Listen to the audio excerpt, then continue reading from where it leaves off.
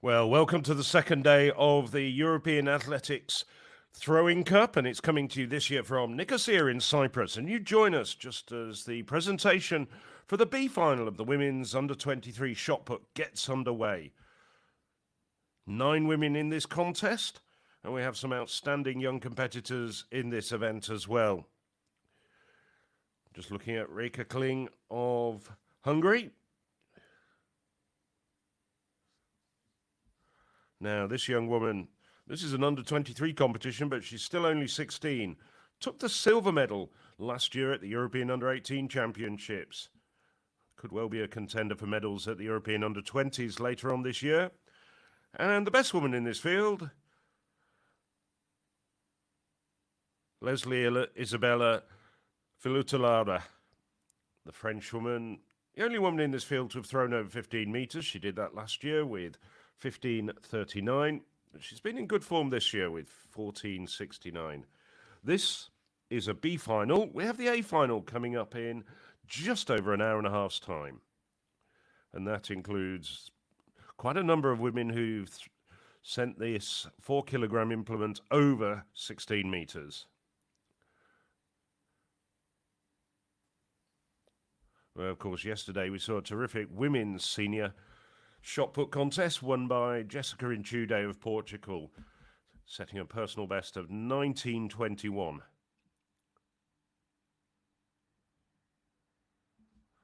we've got a packed lineup as well this morning.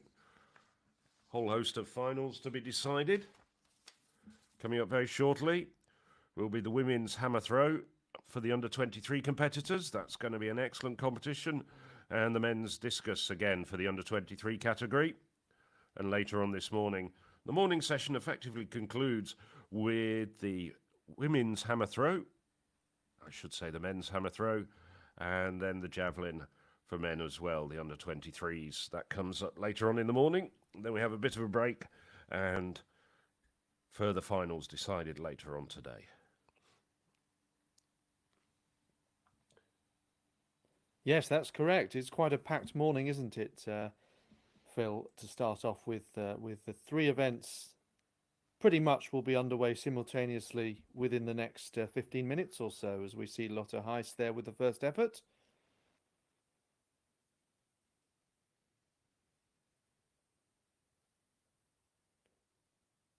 So any Aula in this first round. Now, a number of these shot putters doing a couple of events, and it's interesting because some of them are actually in the senior discus later, of which there is a B final.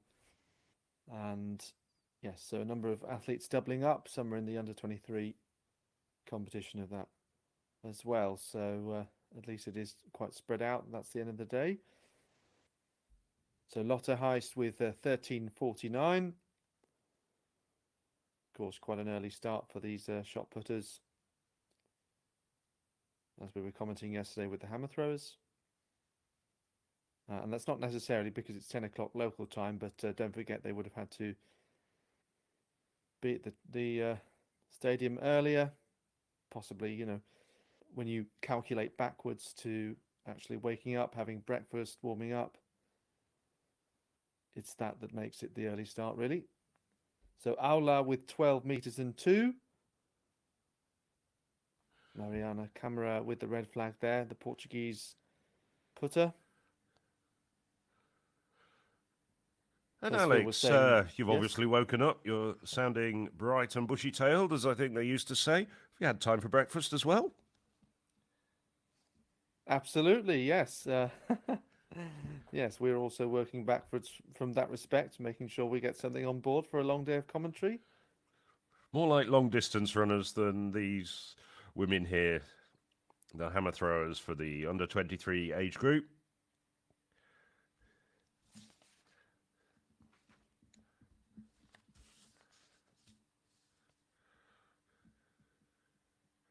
And this will also be taking place in the main stadium, the National GSP Stadium, which is the main sports complex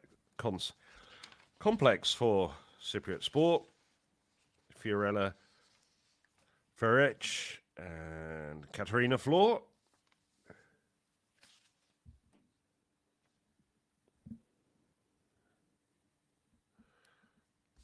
Ida Osterpracker has a best of over 60 metres. And as you could hear, the two-time Croatian champion, Lucia Pendic. Not quite as prodigious in the hammer as they are in the discus and the javelin, the Croatians, but looking at Lucia Pendic to produce some good performances. Paraskeva Puli, and now Alexandra Kolorikova, Czech thrower.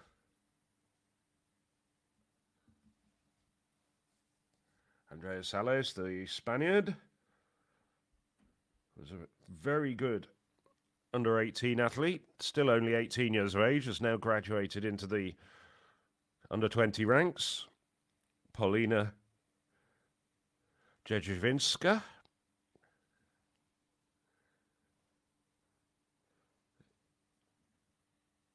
As you heard the announcer say, she was third at the World Under-20 Championships in Lima, Villa Viscoletti. Also second at the European Under-20, should say Under-18 Championships back in 2022. Helen Kuhn, the German, European Under-23 bronze medalist 2 years ago when we were in Espoo. Now,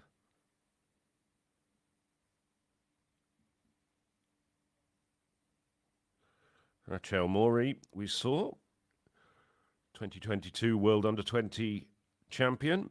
Nicole Tutil, well, the Irish woman, 3 times hammer champion.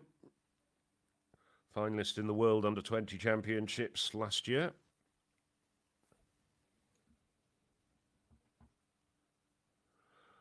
Well, I'm just looking out there. I don't see Valentina Sava. Now, that's a bit of a surprise because she was supposed to be competing here. Valentina Sava, Cypriot, silver medalist at the World Under-20 Championships last year in Lima. Reigning European Under-20 champion. And one of the great Cypriot prospects. We'll bring you up to date with that a little bit later as we switch back to the Women's Under-23 shot put final, the B final.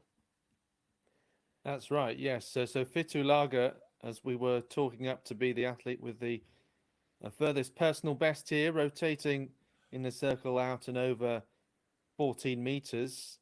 Yes, has just come up Valentina Sava DNS, which is unfortunate.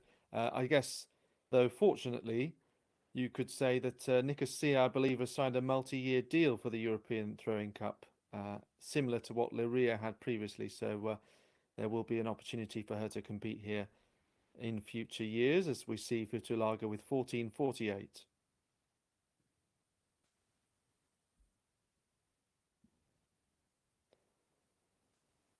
So we're now in the second round. Lotte Heist starting us off again. Fitulaga goes into the lead. In second place, it's Reka Kling, 14.16. And then it's the Dutch athlete that you see here in third place. So 9 athletes in total in this field, and 6 of them have a mark so far. Lushnik, Sheppel, and Aula are the other 3 on the leaderboard at this point with a mark. But look at that. Lotte Heist, big improvement. She goes into the lead at 14.70, came up there.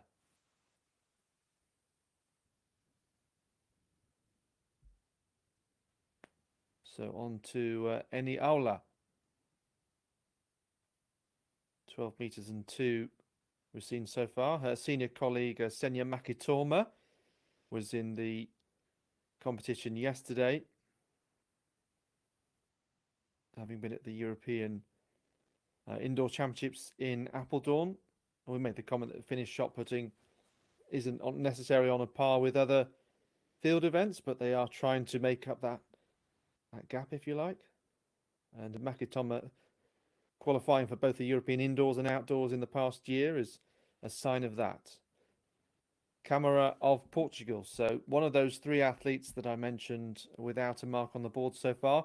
And we will switch between events because fairly shortly we'll have 3 up and running.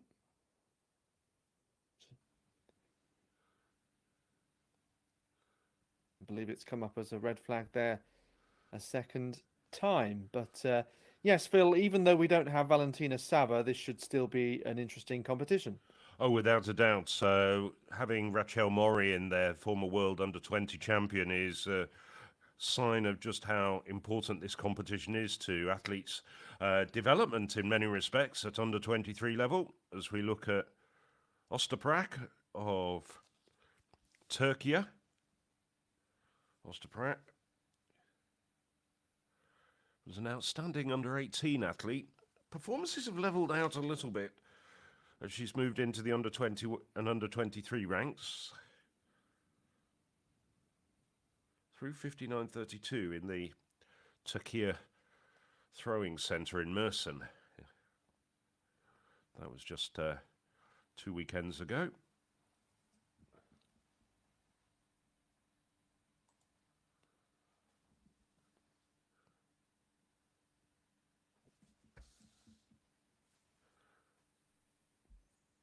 So following Ostaprak into the circle, we have the Croatian, Lucia Pendic, the reigning senior champion. As I said, for whatever reason, women's hammer throwing in Croatia hasn't quite reached the standards of their discus. They've got obviously Sandra Elkasevic and Maria Tosh in the discus, or the javelin with Sarah Kolak. But Pendic doing well.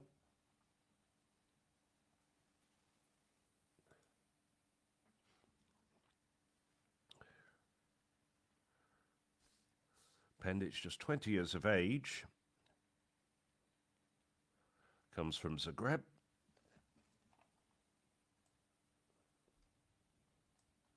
Just to bring you up to date, we had a few issues with getting the results to you quickly and on the screen, but Ostaprak, her distance was 56.95, just waiting for Pendic's distance to come up. Oh, it's a foul. Didn't see her go over the board or go out of the circle.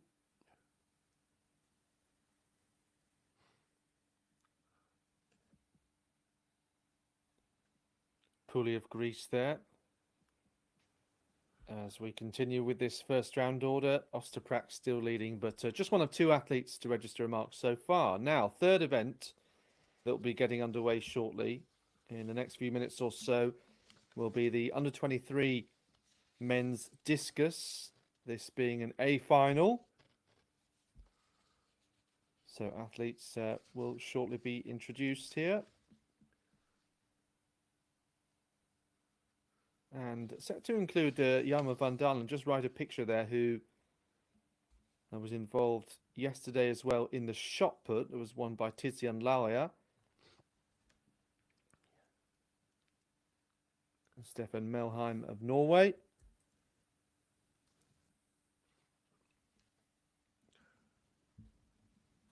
Jean-Paul Dobo of Hungary, personal best 54.26. David Jarolimek of Czechia, one of those who's improved this year, as you can see. Philip Schmidtli, also among that contingent. Hannes Remelgas of Estonia. One or 2 athletes who hasn't competed this year. Stefano Marmonti of Italy. Mihailo Brudin of Ukraine. And just one of 3 athletes in this field who is over 60 meters in the past.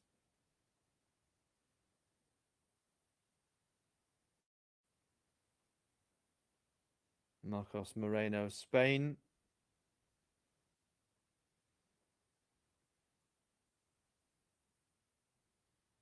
(61.15) UPB.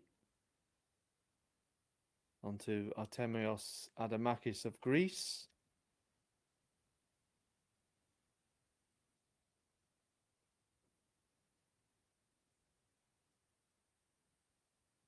And then to his right, or to the left as we look, the only athlete over 65 meters in this field is Steven Richter of Germany. So that event getting underway in the next few moments, and it'll be alongside the women's hammer and women's shot put, all under 23 events. Yes, fortunately it's going to be in a different stadium. It's alongside this particular main stadium where the hammer's taking place, and indeed the Nicosia Sports Centre actually has 3 separate athletic stadiums as well as the main football stadium. As we look at Derevshinska of Ukraine taking her first throw.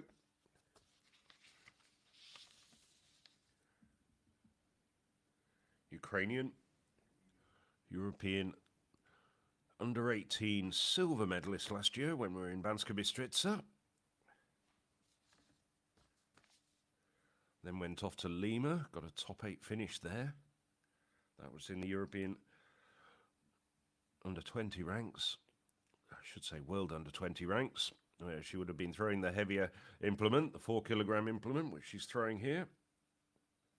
Still only 16 years of age, Dzierżyńska.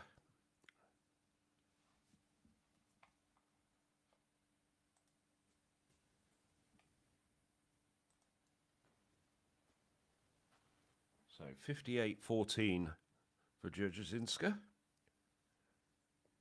Viscaletti, woman who occupied the same place on the podium just 2 years earlier as Dzierżyńska at the European Under-18 Championships when we were in Jerusalem.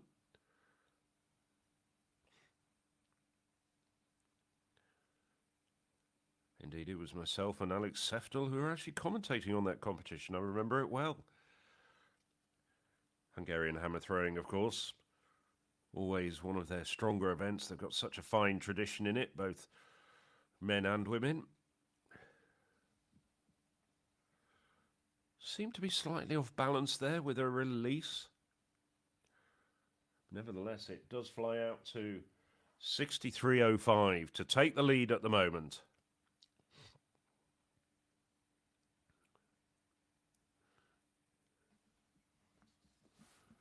So it's Alina Kuhn.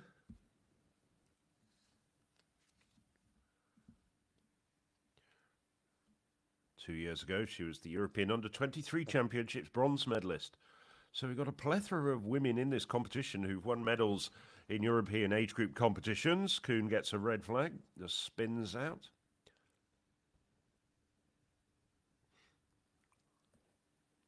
Nevertheless, if you've been watching this European Throwing Cup yesterday, you'll know that each and every competitor gets 6 attempts. There you can see foot faulting. Didn't quite constrain her technique.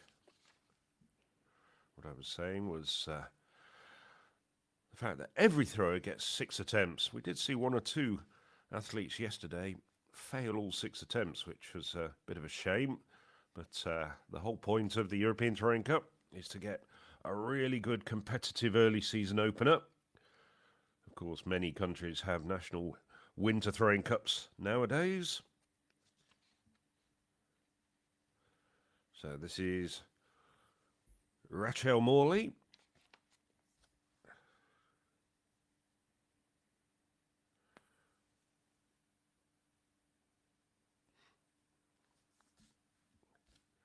So 67.92 this year, which is a good mark from the Italian.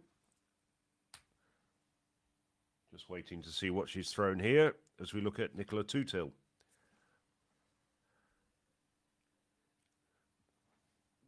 Yes, Maury, yes, 64.84. Irish woman has come second at the last 2 European Throwing Cups at the under-23 level, 21 years of age. Actually, her parents run a dairy farm in County Cork, and her father built a throwing cage and circle on their farm in 2019. So that's certainly Sure helped her progression.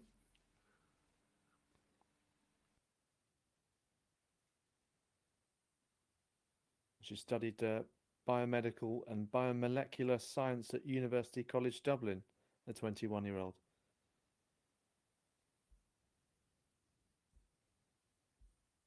So Maury into the lead then, of course, but we're still in the first round. And two tills measurement 67.86. So yes, after coming second twice, she is a contender to top the standings on this occasion. As I say, though, still in the first round. This is Thea Löfman of Sweden.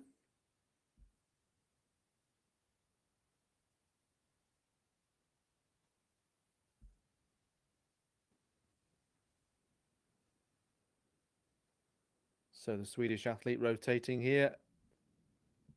Hammer into the cage, though.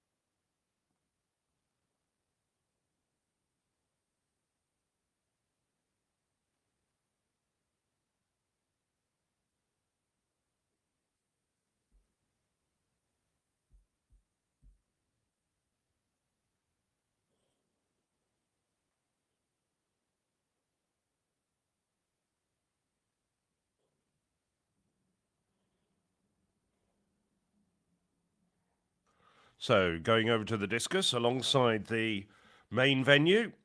This is what's described on the programme as venue 2, but it's the long throws area and also a football stadium. We saw Gerolimek.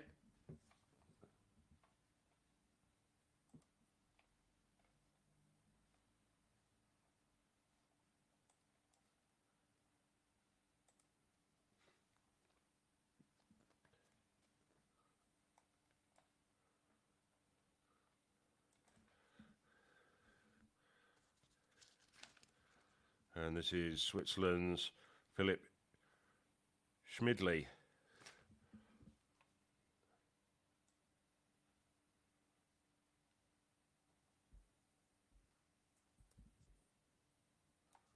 Gerolimek, just to recap, got 51.84.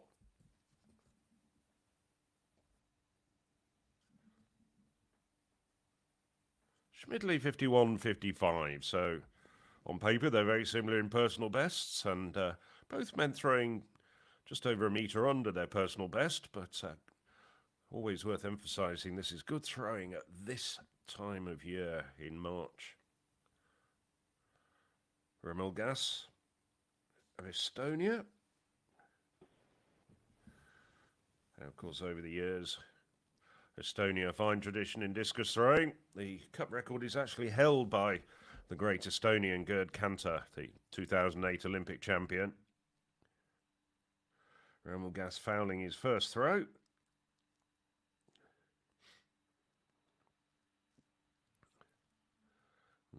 As I was explaining a little bit earlier, every single competitor at these European Throwing Cup, well, they get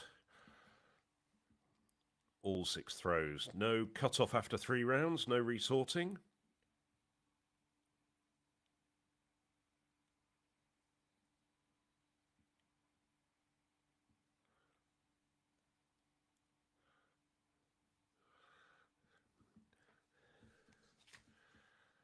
Now, the former European under 18 and reigning European under 20 champion, the very good Ukrainian Mikhailo Brudin, went to the World under 20 championships last year, carrying a slight injury, but still came away with a bronze medal in Lima. Now Brudin turned 20 in January. So he's throwing the 2 kilogram discus, although he's very familiar with it. He's been throwing it since he was a teenager. Based in Spain because of the war in his home country. Oh, that's a good start to the competition for Brudin.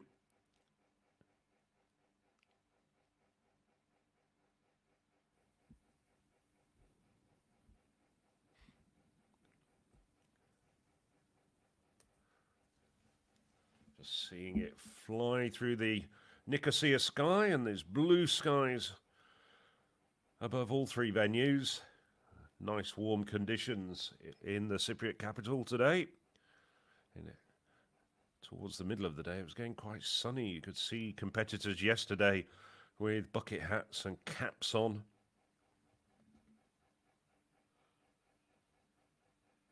This is Marcus Moreno. Coming up next, improved his personal best already this month to 61.15.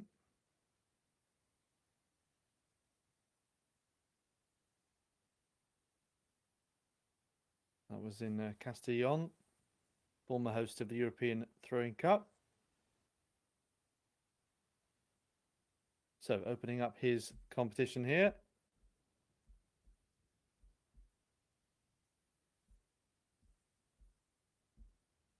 See those 2 lines, 50 and 55. He's over 55 meters, and well, no one had done that just yet. Jean Bordobo, 54.41 was the best mark so far.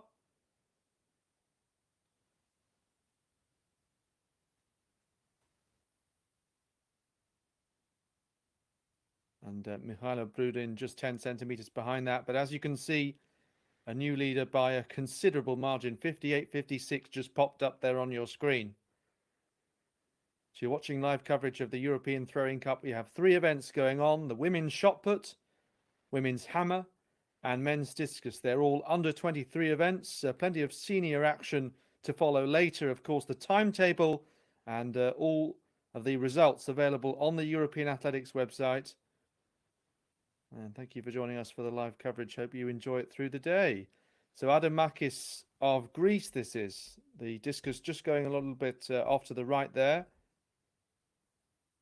Greeks well represented here, as you'd expect. Not too far to travel across to the island of Cyprus and Nicosia, where we are. And they'll have some good contenders, I would have thought, in the men's hammer senior event. Franciscakis among those. But Stephen Richter is the favourite here.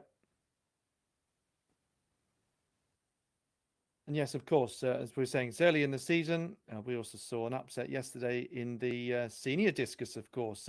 Henrik Janssen of Germany beating Christian Che of Slovenia.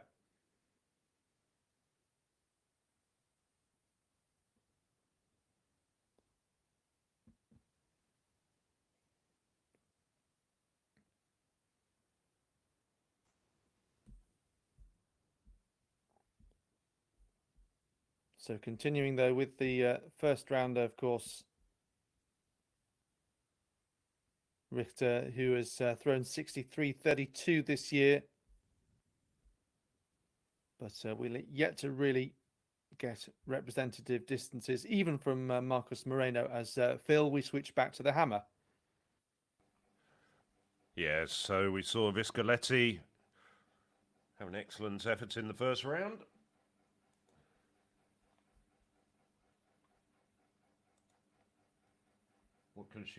What can she do with her second effort?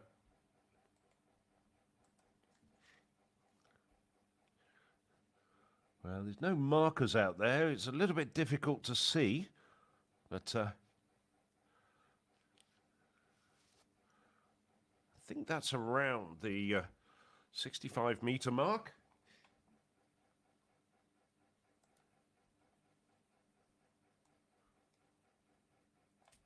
Viscoletti opening with 63.05.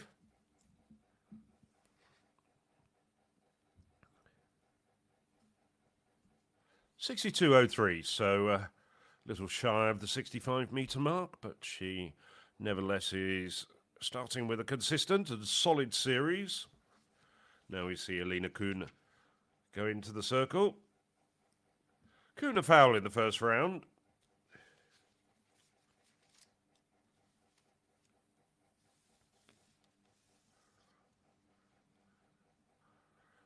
European Under-23 Championships bronze medalist 2 years ago in Espoo in Finland. And we'll be returning to Finland for another age group championship this summer when we're off to Tampere for the European Under-20s in August.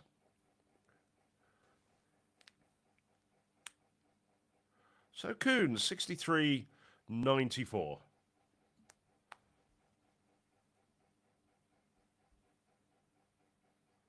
Still this event being led by Nicola Tutil.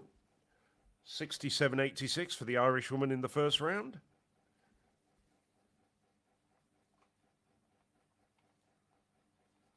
Nevertheless, this woman is very capable of attacking that mark. She's thrown over 67 meters this year already. Rachel Mori.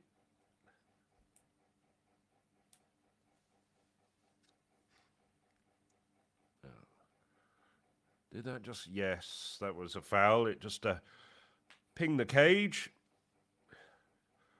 4 more attempts, though, for Mori. That's 64.84. Places her in second place at the moment.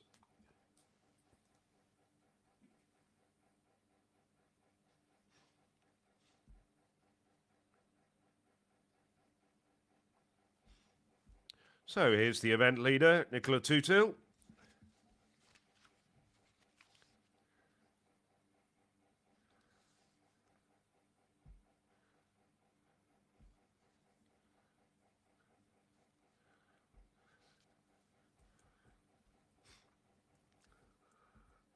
Well, that's a big throw from Tutil.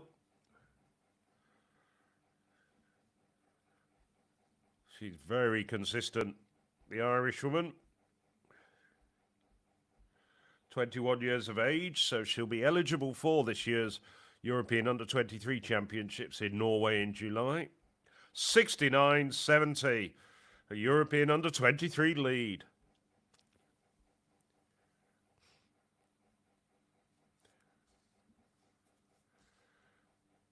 Has a personal best of 70.32 from last year, and she's attacking that. Yeah, very impressive. She leads the competition by nearly 5 meters now, does Tutil of Ireland. So also 21 years of age, Thea Löfman of Sweden here from Malmö.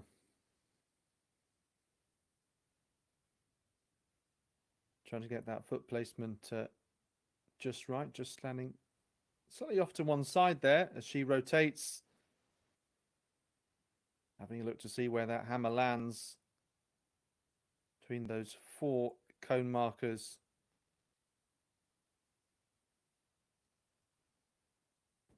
So Tutil from Florella Fraiche of France, who we'll see in a moment, and Mori of Italy.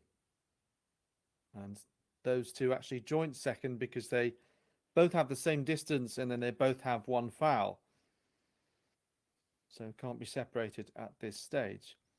65.77 though, there is now a clear second placer in this competition. But all that could change. Here is Fresh. So she has a personal best of 67.73. A recent improvement. And that came in at Salon de Provence. Also came earlier this month.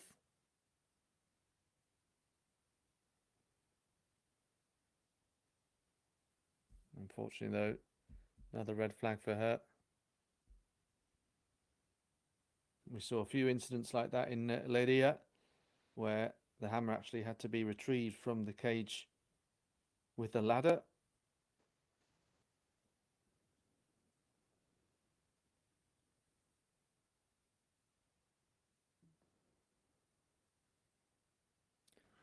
Phil, So it looks like we've gone back to the discus. Yes, it has. Go back to the discus, and this is the Swiss thrower. Saw him in action a little bit earlier. Philip Schmidley.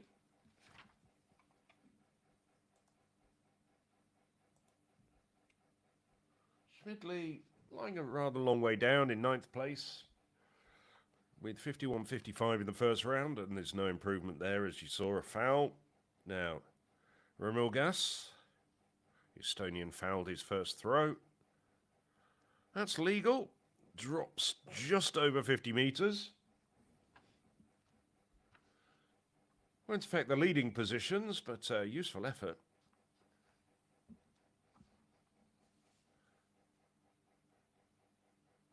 Remilgas, having his first competition of the year, as a personal best of 52.76 from last year.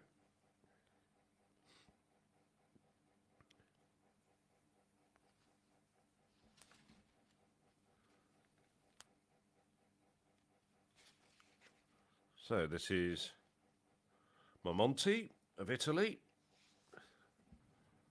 Marmonti, 52.90 in the first round.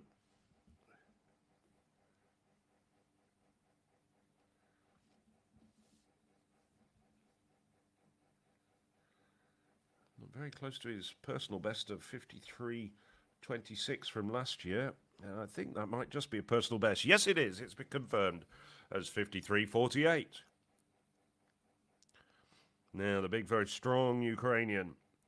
We've seen so much of him on European Athletics live streams over the last few years, winning the European Under-18 title in Jerusalem in 2022, and going back to Jerusalem to win the European Under-20 crown. I should have said European Under-18 crown and then the Under-20 crown. Oh, that's a great effort. That's well over 55 metres for Brudin. He'll be pleased with that because during 2024, he had a few injury problems, a few technical issues, certainly in the summer.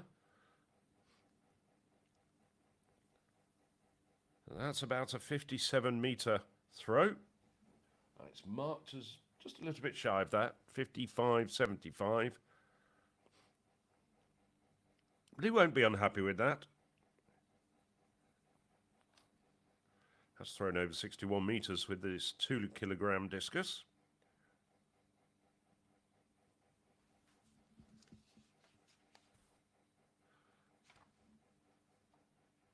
So now the man in second place, Marcus Moreno.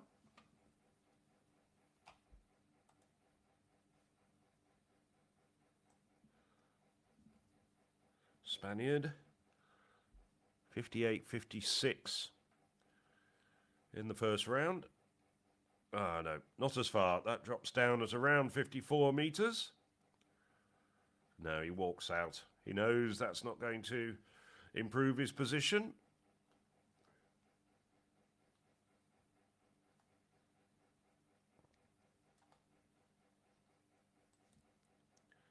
Yes.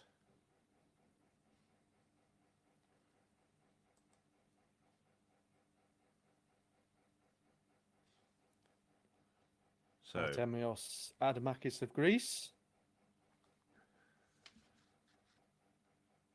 53.16 so far. Finds himself in 7th place. You did mention, Phil, the multi-purpose use of some of these facilities. Rarely have I seen a throwing cage right next to a football goal in the same venue. That's a very good point. They're going to have to replace a few divots before the next football match on there. I can remember playing on a like few. one of the, sometimes you see multi-sport challenges where someone, I don't know, have to throw a discus and then run to the halfway line and score in the football goal, but wouldn't be worth anything extra in terms of the European Throwing Cup, certainly. I've played on a few football pitches which looks like they've been used for a discus competition, but never quite so obviously like today. Richter of Germany, they're now a leader, 58.88. The measurement actually came up just as we had cut back to the hammer, but yes, it did allow him that 32-centimetre advantage over Marcus Moreno, who had a foul in this second round. Richter, if you like, the number 1 seeded athlete coming in at the end of the round, and that will stay the order until the end of the competition. So just waiting for his second round to come up again, and similar situation, we have gone back to the hammer, Phil. Yes, it's Adriana Sales just finishing her throw.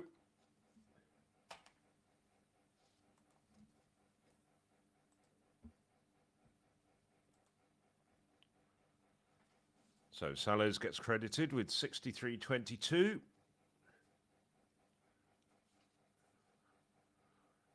Following Sales into the circle will be the young and very talented 16-year-old Ukrainian,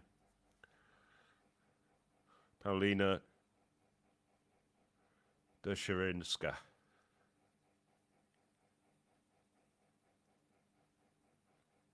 Two throws over 58 meters so far for the Ukrainian.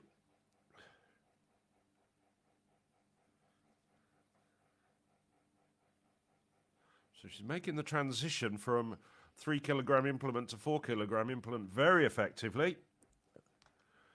I don't think that's quite as far. She's getting it measured, but not sure that's quite as far as her second round effort.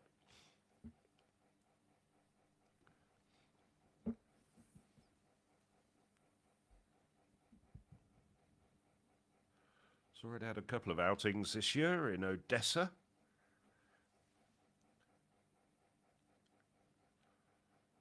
So 60-16, yes.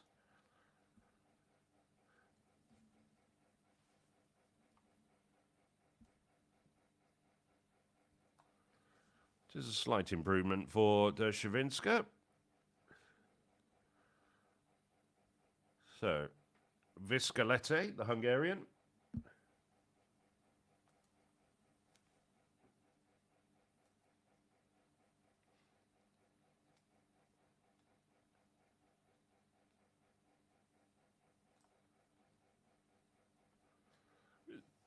Viscalete finished 8th in this competition last year, so at the very least would like to improve her standing.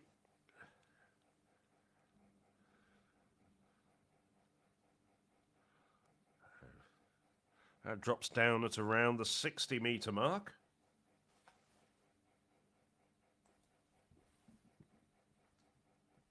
$62.73.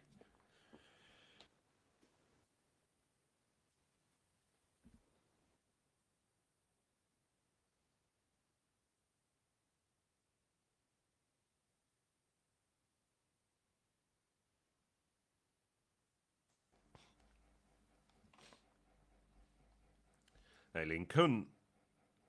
Well, she's down in 5th place at the moment with 63.94. Oh, that's a foul. You could hear the pinging of the hammer against the stanchion there. It was a fairly hefty bang.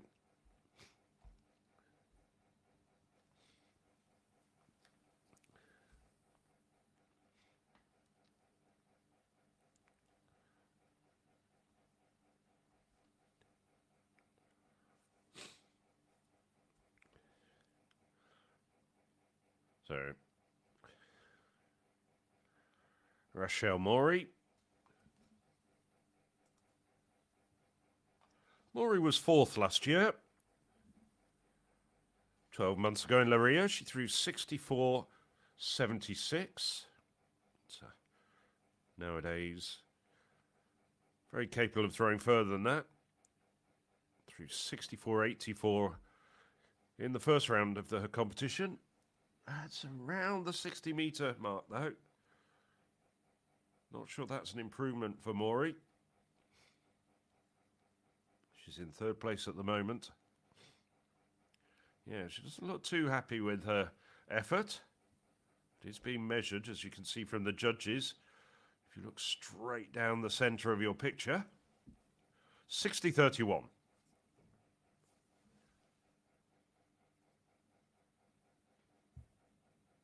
So Nicola Tutil remains our leader with 69.70, that European Under-23 leading mark. Not a personal best, though, but she's not too far away from it. It's 70.32, her PB.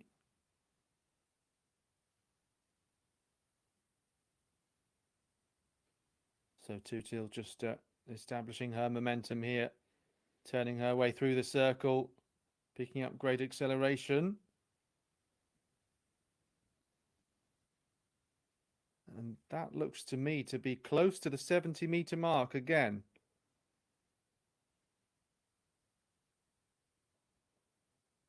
Let's have another look here. Turning once, twice, 3, 4 times there.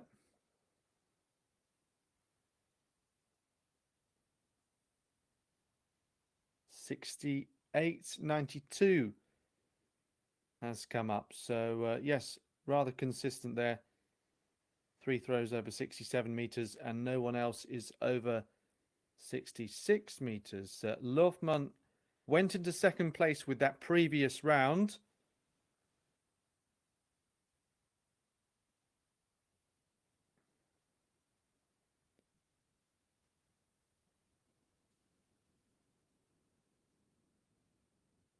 So Lofman, who does appear to stand at a slight angle before she starts her rotation, which is quite interesting.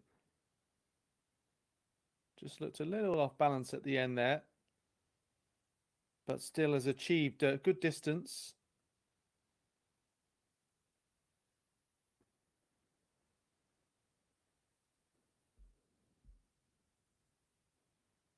And 73.31 is the personal best of Lofman. This is her first competition of the year. So also maybe holding her back a little bit, as though she was feeling I think it's worth a little mentioning bit that of pain. Lofman, even though she's only 21 years old, is actually the Swedish senior record holder. Yes, that's often a particularly impressive sign, especially for a country that's pretty accustomed at throwing. Phil, we've gone back to the discus. We have indeed. Yes, it's Monmonti. Oh, Monmonti.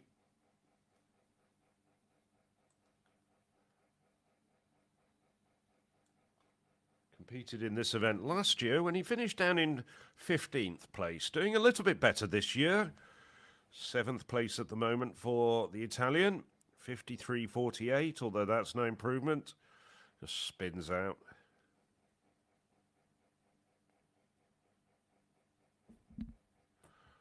Just looking at his physique, perhaps not the strongest of throwers, but he's quick, he's rangy, he's got a good pull on the discus. And here's a man who is one of the strong men of this particular discipline, in this particular age group, Mikhailo Brudin.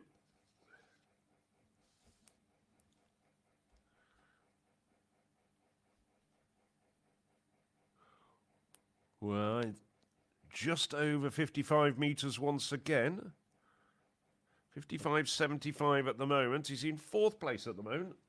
Last year finished 2nd with 59.95. So struggling a little bit to find his rhythm in comparison to some of the competitions he had in the early part of the last year before injuries took their toll.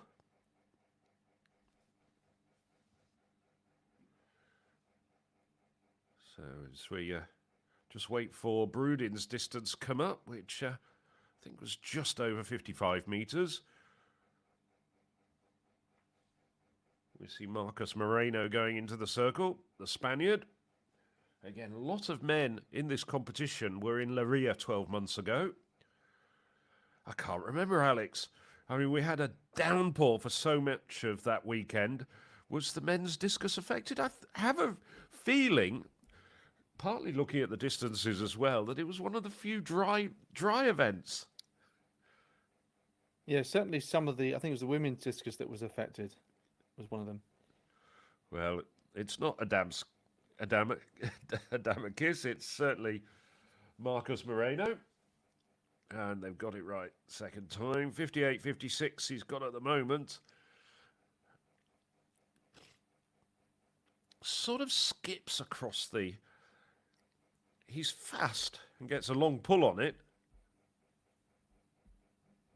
That's a good throw again. That's well over 55 metres. Might well be challenging his best in this competition, which is 58.56 his opener. 59.47, it is an improvement.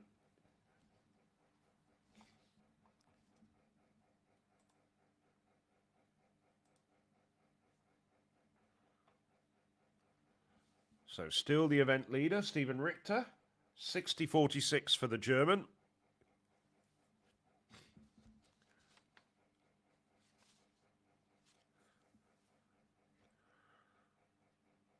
So this is Artemius Adamakis.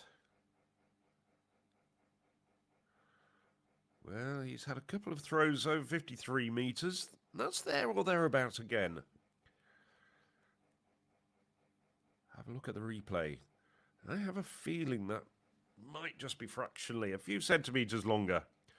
Difficult to tell. We don't always get it right.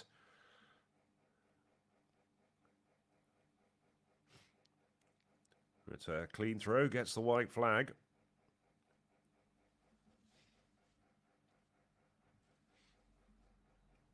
Well, still waiting for Adamakis's effort to come up. Stephen Richter leading the way. 60.46 at the moment. No, that's a foul.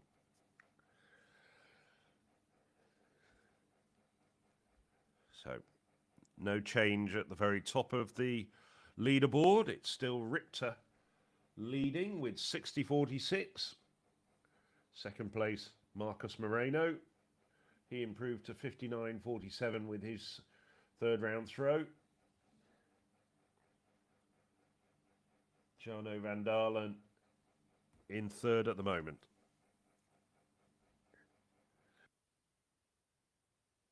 Yes, so that lead around a metre between Richter and Moreno, and in the hammer, that lead is, what's that, 64 centimetres between Tutel and Lofman. So, Kolaricheva of Czechia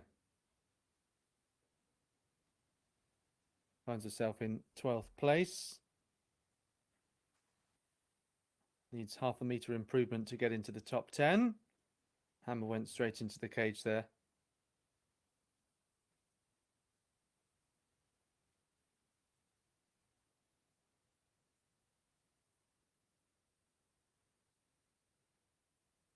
So out she goes, and in comes Andrea Salas of Spain.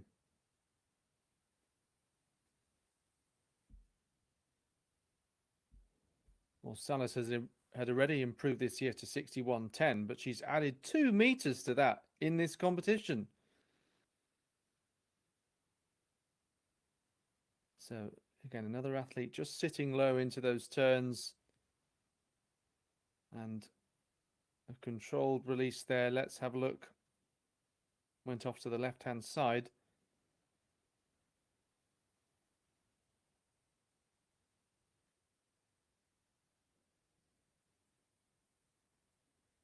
So I believe the under 23 hammer, there's no A and B, similar to what we saw at the start of yesterday with the men's competition. It's just one event, if you like, with 13 athletes participating.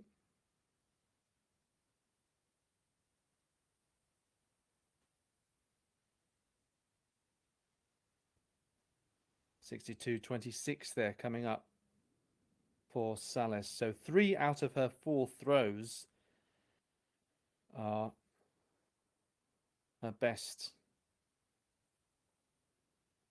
compared to her PB before the start of the competition. So although she hasn't improved on her PB consecutively with those efforts, they're all better than her previous PB, if that makes sense. Zherozhinska of Ukraine. So 8 athletes over 60 meters so far, and she's in 8th place.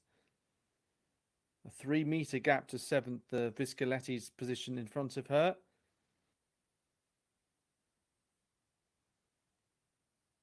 Although she was a little off balance at the end, it still looked pretty controlled. It was right on 60 meters, 60.16. So just 2 centimeters further. As I say, Viscoletti in 7th place, and yeah, to get onto the podium at the moment, you need 64.84. Viscoletti building momentum there. Hammer lands relatively centrally, just off to the left slightly.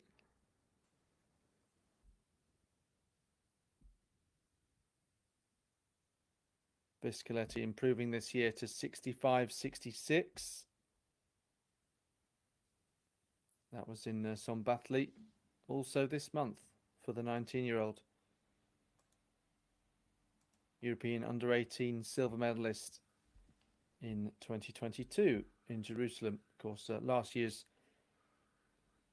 edition of that competition held in Slovakia in Banska Bystrica. So Aileen Kuhn going into the circle. The German lying down in 5th place at the moment with 63.94.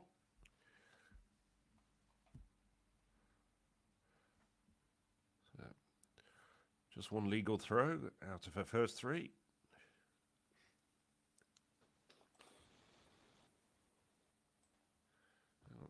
Just focus and start again. You're allowed to do that within the time limits.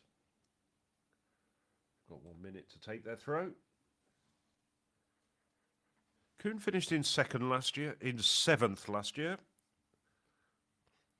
So at the moment doing slightly better than she was doing 12 months ago. Well, that looks over 60 meters, but maybe around 61.5 meters. Right on the edge of the sector, though. It did drift out dramatically out to the left-hand side.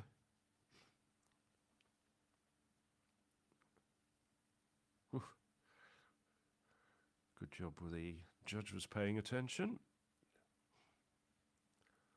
Oh, better than that. Over 65 meters.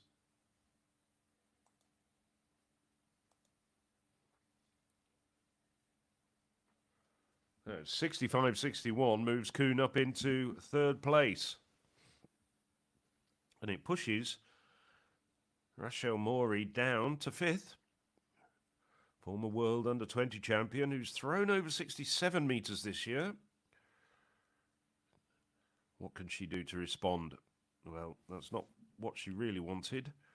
She was looking very frustrated at the end of her previous throw, and I don't think that's going to change her feelings about her throwing today.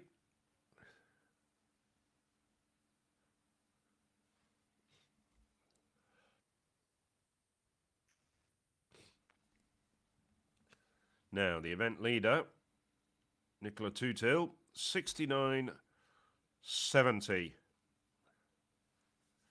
Tutil has a personal best of 70.32. Well, the Irish senior record has stood at just over 73 metres to Eileen O'Keefe from 2007, 18 years ago. There's a feeling that this year Tutil might start challenging that mark. She's throwing well here. That's a really good effort from the Irish woman.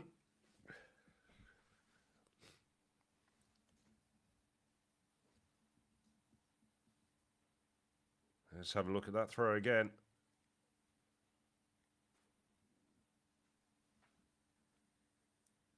No, not quite as far as her second round effort, 69.70.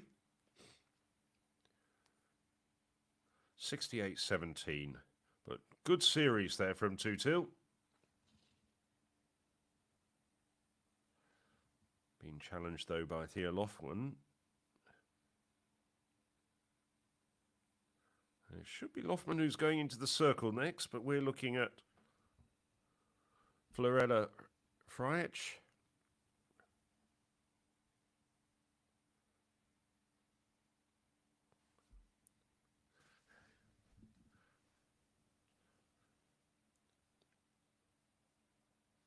So we'll keep an eye on the hammer. Can tell you as we switch back to the discus with Marcus Moreno entering the circle that Lotte Heist won the shot put, the under 23 women's B final with a 14.84. So a couple of personal bests for her in that, beating the athlete with the best PB of them all, Leslie Telesia Fitulaga of France, 14.50. Annalena Shepel of Ukraine was third, 14.37. Obviously, we saw some of that competition earlier. So Marcus Moreno finds himself in second place behind Steven Richter of Germany. And he's behind him by 99 centimetres, I make it. And see there he's backed up his best effort with a 58.21 has Moreno in this fourth round. So both the hammer and discus that we're switching between will shortly both have 2 rounds remaining. One of those left to go is Adamakis before that happens. So he's in 6th place.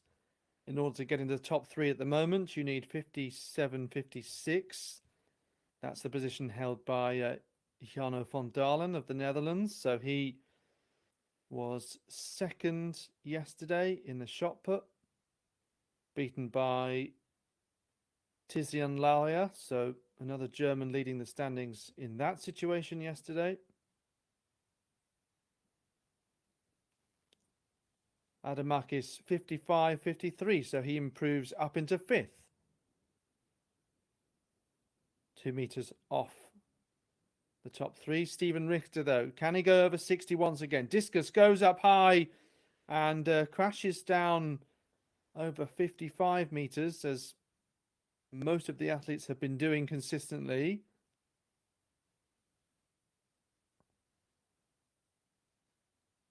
That wide arm span there. Oh, was he just over the line there?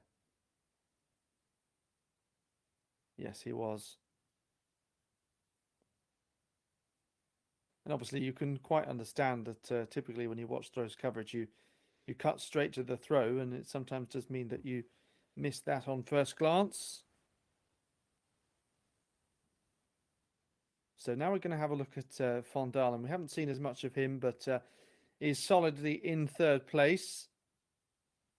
Looked clean there, but that's not going to be an improvement on 57.56.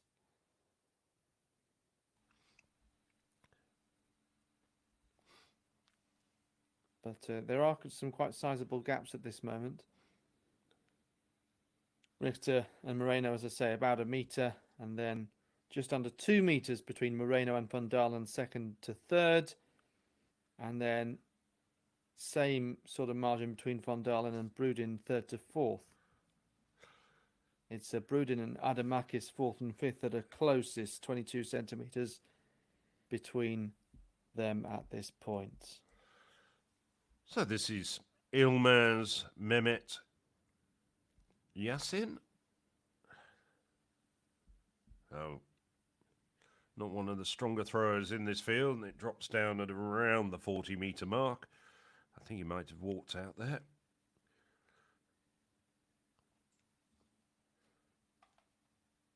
No, it's going to be measured.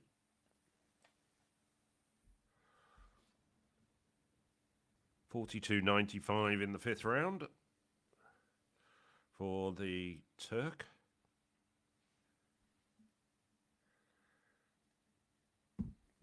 21 years of age. Has a personal best from last year of just over 49 metres.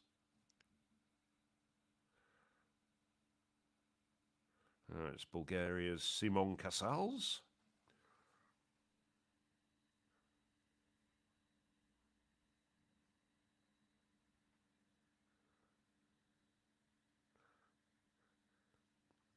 '20-year-old, an emerging talent.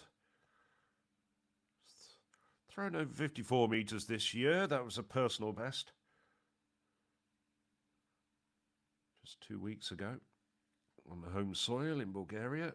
Not quite reaching those distances today. 47.84 at the moment. Might be a bit of an improvement. That might be towards about... Yes, it is. It is an improvement. 48.16.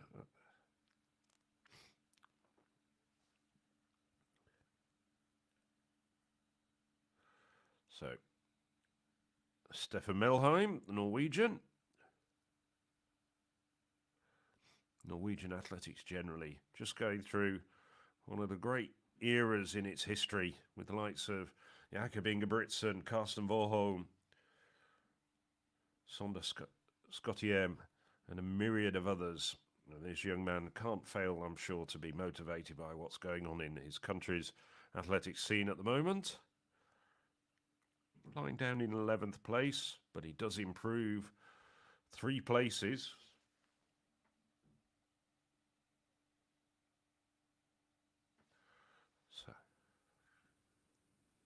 So back we go to the hammer. We are in the 5th round now.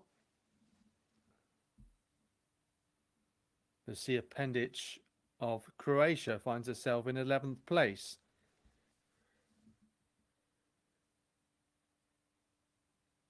So only needs 17 centimeters to improve and get into the top 10.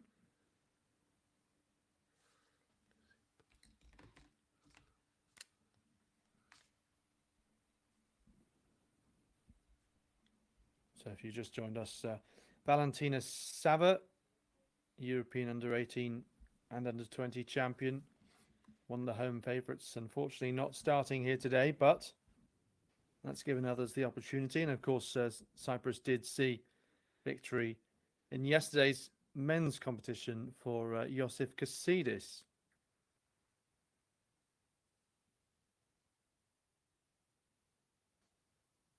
So Nicola Tutel of Ireland still leading with 69.70. This is Paraskevi Pouli of Greece here in 9th place. Off to the right-hand side, their feet right up against the rim of the circle there. Pendic still waiting for that 5th round measurement to come up.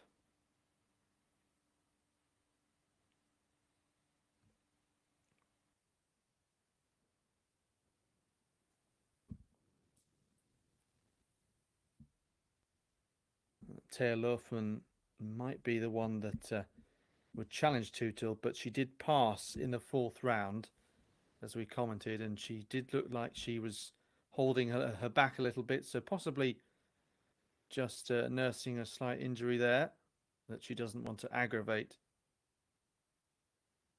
So it'll be interesting to see if she does continue in the competition. Pooley also waiting for her measurement as well. So this is Alexandra Koladicheva, and she's now in 12th place.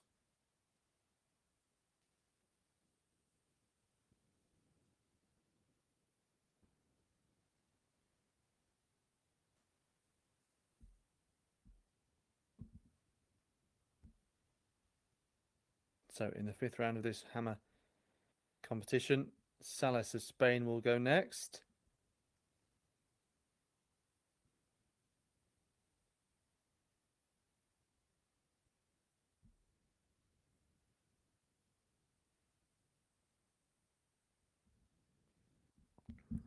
So as we mentioned, Salas improving considerably here today.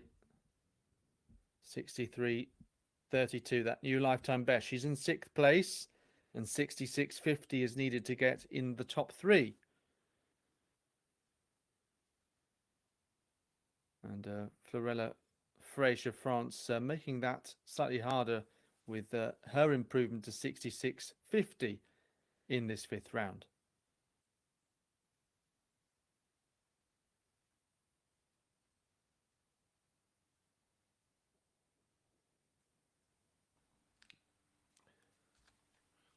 So that is 55.28, considerably short of what she's managed a few moments ago.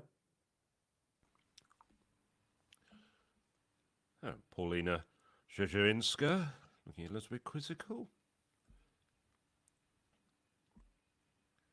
It is her turn next, yes. 16-year-old. She was 4th at the World Under-20 Championships last year, where she set her personal best. 64.07 in Lima last August. Here she's thrown just over 60 metres, but clearly a huge talent. She'll turn 17 in September, so if there was a European Under-18 Championships this year, she would be eligible for it, but I'm sure she'll be going to the European Under-20s in Tampere in Finland in August. 60-16 at the moment. Came in the 4th round, the last round. And that is around the 60-metre mark again.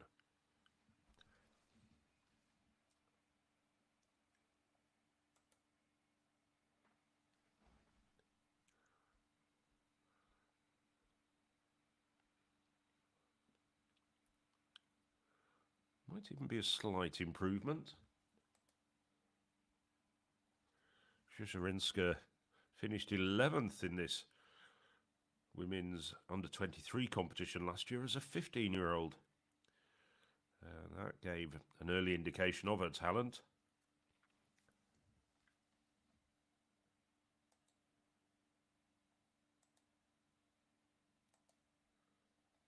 So 61.79 for Jezerinska. As we now look at Vilo Viscaletti. That looked like a good effort at this end of things, but it drops down at around 60 metres.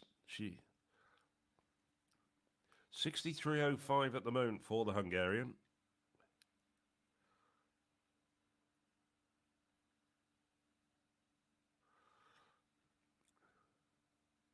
Born in Szombathely, the Hungarian hammer throwing mecca, the famed training centre there, so could barely be anything but a hammer thrower, I suspect.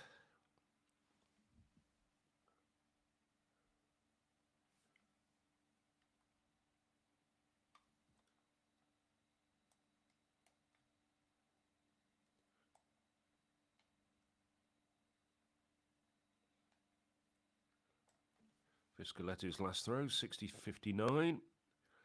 Is a woman in 4th place. Helene Kuhn.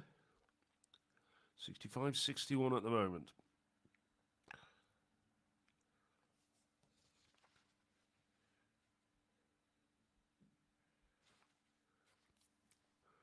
Yeah, doesn't look really happy with that, and it doesn't. Drops down just over 60 metres. So I don't think that's going to be an improvement for the German. It was a bit better than that, just over 65 metres, but no improvement.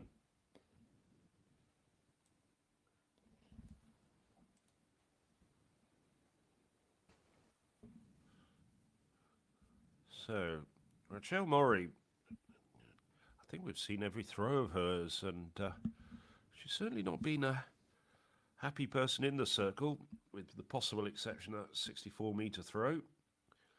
Looking for a really big one.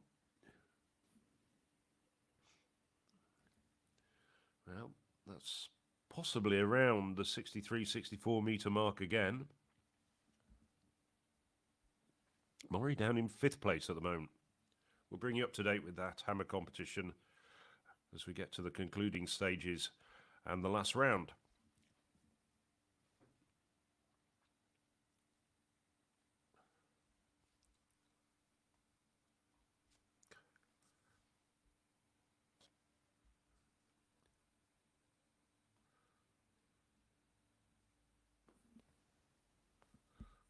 So going back to the discus, and we're now into the final round, as you can see, with Castles, the Bulgarian.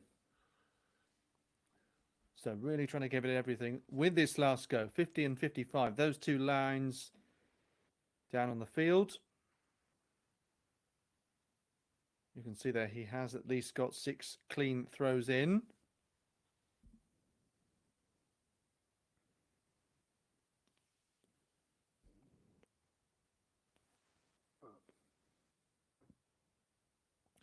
$47.95 to finish off the competition for Castles, who stays in 12th place. So, as stated, continuing with the order that was given at the very start of the competition, everyone getting all 6 throws. Stefan Melheim of Norway, 21-year-old in 8th place. 52.49 is his best this year. And it's a similar mark there, right in between those two lines. So to remind you that Steven Richter of Germany is leading. He's the only athlete over 60 meters. And to get on the podium at the moment, you need 57.79 or better. So that's quite a tall order for a number of these athletes we're seeing here now, including Jean-Paul Dobo. His best ever throw, 54.41. They're coming in the first round. Needs 55.53 or better to improve positionally. Discus just inside the boundary and doesn't appear to have improved there.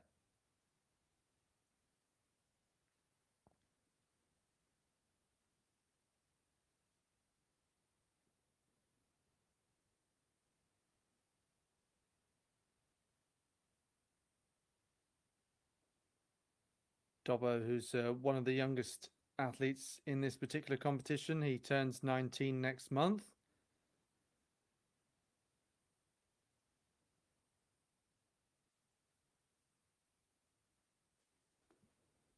Effectively, it's under 23 and younger. David Yerolimek we're watching here in 9th place, so one position behind Melheim. So no improvement, by the way, for Dobbo. It's come up as 53.01. It was a red flag for Melheim. And Yerolimek has achieved 53.13, it appears, in the final round. So that is a considerable improvement to him. For him, he's up past Melheim and he goes up into 8th place. So, Philip Schmidley, the very last throw of this competition for the Swiss thrower. Schmidley, as you can see on your screen, best of 51.74 at the moment. Now, that may be a fractional improvement.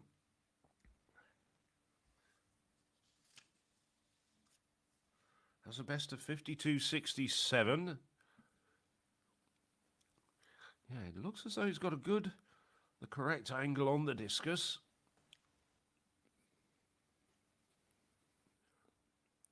If it isn't a personal best, it's not far from it. 50.73 to finish for Schmidley. And he finishes with a best of 51.74. Ramelgas of Estonia.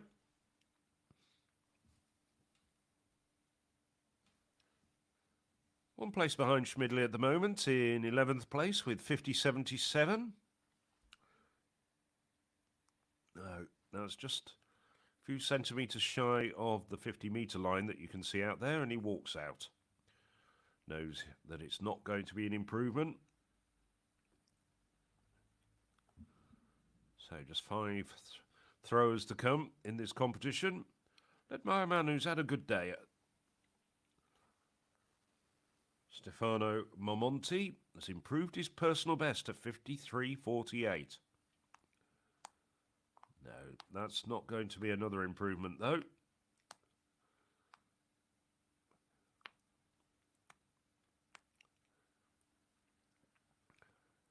Nevertheless, it's going to be measured. Decent series from Amonti as well. Also had that 52.90 in the first round.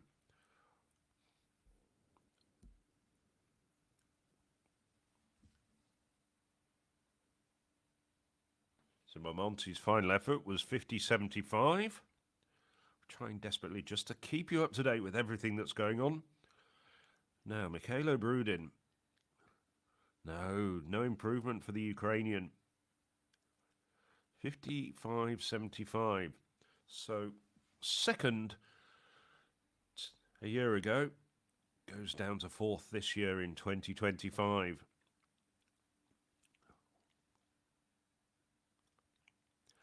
He's just really rebuilding. Did take a medal at the World Under-20 Championships last summer in Lima, but he was a bit disappointed with that, I know. He was looking for gold and ended up having to settle for bronze in Peru. And just trying to sort his technique out as well. There's a few technical flaws there. Needs to go a little bit back to the drawing board. Here's a man who's doing well, though. Marcus Moreno. Now, I do know Brudin and Moreno have met on many occasions, with Brudin being based in Spain. Oh, another really good throw from Moreno. Perhaps not quite as far as the 59.47 that leads the way after the third, from his third round throw. 58.41 for the Spaniard, but he's in second place at the moment. And he's really performed well in this good quality competition. Of course, many of these men will be facing each other once again at the European Under-23 Championships coming up in July.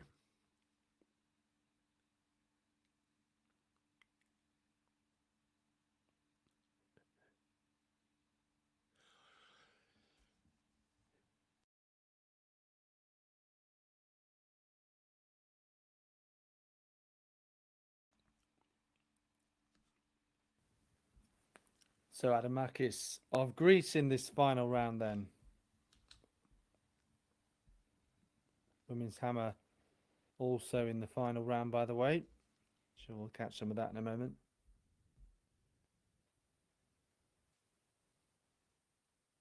Adamakis 22 centimeters off positional improvement and just over 2 meters off the medals here. Needed to be over 55 meters for both, and isn't quite able to do that on this occasion.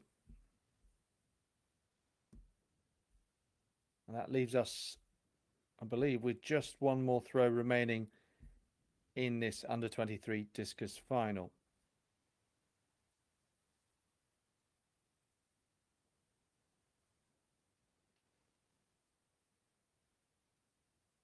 And so it means that Steven Richter is the champion and the only athlete over 60 meters. So what can he do at the end of the competition? We saw Silja Kosonen in this position extend her advantage and set a championship record, going over 77 meters for the first time. We saw Jessica Intraday in the shot put going out to 19.21. Richter tries to impress in the final round. And looks like that might have been a throw that could have won the competition had he not gone out over 60 meters in the second round. Only Moreno has been able to live with what he's done. And yes, Richter with the best throw of the competition right at the end. 60.72 for the German.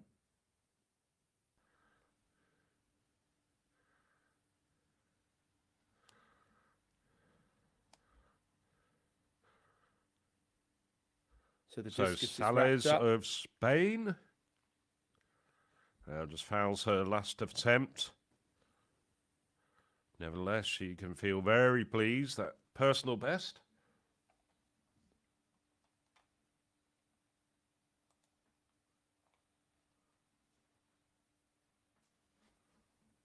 Sellers having thrown 63, just double checking, 63.32. Now, Paulina.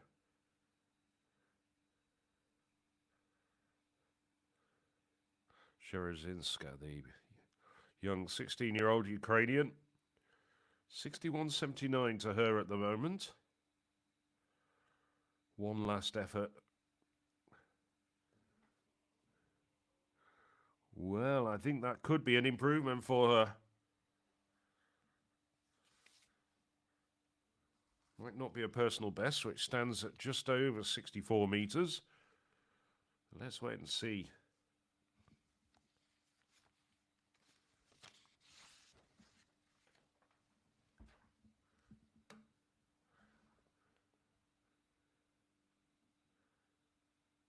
So good competition from the young Ukrainian. 60.96, so it isn't an improvement. She finishes with 61.79. Now, Vilo Viscaletti. 63.05 opener, and that's remained her best.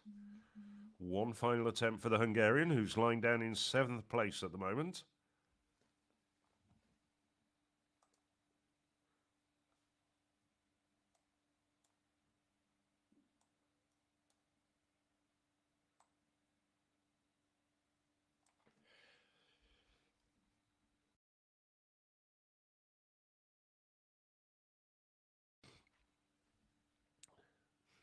No. Somewhat undemonstrative.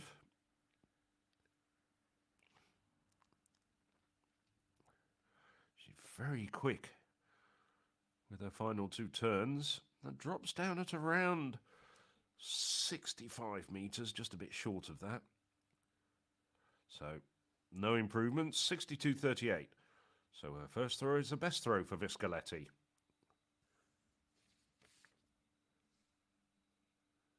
Aileen Kuhn. 65.61 with the fourth round throw.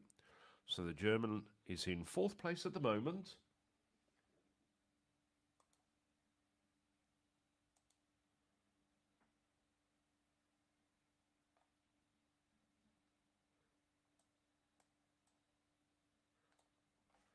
Needs 66.50 to move into a medal position. Now, the angle is a little bit deceptive, but I think that's more than 65 metres. Is it going to be enough to move her up?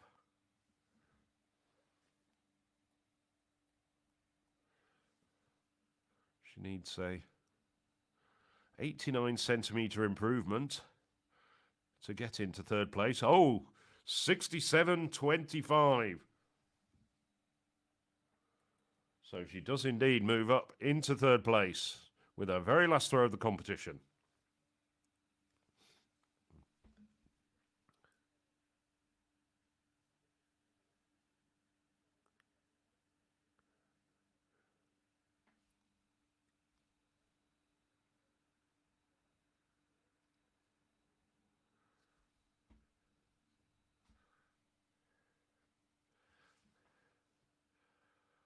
So, Rachel Murray, oh, stumbling there.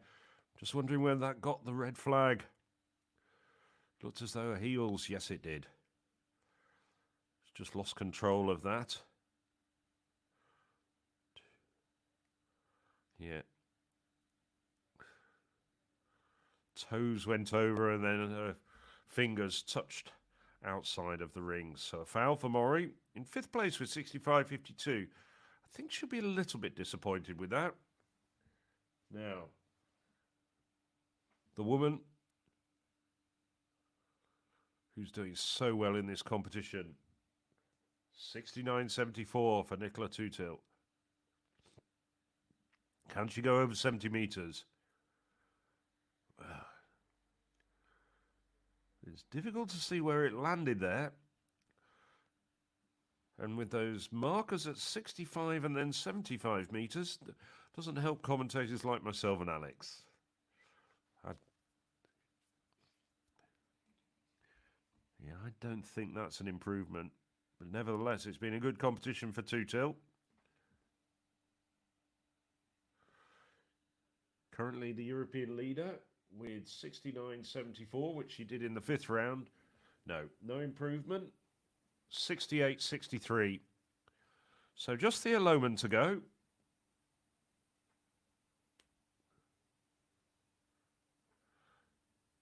Swede, you can see, just in the background, just coming around to get into the cage. 69.06 at the moment. She's lying in second place. Has thrown in a career over 73 metres, as I said, the Swedish senior record holder. Appears to be that she's passed again Luffman, who was having a bit of an issue with that back injury. So the announcer suggesting that's the end of the competition, and it means that Nicola Tutel, after finishing second the last 2 years, has won this time, and has won with a very good distance of 69.74, Phil. Yes, well, good spots there as far as Loffman was concerned. Doesn't look to be too troubled by a back injury, but nevertheless not wishing to risk it any further. Yeah. And as you say, good result from Nicola Tutil. Actually, I can't recall, I could be wrong, I can't recall another ever Irish winner at the European Throwing Cup. Here's a result of the under-23 men's discus. A German winner here, as we were saying, the only athlete over 60 metres, and at least the third time that at this competition this weekend, the winner has improved in the final round. Once that result is confirmed, adding a little bit of gloss to it, like Kosonen and Inchide did in the shot put and hammer, respectively. Moreno and Van Dalen completing the top three. I believe that's Ireland's first ever victory at the European Throwing Cup. There was I think there was an under-23 B discus victory, but obviously doesn't count to the same extent yesterday. Oh, I knew I could rely on you to look through the record books, and there it is confirmed. Nicola Tutil winning Ireland's first ever gold medal at these championships. Call it a championships, the European Throwing Cup. 69.74, season's best, and a European under-23 lead in the women's under-23 hammer. Thea Loffman, second, also throwing over 69 metres, 69.06, and Aileen Kuhn, 67.25. Further down the list, well, we saw good performance in sixth place from the young Spaniard, Andrea Sales, improving her personal best to 63.32. So there's a short break in schedule now until the women's shot put, which is the under-23 A final. So that's coming up in, well, around 7 or 8 minutes' time. So, yes, we will resume the commentary in a few moments. So go out and do what Alex and I are going to do. Get yourself a cup of tea or coffee.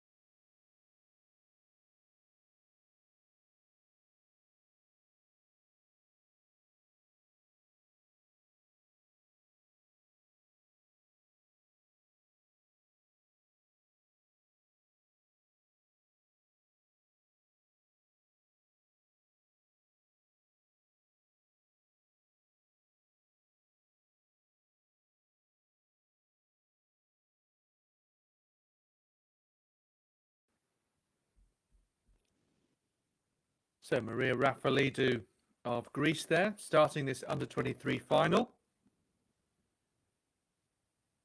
This is Mia Fear, Switzerland. Just turned 20 last month. So Raffaelidou with 15.22.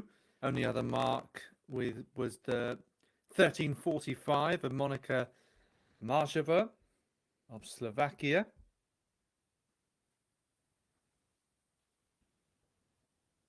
Now we have 9 athletes in total in this, so I'm sure we'll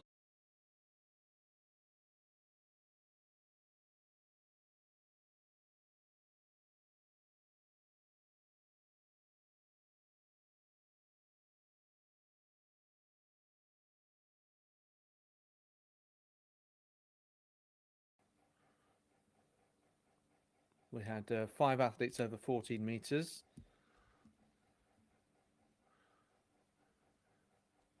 So for a small period of time, certainly those athletes in the top 3, certainly highest in second overall at this very early stage. But it's just a reminder that you have to factor that in to produce an aggregate result. Victoria Wickman of Sweden, 14.95 just coming up there briefly for her. So all of these results coming up on the European Athletics website. On to Helena Kopp of Germany. So she has a personal best of 15.81.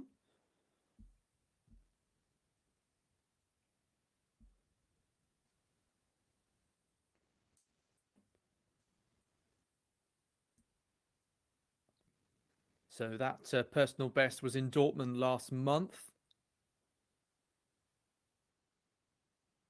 for Kopp, who is from Munich.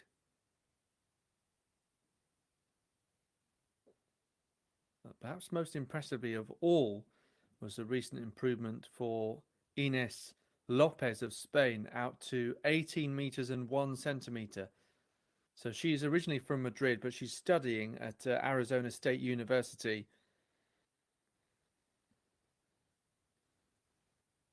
And so that personal best was in Lubbock in Texas.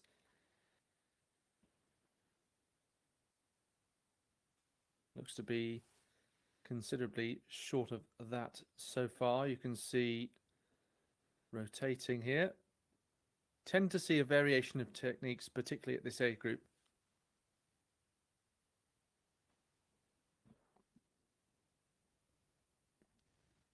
Toy Meal in the senior competition at the end of yesterday afternoon, getting the bronze medal.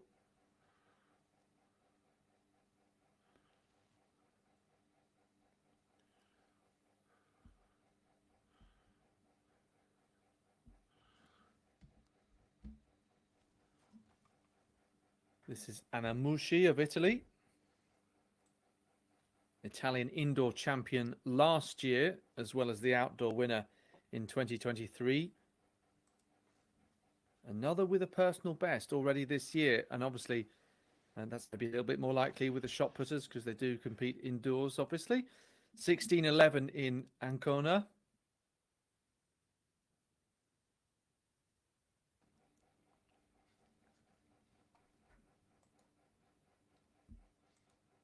So 15.06 goes second behind Maria Raffaelidou of Greece.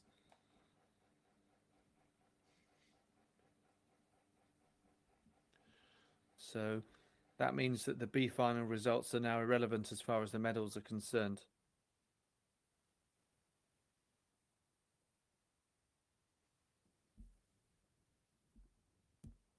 Back to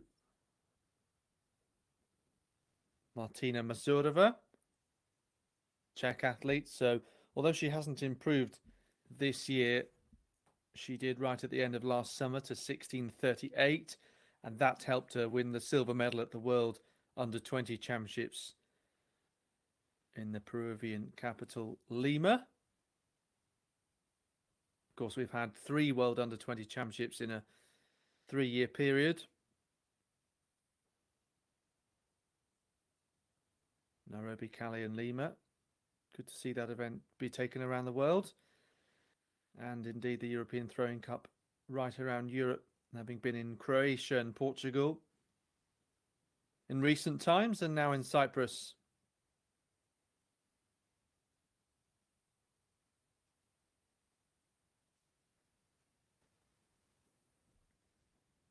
So Pinar Akyol, well, before that recent result for Ines Lopez, you would have said that Akyol would come in as the favourite here. She has a PB of 17.65. That was set in Split last year. As we move now into the second round. Monika Marsheva, Slovak athlete, down in 7th place with 13.45 after the first round.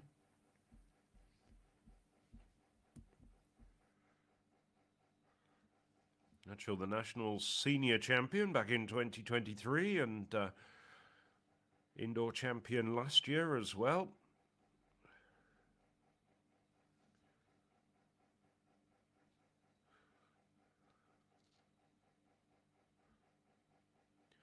So improves to 14.04. Doesn't make any difference in her overall standing. This is the woman who's in 2nd place at the moment. Rafalidou, Greek thrower. European under-18 champion last year with a 3-kilogram implement. Now 18 years of age and using the 4-kilogram implement in these competitions. So interesting to think that she's up against competitors up to 4 years older than her.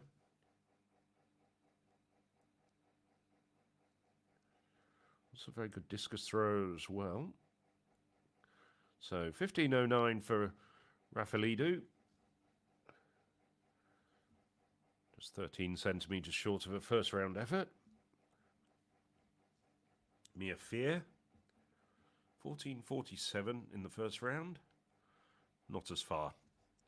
Drops down just below the 14-metre mark.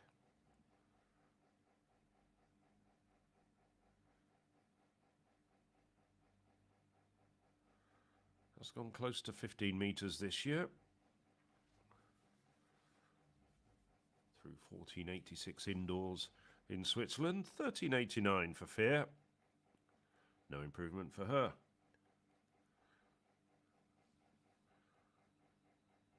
It's the turn of Victoria Wickman.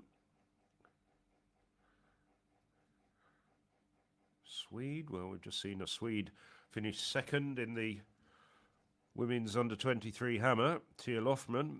Wickman at the moment down in 4th place.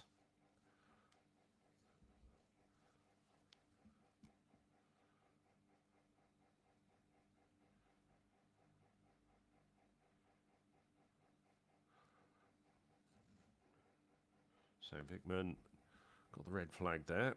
Now it's Helena Kopp. Well, Kopp, we've seen quite a bit of on European Athletics live streams. Has been a competitor in European age group events.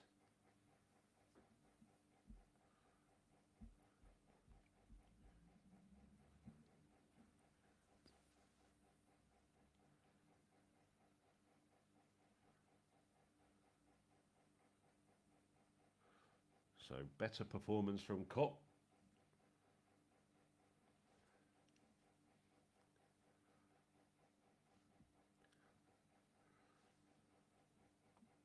Yes, be quite interested to see whether we'd see a better performance as well from Ines Lopez growing into the competition. Now we have this new leader with Kopp overtaking Masurova.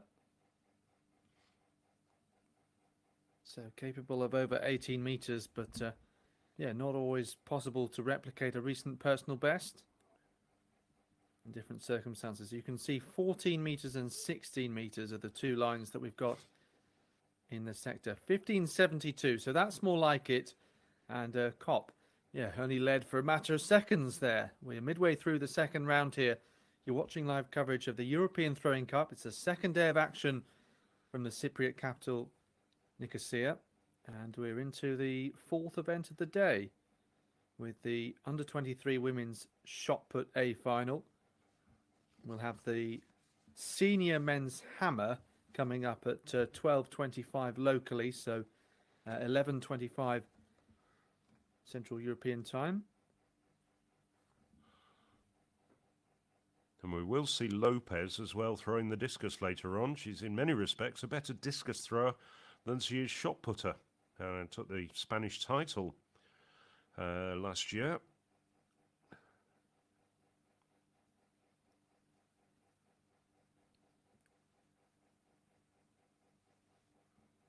So Anna Mushi,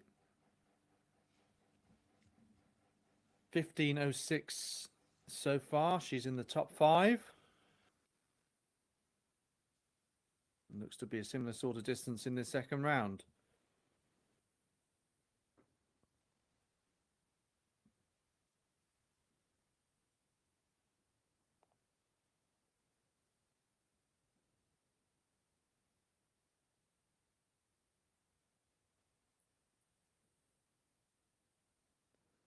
$14.80, so remains in that 5th position. Mazurova, having led at the start of the round, has been pushed down into 3rd.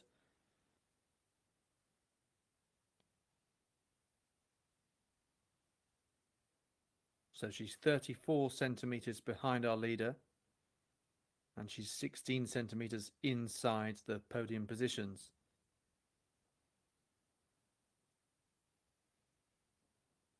We talked about some of those implements being difficult to spot, but those bright orange shots certainly the easiest. So if everyone used those, I think it would be the easiest of all to follow.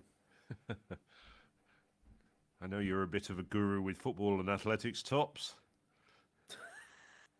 Where's this going? No. Not going to tease you about that as we start the second attempt to Mazurova. Oh, a foul. So stays in 3rd place with 15.38.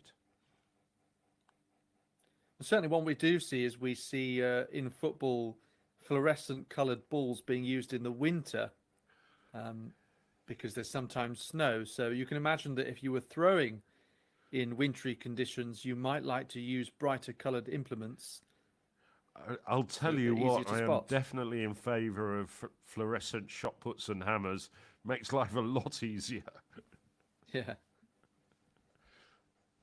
At least for us. I don't know how the shot putters would feel about it.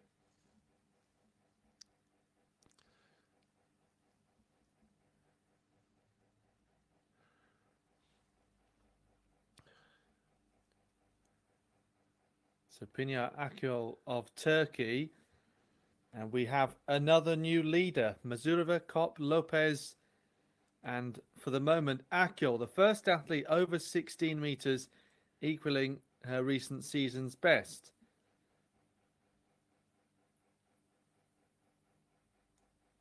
So now we move into the 3rd round. Monika Marzheva of Slovakia here.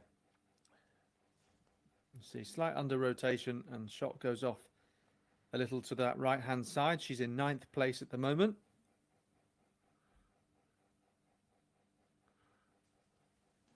So everybody over 14 meters, 6 athletes over 15 and 1 over 16. Rafalidou, who has also led the competition, the Greek athlete.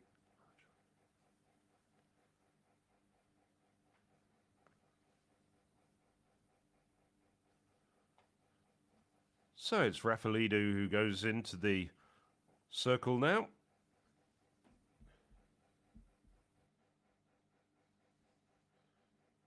She is choosing something a bit more brightly coloured than the usual steel grey. And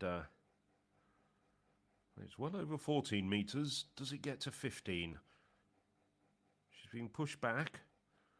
She was briefly the leader with that 15.22 that she opened with.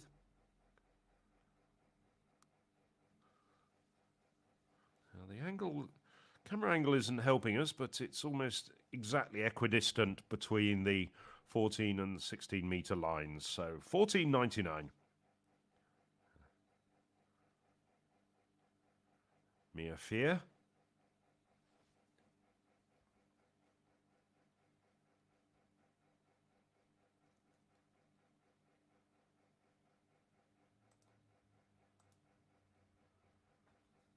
Fear. It's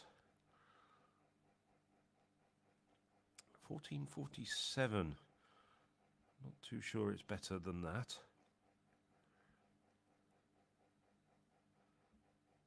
13.96.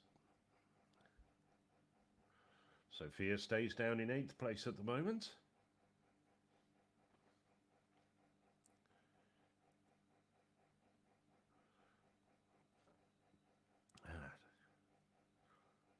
You hardly need us, so the infield announcer's doing a splendid job. But, it is indeed Victoria Vickman. Oh, she's happy with that. That is very close to the 16 meter line. Well, Vickman has a personal best of 15.72, set indoors in Vaisho on home soil last month. 15.40, not very far away from her personal best for Vickman, the Swede. She's in 7th place at the moment as we look at Helena Kopp going into the circle. 15.56 in the previous round. Good effort from the German.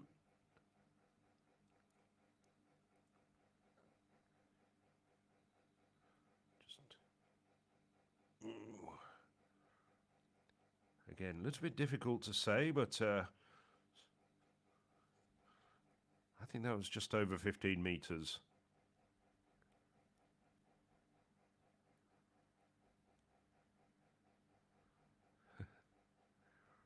Well, we've got a victory ceremony going on in the background as we're looking at the dancing Ines Lopez. Just loosening up before she goes into the circle.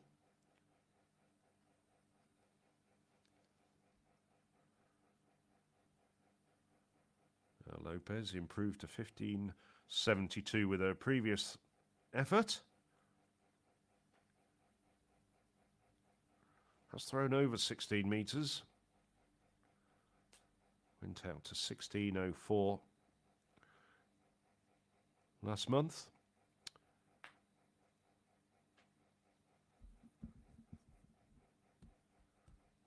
And at the down the home straight in the same main venue, we have the medal presentation for the men's discus under 23.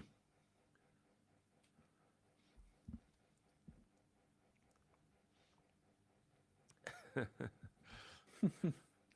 looks like Marcus Moreno just looking around to see what Ines Lopez was doing or what was going on.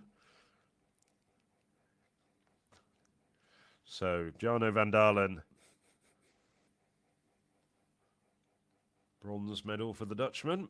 That's quite a collection that his family's got. His sister Jorinda van Dalen also has won medals at the European Throwing Cup.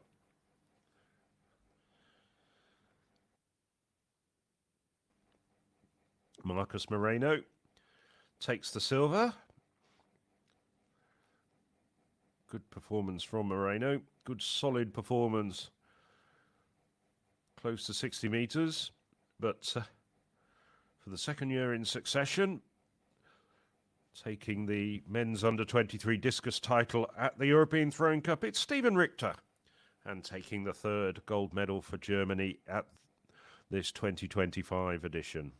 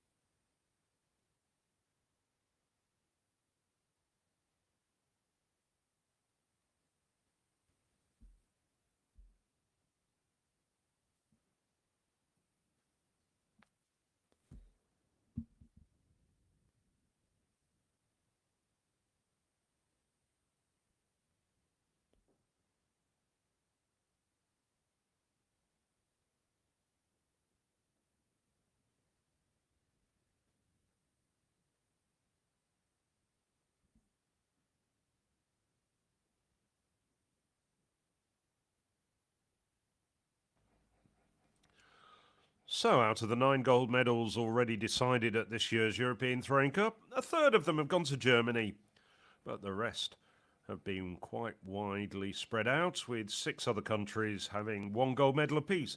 And if you want to find out all those details, of course, they are on the European Athletics website, www.european-athletics.com. Here's that winning throw of just over 60 metres for Richter. Not quite as far as his winning throw 12 months ago in Leiria, when he threw 61 metres exactly. But dominated this competition, and he'll be looking forward to the European Under-23 Championships, no doubt, later on in the year. So we just moved into the 4th round of the Under-23 Women's Shot Put A final.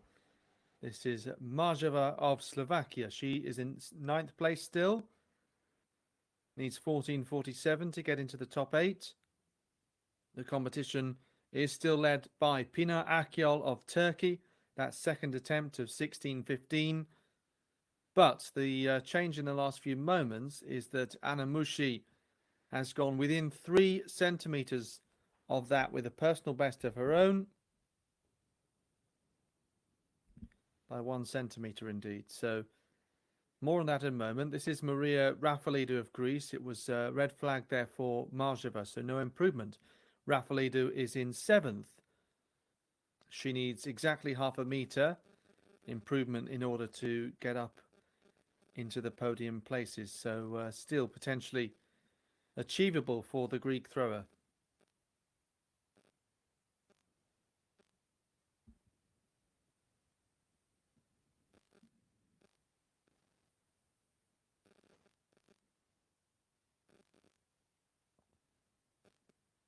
Mia Fear is 1 position behind Rafalidou.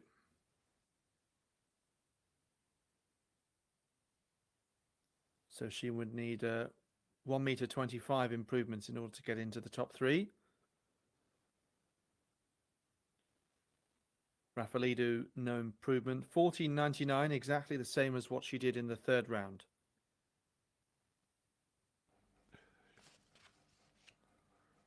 Using the linear technique there. 13.91. So 3 efforts within 7 centimetres of one another, but no improvement on what she did in the 1st round. Bickman in 6th place. So she needs just 32 centimetres improvement to get into the top 3. That 3rd position held by Ines Lopez of Spain.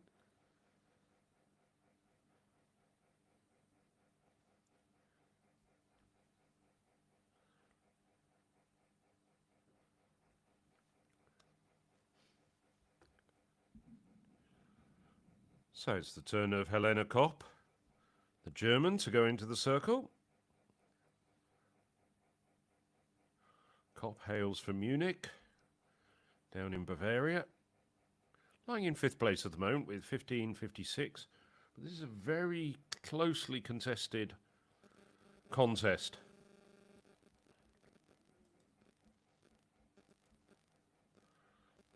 So I'm not sure that's an improvement. But it's already had 2 throws over 15 metres. That might well be a 3rd one.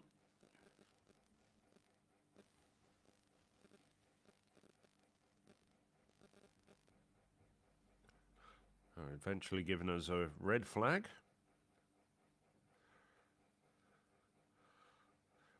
So Ines Lopez.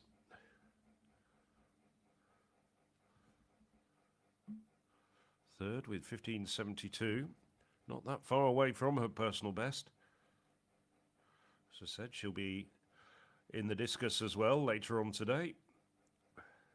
She's a 57-metre thrower, but foul for Lopez. Spun out.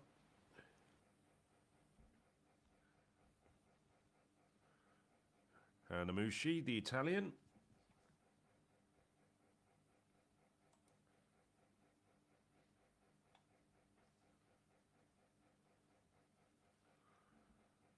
Second place with a personal best of 16.12. Oh, she's pleased with that. That's another 16-meter effort. You could see the dust rising as it hit the...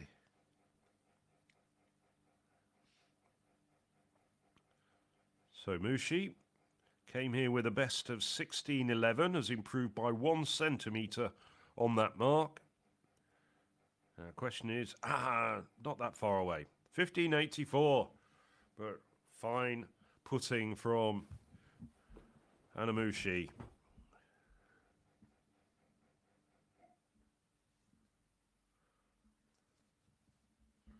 Mazurova, she was 5th last year and lying in 4th at the moment. Not happy with that at all. Just waiting for the mark to come up, but don't think it's going to be any improvement on that 15.65 she had in the previous round. It's probably around the 15-meter mark. 15.33. Well, she was disappointed, but no reason to be. Pretty consistent series for Mazurova. Now, Pina Akyol leads the way with 16.15. No. And she walks out. That's a red flag. Just about in the sector at about the 14-meter mark.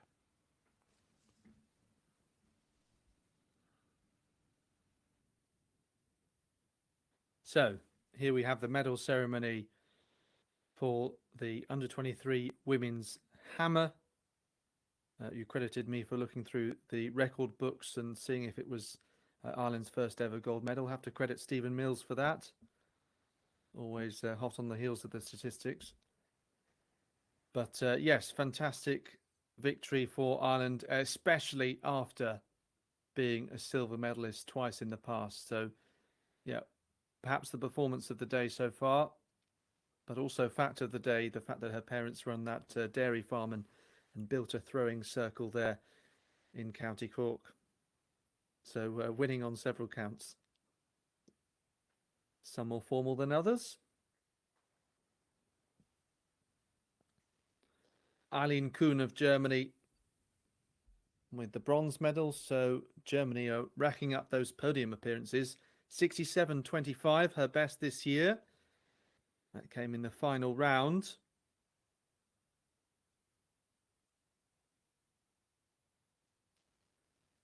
Tia Lofman was the only athlete really close to Till with 69.06. That came in the third round, and she passed a couple of attempts. We thought that she might have a slight injury that she didn't want to aggravate further. But Ireland's Nicola Tutil then stands on the top step of the podium this time, and a very consistent series as well. 69.74 coming in the fifth round, a European under-23 leading mark.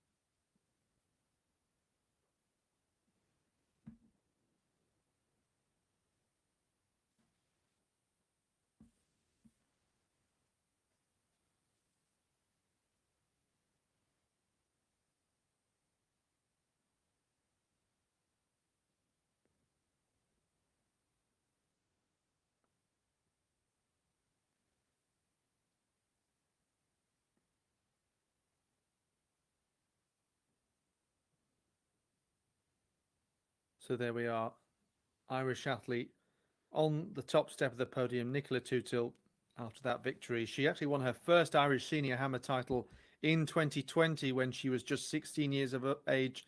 It was an Irish under 18 record, and she's closing on the Irish senior record. Her personal best is 70.32, so she's just over half a metre off that here, but performance like that in March always suggests that you can really have a strong outdoor season. It's a case of setting up the year nicely at an event like this. So back to the shot, and that's just Helena Kopp doing a deliberate foul. Not very happy with her 5th round attempt. Inez Lopez, the Spaniard, next to go into the circle.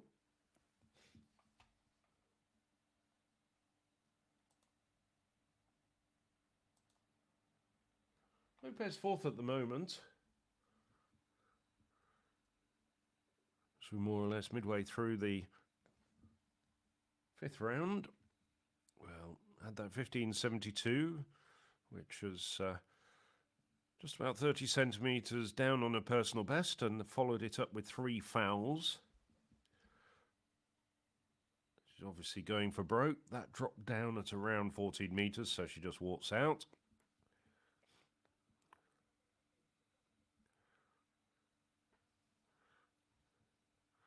Now, Anamushi, personal best by 1 centimetre. Any personal best is a real valuable addition to your portfolio.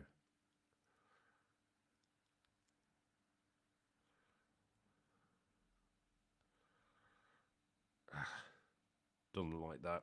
It dropped down about 14 metres as well.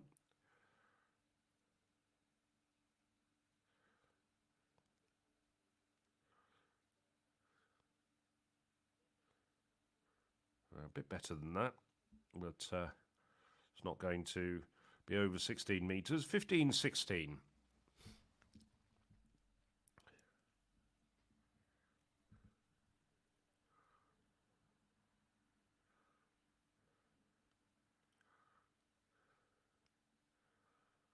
Mazurova of Czechia.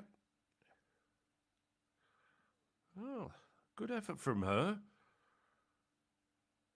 Oh, but it gets the red flag. What a pity. That might well have been around the 15.65 mark. And that distance came in the 3rd round. It was just considered a foot fault. So, finishing off the 5th round, the event leader, Pina Akol, out wide right, and just out of the sector. Probably wouldn't have been an improvement on a 16.15 anyway.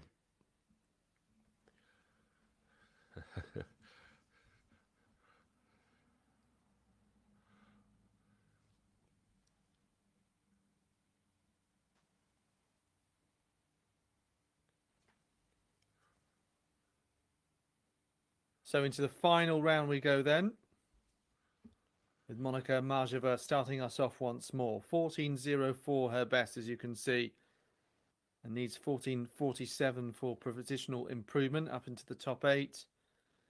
Akyol still leading the competition, but yeah, continues to only lead it by 3 centimetres. So very finely balanced at this point. 14.47, so we'll go to second best attempts, and Marjeva with 14.04 therefore takes 8th place compared to the 30.96 second best for Fia. Rafalidou in 3rd place, but obviously if she is unable to improve, others have a chance of taking that position. Wasn't as fluid there as she rotated. Let's have a look.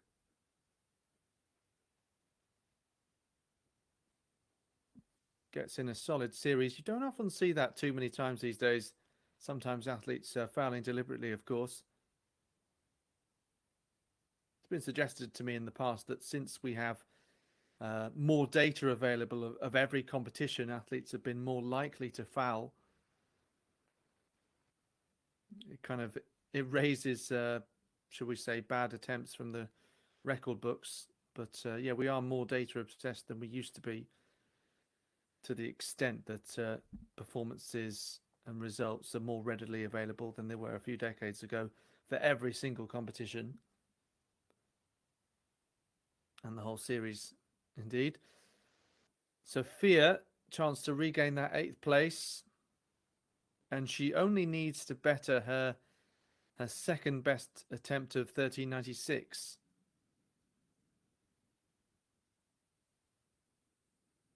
So she looks to have done that. Let's wait for confirmation. White flag. 14.49, while she betters outright to go back into 8th place. Raffaello, no improvement, 14.99 just before that. So there are 4 athletes then trying to get this final podium position. All better indeed. Vikman is the first of them. 15.40 so far from the 3rd round. Only just stayed in the sector there. You can see rotating and pushing the implement out to the left-hand side.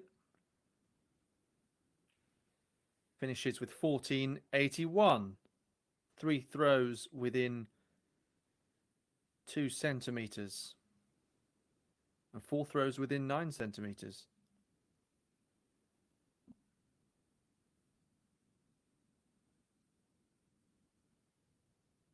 Helena Kopp briefly led the competition earlier. If she equaled her personal best of 15.81, she would be on the podium. No, you could tell as soon as the implement left her hand there. Didn't quite manage to transfer that energy well enough and steps out. Right, now 2 athletes can still get on the podium. Ines Lopez is one of them. Again, capable of doing so. Did that just stay in? Looks like it. Gets the white flag, only just.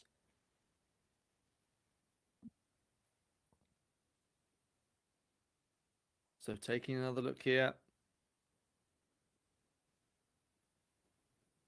It's around the 15-meter mark. 14.97. So Anna Mushi will go first. So she's only 3 centimeters off the lead of Pina Akyol, will go last in this final round.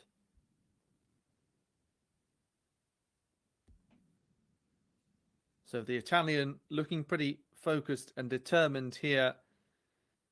Let's watch her rotation closely. Good speed right at the end there, but shot came up high and crashed down. And that's not going to be over 16 meters. And you can see, understandable, a bit of frustration there. So only athlete that can improve her position now is Mazurova in 5th place, needs 15.74.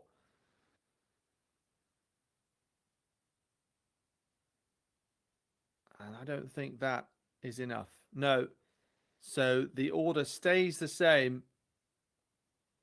Akyol, Mushi, Raffaello, the medalists for Turkey, Italy and Greece respectively. Particularly impressive from Mushi with that personal best of 16.12. Pushing Akyol close. Akyol capable of 17.65. Turkish athletes pushing the implement just out of bounds, though. You can see that only valid measurement there, 16.15. Of course, she may have deliberately fouled at some point. So it's a victory then for Turkey, 16-15 to end here. The under-23 women's shot put. The next event coming up in 6 minutes' time, the men's hammer. So that's a senior event. We'll have A and B finals simultaneously before the men's javelin, which is coming up in 15 minutes' time. I make it, and that will be an under-23 competition. So those are sort of the proverbial lunchtime kickoffs, shall we say. And then 3:15 local time will be the men's shot put B final, and at the same time we'll have the men's A and B senior javelin. Men's senior shot put A final at 4:55, and then finally women's A and B senior discus at 5:20 local Cypriot time. So this is the full result, and this combines, of course, the B final. Lotta Heiss, you can see there, 8th overall, having been the winner of the B final. Pina Akio, Anna Mushi, Maria Rafalidou, as mentioned, the top 3 overall. Yes, it's a very packed programme. We've had now 11 events concluded, another 5 to come during the course of the rest of the day as we look down at the rest of the women's under-23 shot put standings. But works well in your favour, Alex, doesn't it? Because it wraps up just in time for you to be able to get away and watch your favourite team, Liverpool, in action. Since you were talking about kickoffs. Well, I wasn't going to mention it. Certainly wasn't going to mention come anything on. like that, but I think it's well known from previous European Athletics live streams who we both support, and quite rightly, being a Manchester City supporter, I've taken a little bit of flack from the likes of your good self and Tim Hutchings, who's a Brighton and Hove Albion supporter over the course of this season. Hasn't been the best of seasons for Manchester City. Been a good one for you. And I've noticed one of the reasons why I mention it is we've got these wonderful biographies which quite often mention which football teams the athlete supports. And many athletes from right the way across Europe sometimes say that they support English Premier League teams. And a few have even said Liverpool. Okay, well, I'll give you something. It did cross my mind that with an athlete called Kopp of Germany there, whether she was the only athlete that might reasonably be named, share the name with a football stand. And then I could also think of a couple of athletes called Holt, Kira Holt, Lily Holt, a couple of British athletes. And that, of course, is also a football stand. But if you can think of any others, I'd be very impressed. Well, pop it on the comments underneath the highlights packages that are going up on the European Athletics YouTube channels, because if you want to go back and actually have a look and review these competitions, whether you're a fan, whether you're a coach, they're up there permanently on the European Athletics YouTube channels. So go back and enjoy them. And since we're talking about European Athletics live streams, of course, the highlights and there's masses of content from last week's European Athletics Indoor Championships in Apeldoorn in the Netherlands are also not only on the YouTube channel, but there's also exclusive content right the way across all the other social media channels as well. So if you're enjoying this live stream, and if you're perhaps a little bit new to athletics, you've just come across this live stream, whether deliberately or by accident, just go back and enjoy all the content that we have, because really, this is one of the thriving sports in Europe. We had great sold-out attendances at the European Athletics Indoor Championships in Apeldoorn. And later this year, we've got the European Team Championships, second and third leagues coming up in Maribor in Slovenia, and also the first league in Madrid. That comes up in June. Every minute of those championships are going to be on the European Athletics channels. And then we have later on in the year the European Athletics Under-23 Championships coming to you from Bergen in July. The Under-20 Championships coming to you from Finland in August. And then right at the end of the year, once again, as we've done for so many years, it was actually the start of European Athletics live streaming back in 2011. We have the Spa European Cross-Country Championships. This year coming to you from Lagoa in Portugal, and that comes up in December. So right the way through the year, a really packed programme of European athletics events, bringing to you the very cream of continental athletics.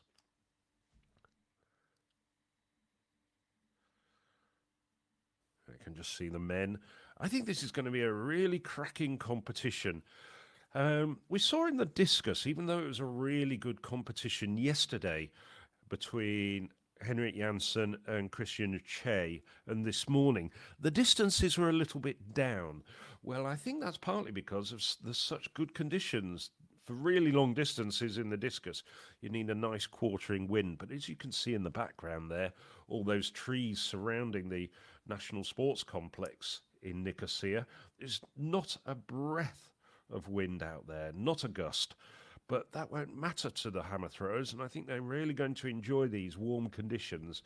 And that's what a lot of the athletes have come to Nicosia for, just to really enjoy these conditions, get their training finessed, see how their training has been going, and they can see what the progress has been made during the course of the winter months. This is really the start of the summer, and it's proven by the blue skies and the sunshine in Nicosia.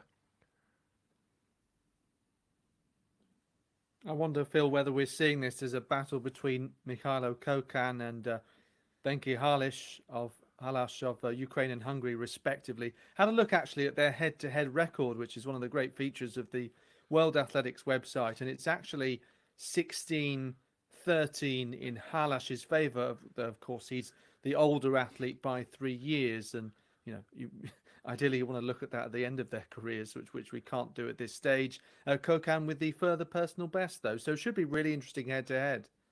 Well, certainly don't discount Chassinond, the Frenchman, who will be throwing in the 14th place in the throwing order just before Halash and Kokan, and he threw a personal best and world lead of 81.56 when he went off down to the Indian Ocean island of Reunion, that French overseas territory. And we saw Rose Loger in action. She set her season's best there. So some of the French throwers have already been away for warm weather training. So 16 men in this A final. There's a concurrent B final in the adjacent stadium, but we're focusing on the top 16 men. This is Alessandros Poussanidis of the home nation Cyprus, 8 times the national champion.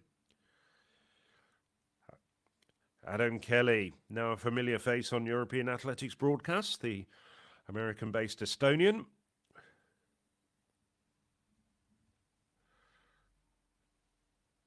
Well, Hilma on Jonsson, as you heard the infield announcer say, 11 times the national champion in this event. The Icelandic man. So, Mikhail Anastaskis.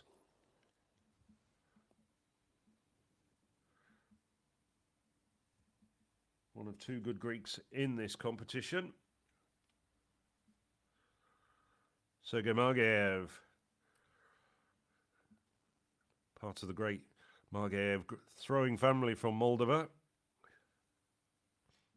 Ozkan Baltace, the 2019 World University Games winner.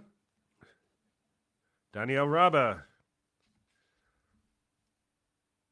Well, Hungarian hammer throwing in a bit of a dip at the moment, but Raba, very fine representative for them. Matija Gregoric, the World Under-18 champion back in 2013, now 28 years of age. Jake Norris, the World Under-20 champion in 2018, and a World Under-18 Championship silver medalist in 2016. Voldemar Mishilkov of Czechia.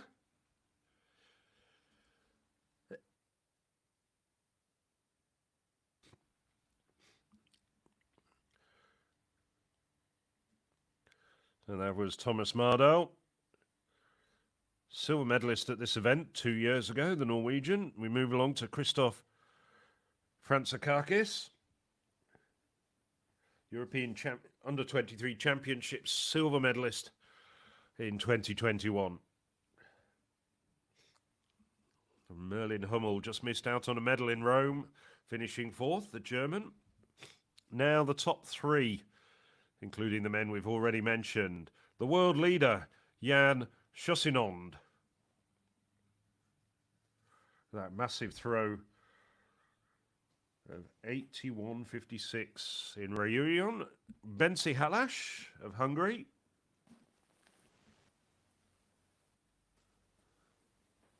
Halas, Olympic Games silver medalist in Tokyo last summer. And Mikhailo Kokan. He's won the European Under-23 title on several occasions. Kokan also a winner at this European Cup Championships on several occasions as well in the Under-23 ranks. I think it was last year. He actually threw further in the Under-23 competition than the senior winner.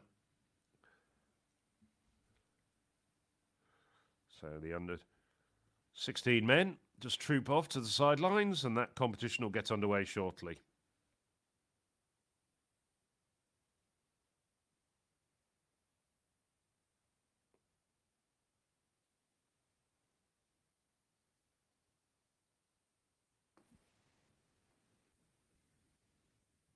So 3 men over 80 metres.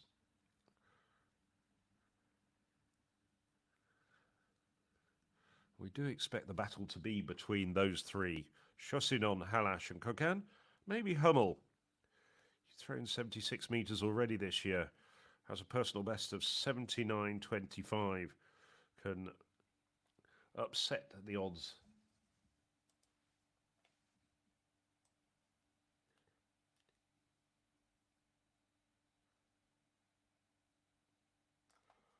Kokan won this title 12 months ago in Leiria. I think it was 2 years ago when he won the Under-23 competition. I said last year, 2 years ago when he won the Under-23 competition with a distance further than the senior winner.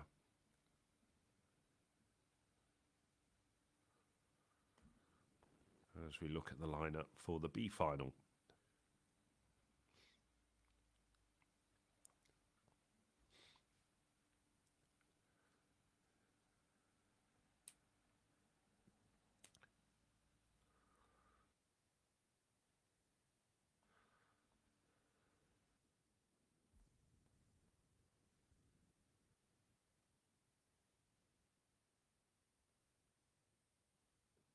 So this is actually the Under-23 Javelin, which is scheduled to get underway in a few minutes rather than the B finals. So just having a look along the lineup here, athletes all being introduced in a separate venue.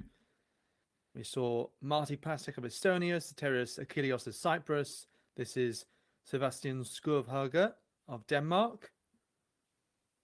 Alongside him is Krešimir Galic, Croatian, so one of those to improve this year to 68 meters 40. This is Tevž Podlipnik of Slovenia here.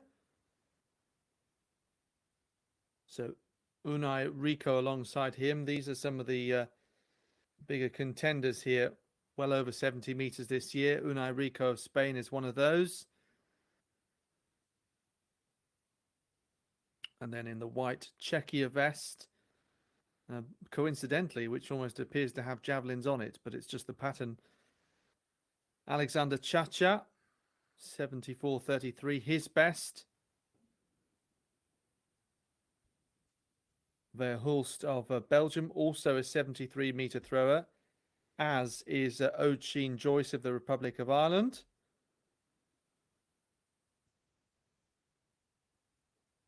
Sure, he will have been pleased to see what Nicola Tutil did in the hammer.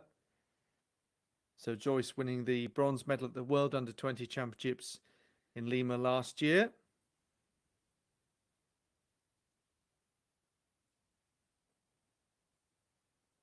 The This is Lucio Visca of Italy.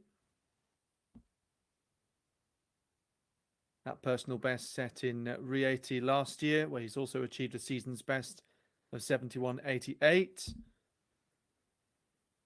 João Fernandes, 19-year-old. That personal best set in Abrantes in Portugal in 2023.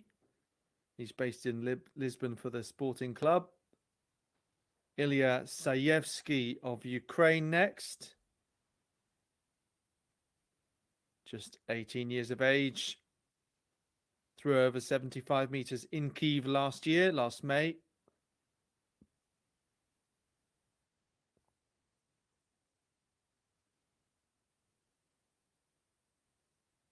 Nick Thum of Germany, 20 years of age. Personal best set last August. There you can see over 76 meters. From Tübingen.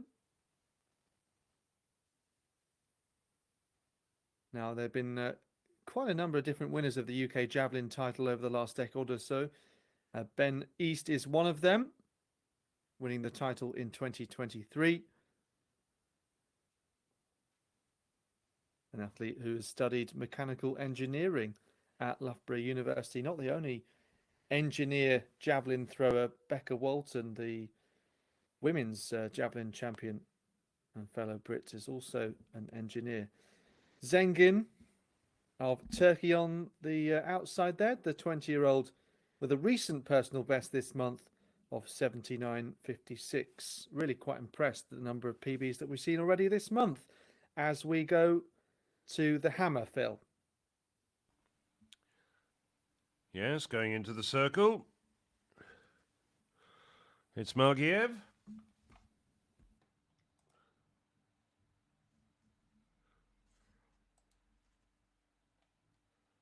Margiev, very frequent competitor at this cup competition, finished 4th last year.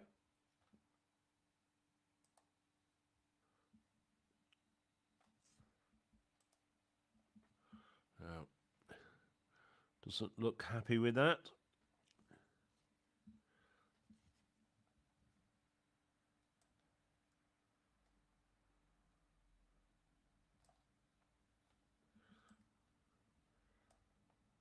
Margiev has been on the podium a couple of times in the cup. He and his sisters, both great exponents of the hammer. Zelina Margieva. Has also been a very good competitor in the cup over the years.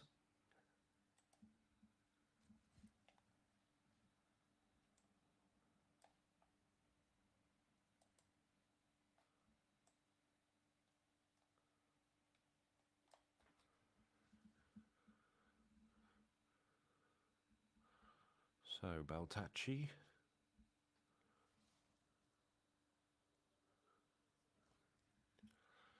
Gets a red flag. So at these early stages, Anastaskis leads the way. He came over just after he threw, but he reached 74.90. Now Daniel Raba, one of two good Hungarians in this competition. I said Hungarian hammer throwing was a bit down. That probably does a bit of a disservice to Bence Halas, but I think it's in terms of depth. In the past, Hungary have often had 3 or 4 hammer throwers who've been challenging the very best. It's just been really led by Halas at the moment, but Raba's getting up there.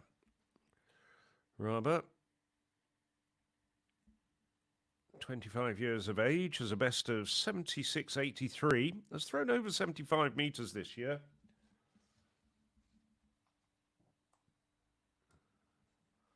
So that was a red flag for Raba. Now, Gregoric. His first competition of the year, the Croatian. As you mentioned in the presentation, the former world under-18 champion. Those championships now discontinued, but the emphasis is on under-18 competition at the very highest level being done on the continental stage. and the European Athletics Under-18 Championships, going from strength to strength. Last year we had the 4th edition in Banska Bystrica, and it was certainly very much the best.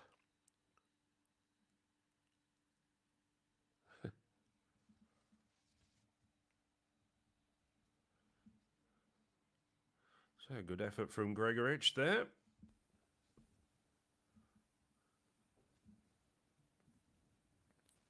Is Jake Norris, as you said, won the World Under-20 title in 2018. Improved his personal best last year to 77.37 to go 5th on the UK all-time list. Just behind the former record holder Martin Gervan, held that record for many years. Now held, of course, by Nick Miller, only British athlete to ever go over 80 metres with the senior implement.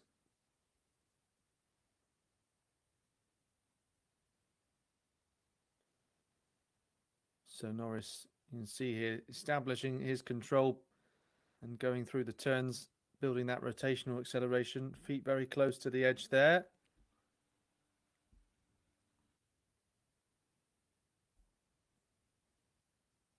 .71.49 to open up.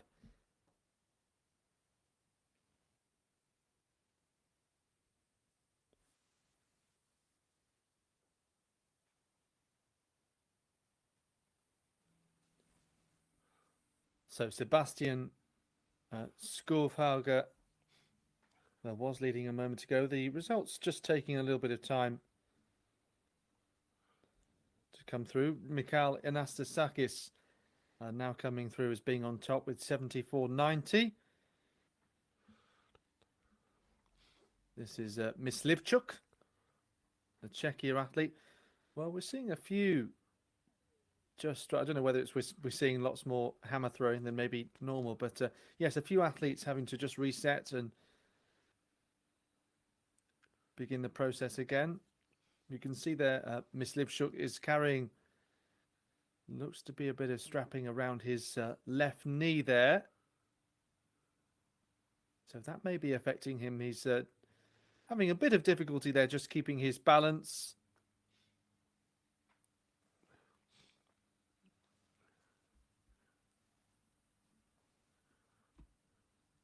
So you can see they're keeping that hammer nice and high initially and away from his body.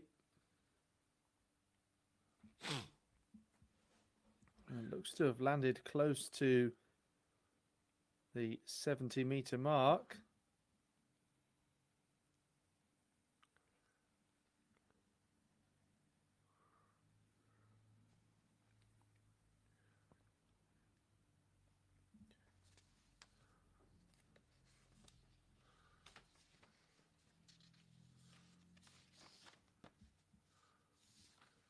So in a moment, we'll see Christos Franciskakis of Greece. First, here's Norway's Thomas Mardal. So building great speed. And yes, when the athlete gets it right, that release should look very straightforward. Important, so important to get the timing just right. Over rotation. And this occasion would send the implement off to the left-hand side.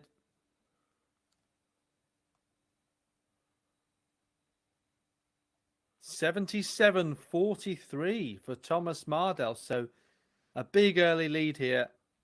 Obviously only in the first round with still other athletes to go, but that is a really strong mark.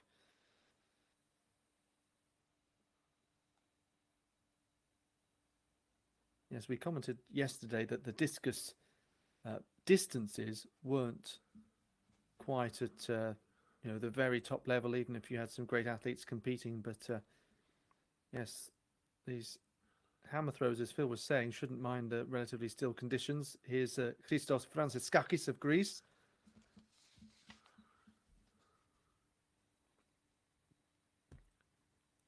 European Under-23 silver medalist in 2021 when we were in Tallinn.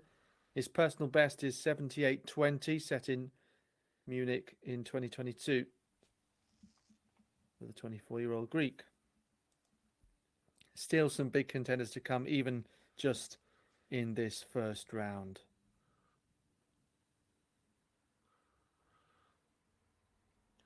So now the final 4 contenders to bring the first round to an end. So he was 4th at the European Championships in Rome, Merlin Hummel. Took plenty of medals at European age group level before that, and as I was saying, 79-metre plus performer at his very best, Hummel. Just lost his rhythm there, and the hammer is a lot about rhythm at times. So he walks out. Foul for Hummel. Still 5 more efforts to go, though. As we've explained on various occasions, every single athlete in Nicosia gets to throw 6 times. Now,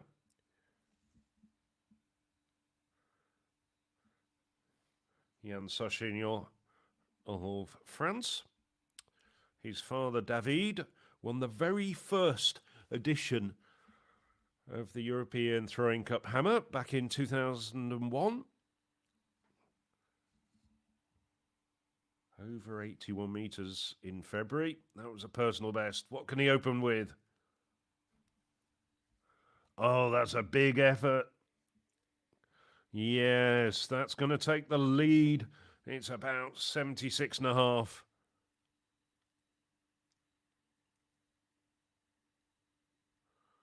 He's a tall, rangy athlete. Some of the other hammer throwers look as though they might be stronger, but he's a good technician as well. Gets a long pull on it. Chaussignon, now 26 years of age. Made the final of both the Olympic Games and the European Championships last year.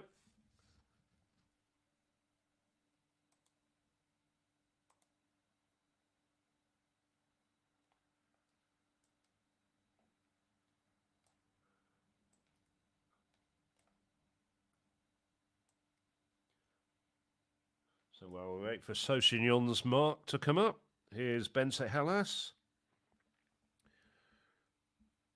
Hellas, of course,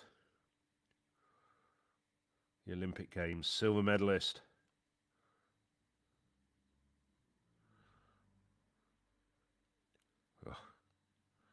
And that almost certainly has just grabbed the lead from Sauchignon.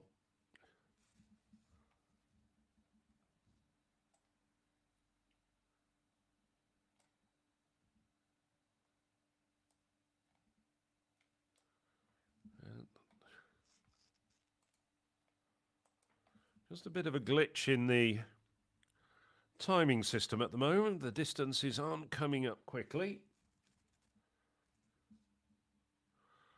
So still waiting to update you on Sauchignon and Halash's marks. I think they're 1 and 2 at the moment, as we now look at Mikhailo Kokan. Kokan 3rd in Paris behind Halash. And, of course, the Canadian Katzenberg. Our focus of attention, though, very much coming from a European perspective. So, Mikhailo Kokan, last man to throw in this first round, but it'll be a foul for Kokan. Walks out the front as he sends his hammer into the cage.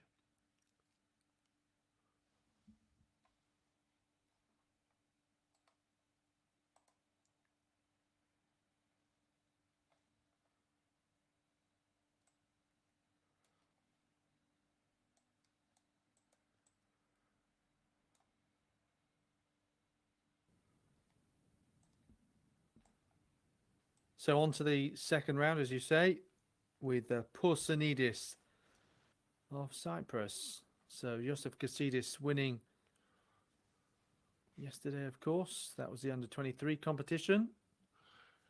It was a nice way for the home contingent to start things off, and I'm sure will have sent a bit of a boost right across their camp.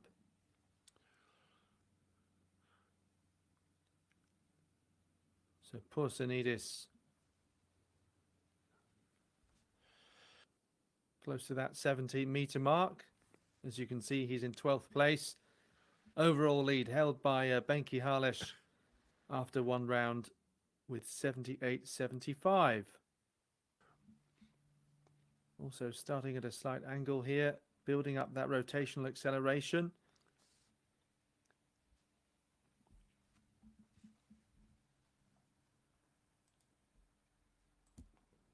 So the B final happening, of course, alongside, and that is also in the second round. It's led by Marcin Rutinski of Poland as we look at the full standings so far in the A final. So Rutinski has 73.51. Henry Lippola of Finland has 72.85.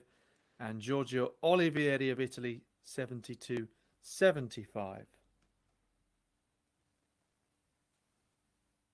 So overall, the lead in the B final is in 8th place.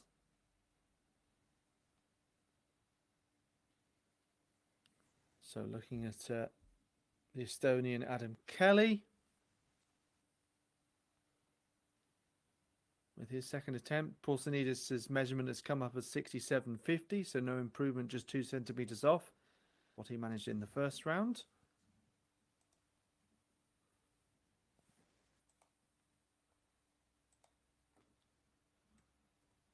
Kelly has, though, improved to 71.75. He's up into 8th place.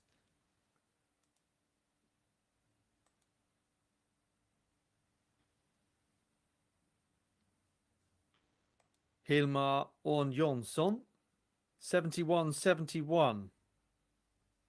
So just 4 centimeters behind the improvement we just saw from Adam Kelly.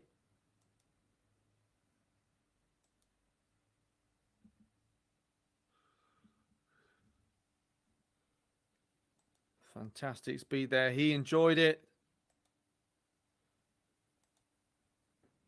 And that should be an improvement for the Icelandic thrower.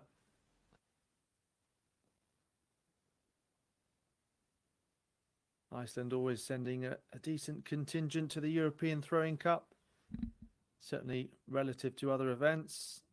Often a small contingent, but do have some experienced throwers like Gudni Valo Gudnason, that we saw yesterday, and Ernest Ole Gunnarsdottir. So 72 meters and 7 centimeters, and he regains that 8th position.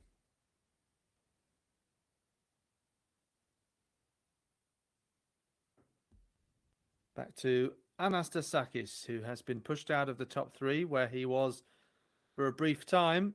Ahead of his teammate, though, and Franciskakis. These two regularly competing with one another.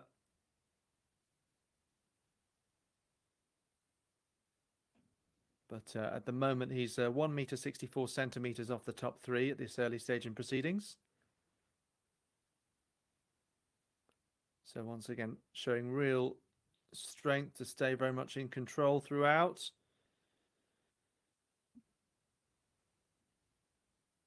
A hammer swooping down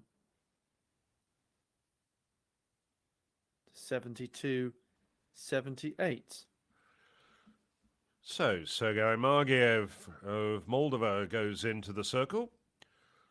Won a bronze a decade ago in 2015, and his sister won the women's hammer in 2016. As I was saying, they're coming from a famous family. Their father and mother, both hammer throwers themselves back in the Soviet era. So Margiev, 71.69 at the moment. 32 years of age now.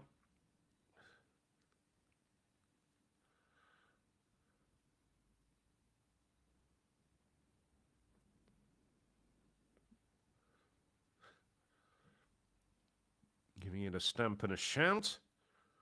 It just dropped down about 67 meters.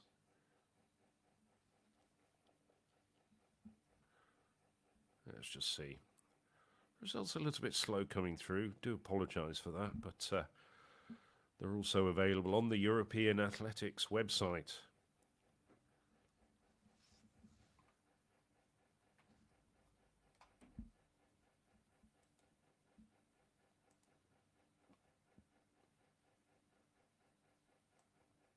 So we look at Baltacci, had a foul in the first round.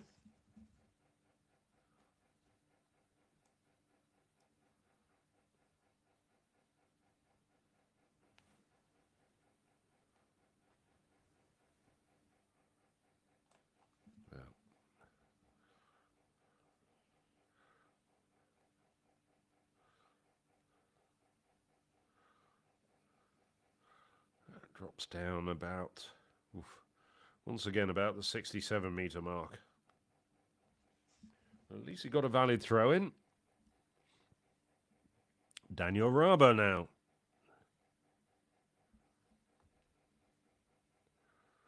Back in 2017, he was the European Under-20 Championships bronze medalist. Foul in the first round for Raber.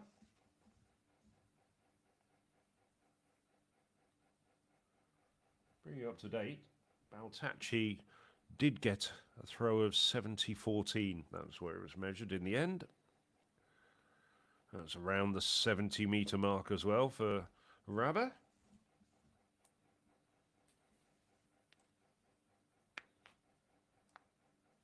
Margieva's distance was a lot better than I thought. 74-79. Just to keep you right up to date. So this competition being led by Bense Halash, 78-75.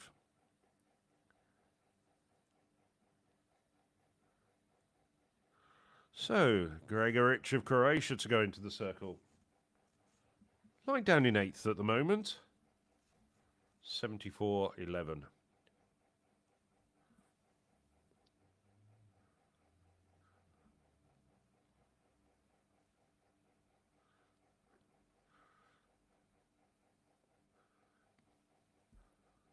Now,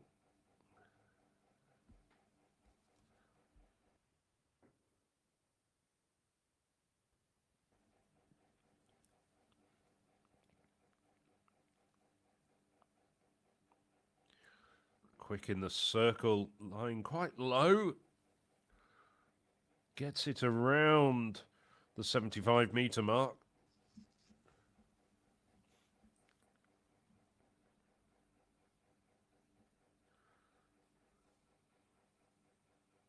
Well, set his personal best at the European Championships last year, 75-47. That effort wasn't far away at all. Seeing on our monitors here, 74-74. And it was a good, steady, well-controlled effort. Mastering all of his resources. There you can see where he is at the moment.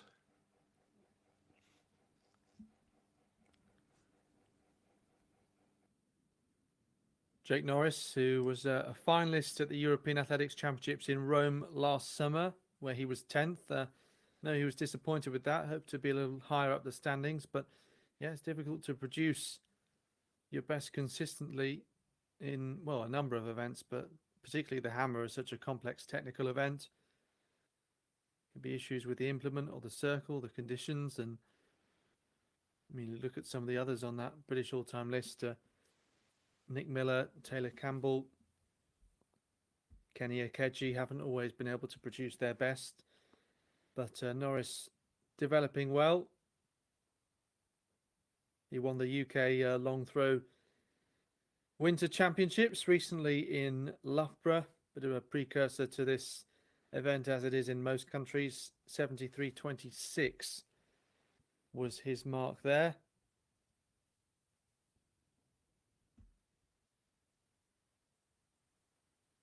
Norris with the 73.42, so improves on that season's best in the second round.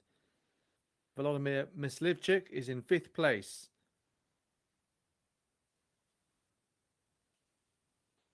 So at the moment, 76.54 needed to get into the top three.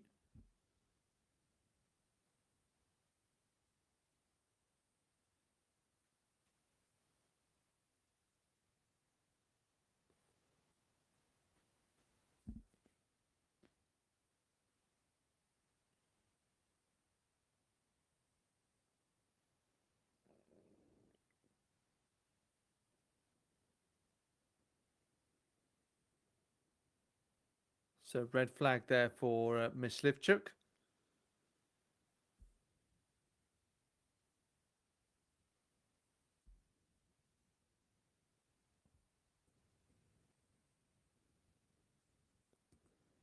On to Thomas Mardell. Started off really strongly and close to his personal best of 77.97 set in Oslo 2 years ago. He was second in this competition that year as well as being second at the European Team Championships in Poland.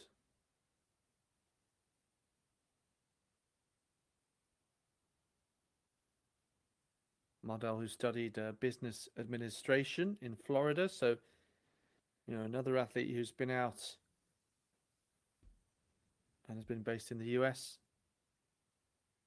Seem to be saying that so often these days. I think a lot of the US universities are quite interested in athletes right across this continent, and might even watch European athletics live streams just to have a look at and see who the talents are across the events.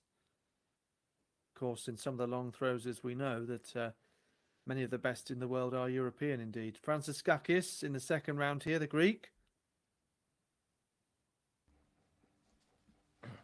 Still a few places behind his teammates. Mardell's measurement, by the way, coming up as 76.53, so he hasn't managed to cut that gap, but still keeping Benki Halash honest out front. Be interested to see once Mihailo Kokan gets in a more representative distance what he can do as well today. So Merlin Hummel was 10th at the Olympics last year. And did well to make the Olympic final. Hummel foul with his first attempt. That's better though. Well, it's a valid throw.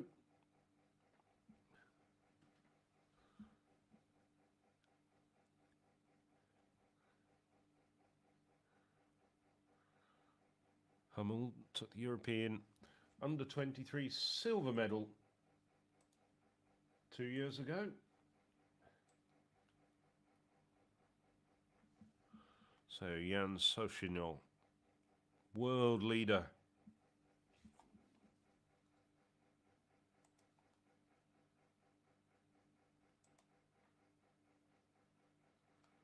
Eighth in Paris in front of family and friends last summer. That's over 75 metres, but it's not going to challenge the lead of Bensi Halash.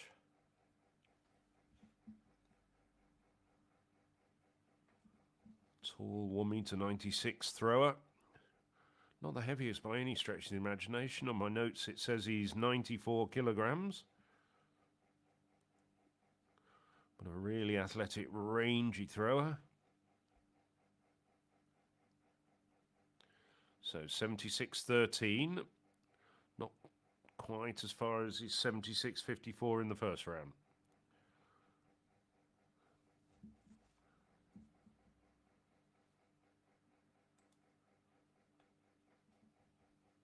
So going into the circle, the event leader, 78.75 at the moment. That's a season's best, as you can see on your screen. That little SB down in the lower left-hand corner.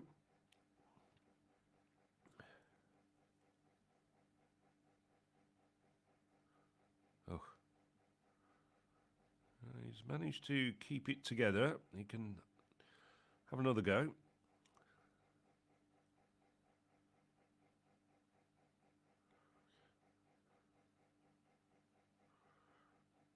Didn't really seem to get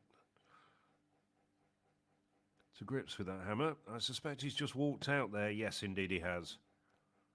Just didn't seem right from the outset, did it? But never mind, he's got 4 more throws. And he's certainly very consistent throw at the highest level. And the second round comes to an end with Mikhailo Kokan. 81.14 his best. So he's the second best thrower on lifetime best behind Chosignon, who had that recent 81.56. Failed his first attempt.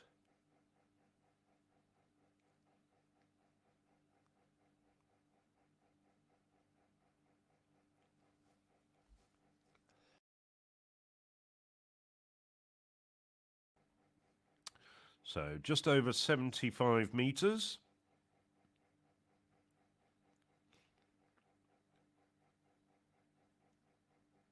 Kokan pops his cap back on, quite wise in these conditions.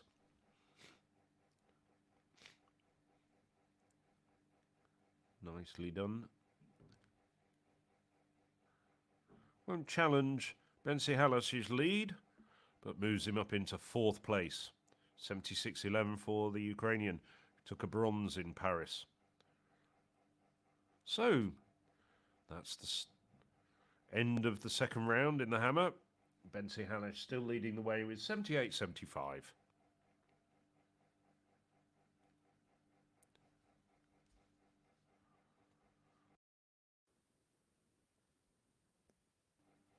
Yep, Porzonidis in the circle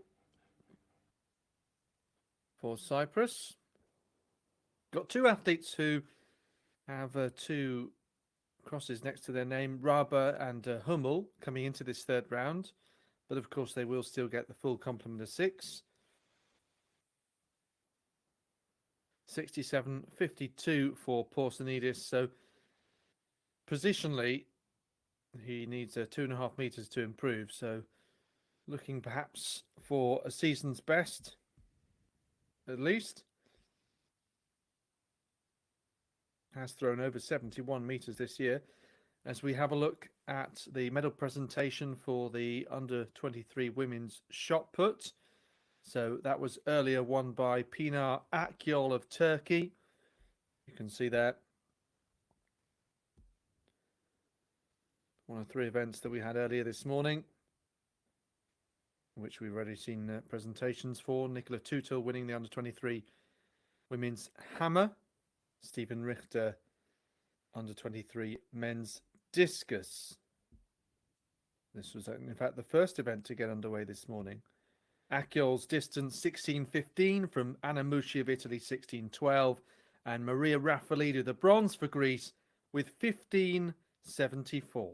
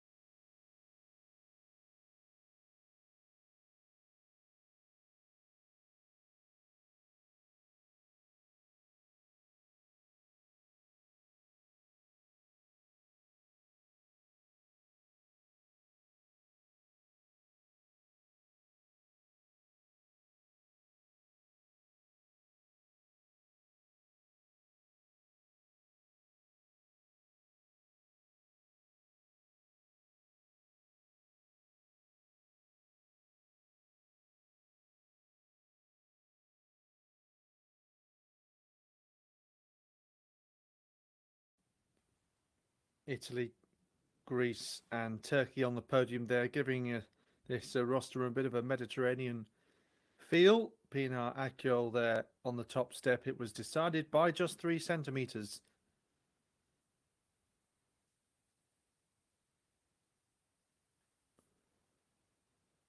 And this is the winning effort then, which came in the second round. It was her only valid measurement.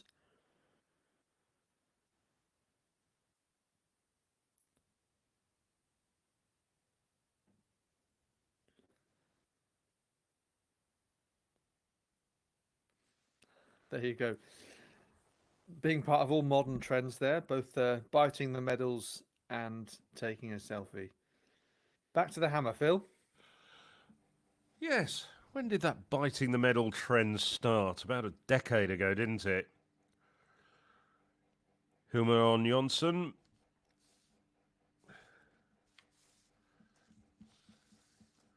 Seven times national champion.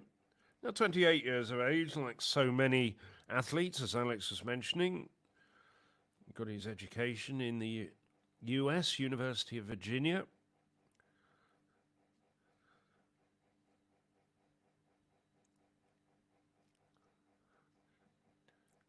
I'm just waiting for Jonsson's mark.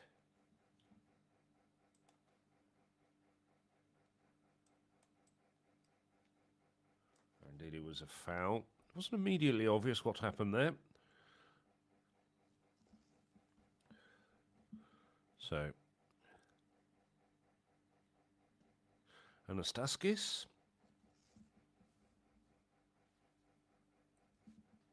In fifth place at the moment, the Greek. And his compatriot, Franzikakis, in sixth at the moment. 74.40.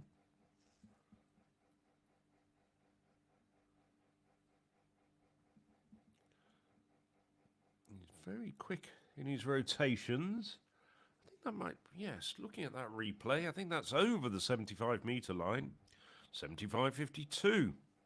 So, improvement for Anastaskis. Doesn't move up a place, but I'm sure he'll be pleased with that. So, Ocean Joyce of Ireland in the under-23 javelin that's been going on simultaneously with the hammer. Our first glimpse of it is in third place at the moment.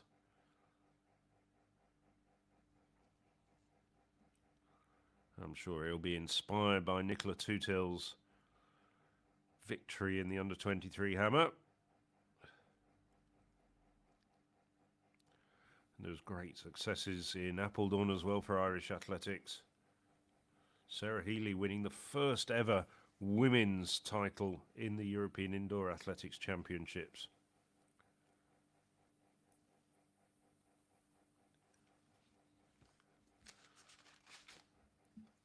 Viska, well, his sister's an international javelin thrower as well.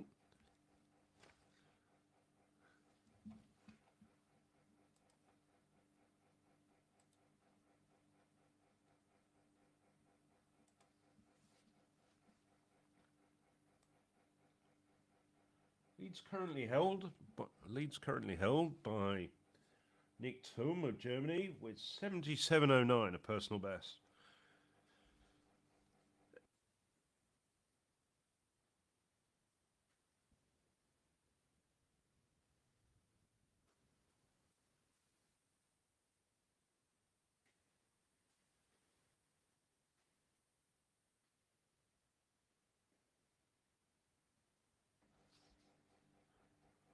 So Viska. 70.90 at the moment, his best. Lying down in sixth place.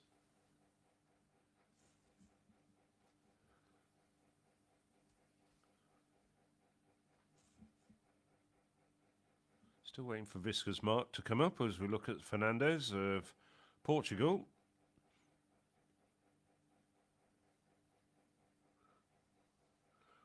Well, that's a foul. He just walks out. It drops down well short of 60 metres, and he's thrown 65-63 already in this competition. Discus mark was right on the 70-metre line. You can see out there lines for 70 and 75 metres.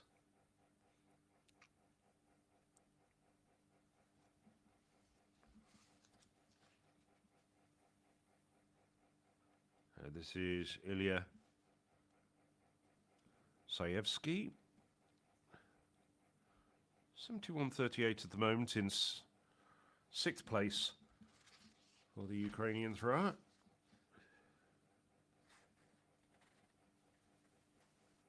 best last year was 75.80. No. Did he stay in? Yes, it was. He got his toes while he was watching the javelin fly through the air. His toes just went over the line. Can't do that. So here's the leader at the moment, Nicosia, 77.09 in the last round.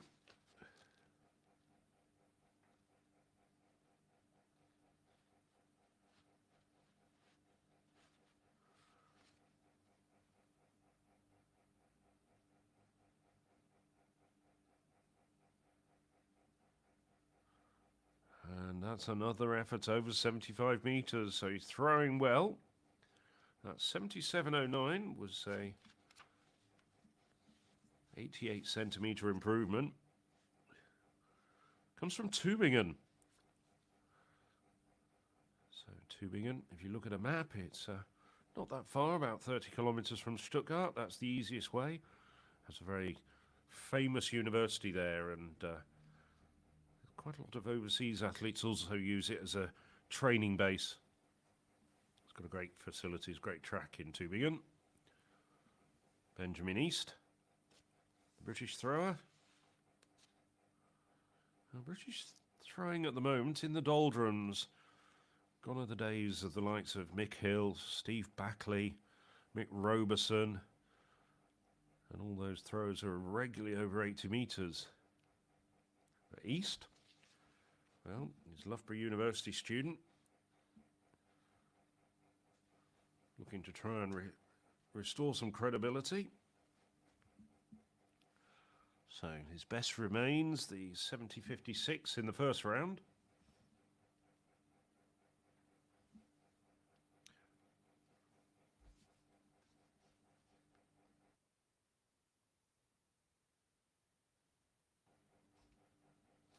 Zengin of Turkey here, in third place then, behind Tumen Viska. 1m67 behind second place. That's the improvement he'd need to go up a position. So those two lines, you can see 70 and 75 meters. And Nick Thum best so far. The men's senior javelin coming up at a 3:20 local time.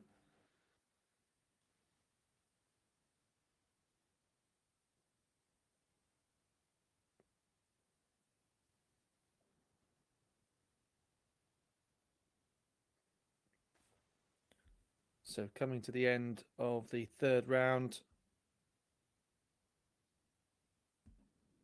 Marty Pastak of Estonia bringing us into the fourth.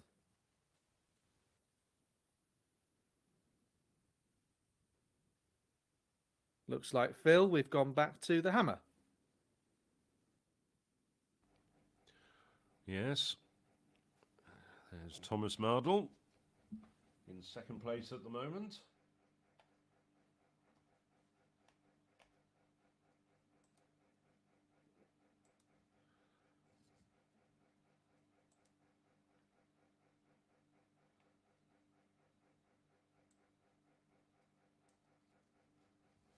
I say that, I should just update you. We didn't see the effort. Hopefully we might see a replay.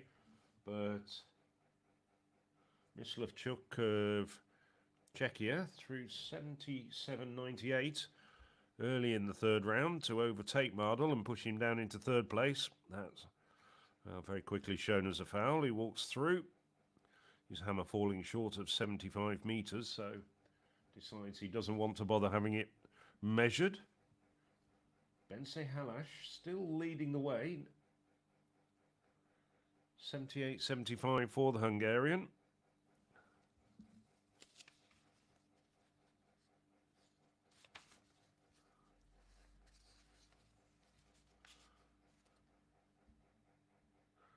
Franciskakis going into the circle.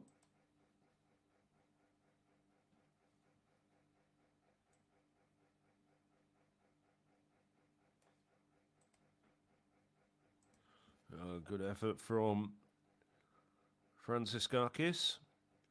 74.81. Oh, giving us a red flag.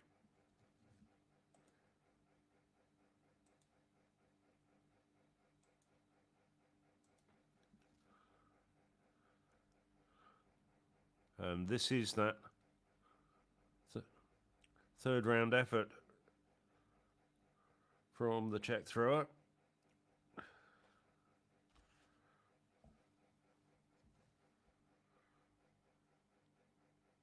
Myslivchuk has been replayed in. Hummel, well, it's 2 fouls. Was that in the sector? I think it might have bounced out of the sector, straight back in. No.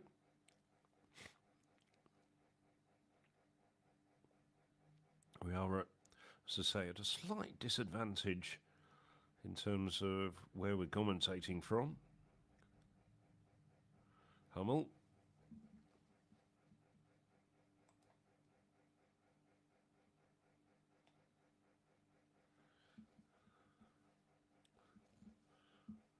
Well, as Chessignon goes into the circle, still waiting for Hummel's mark.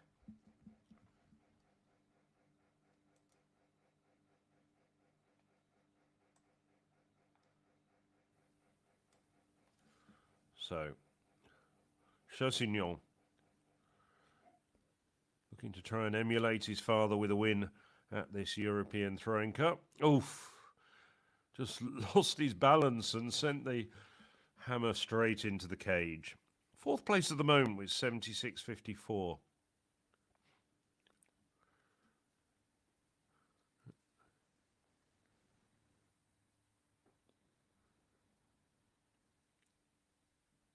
Now, are they going to need to repair that hammer? It looks as though the head might have just come away from the wire.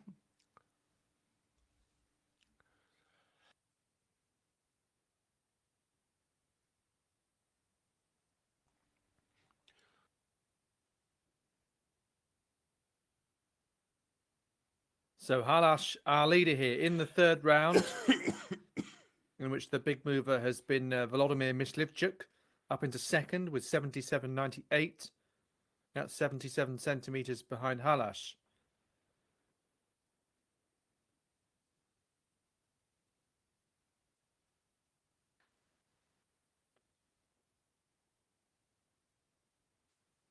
So the experienced Hungarian.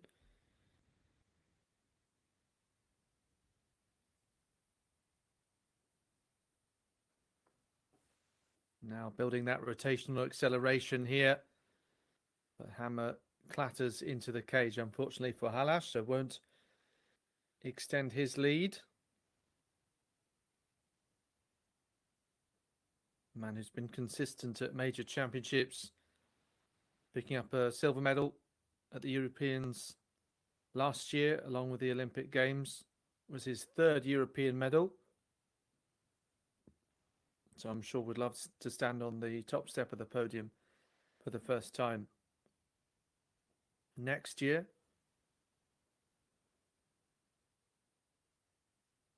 The championships will be in Birmingham. This is Mihailo Kokan, though. I mentioned that head-to-head record between the two of them. Halash winning on 16 occasions compared to 13 for the Ukrainian here, who is 3 years younger.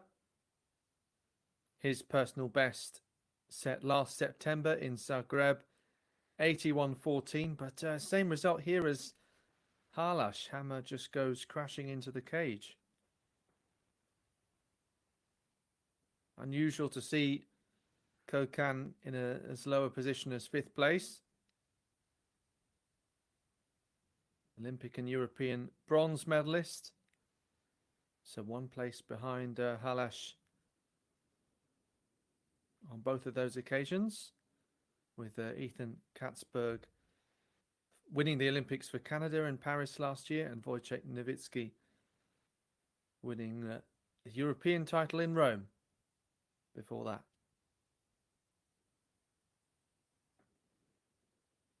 Let's see if Porsanidis of Cyprus can get over 70 metres on home soil here in Nicosia, a new host of the European Throwing Cup,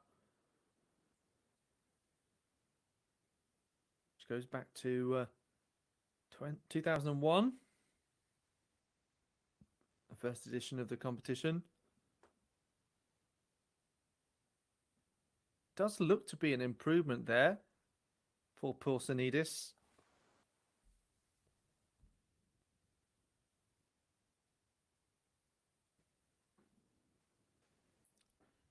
quite a few athletes around the 74-meter mark. Markiev, Greguric, Norris, Hummel, and Franciskakis.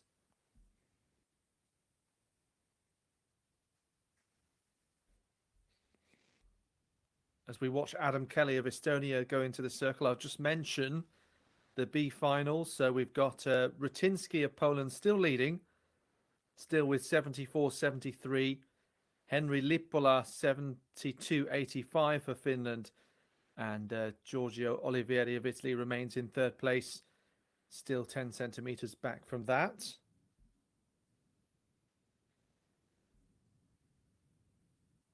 So Kelly looking for 74.55 to get into the top 10.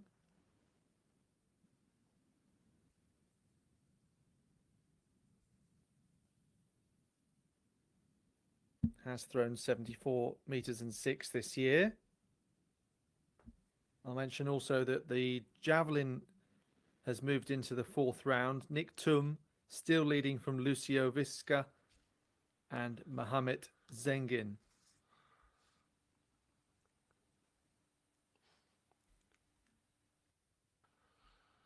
So we have Hilmar on Jonsson, Icelandic athlete.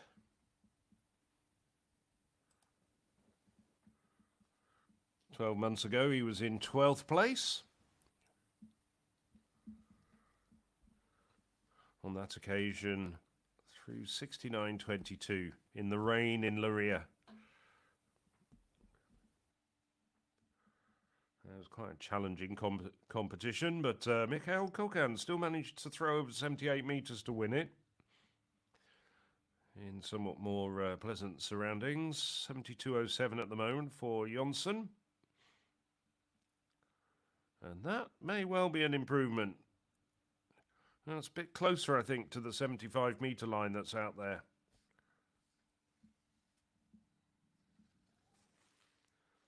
Jonsson has a best of 77.10.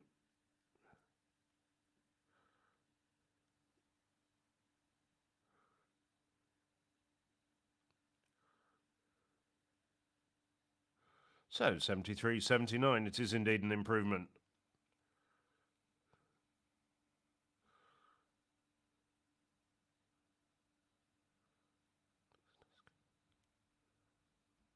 Anastaskis now going into the circle.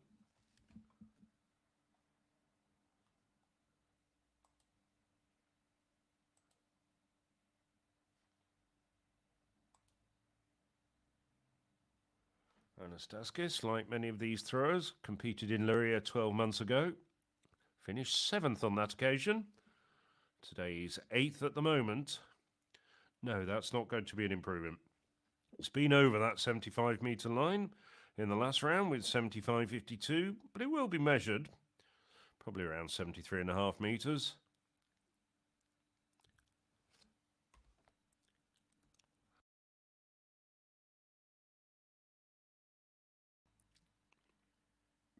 Ready again.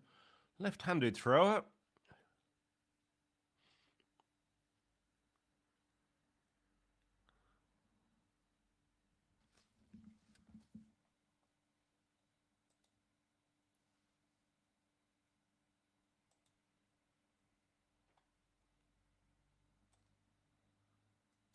So Anastaskis, 72.92. Margeyev has been on the podium before, but that was a decade ago in 2015. 74.79. He's down in 8th place at the moment.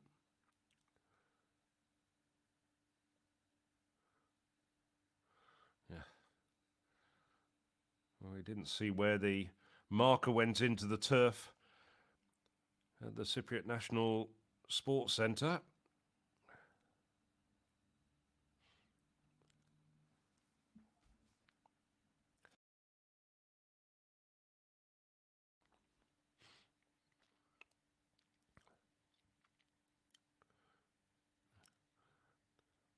Not sure whether that was an improvement or not. No, no improvement. 73.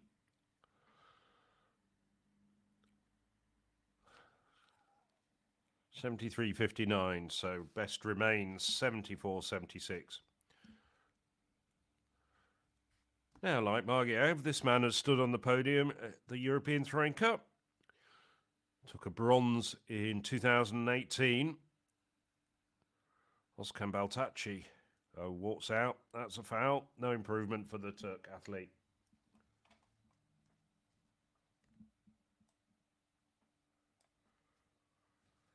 Down in 14th at the moment with that 71.44.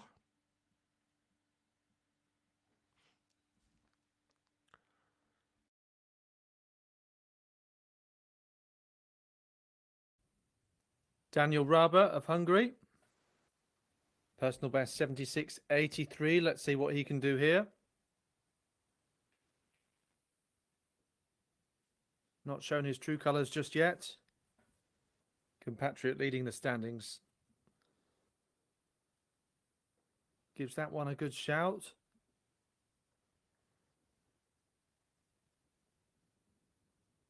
It was slightly misleading where those cone markers are placed.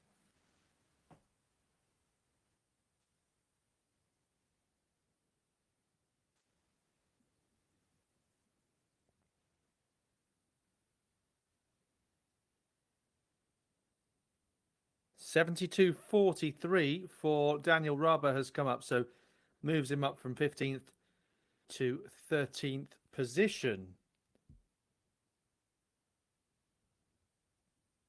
So we see Matija Gregovic come in for his fourth attempt. I'll just mention the B final. There's been no improvements of those previous top three in their distances.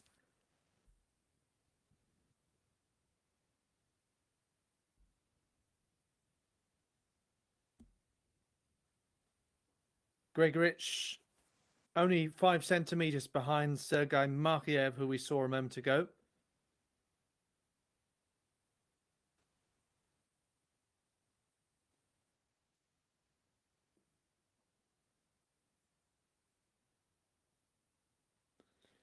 Feet very close to the edge there at the start of the throw.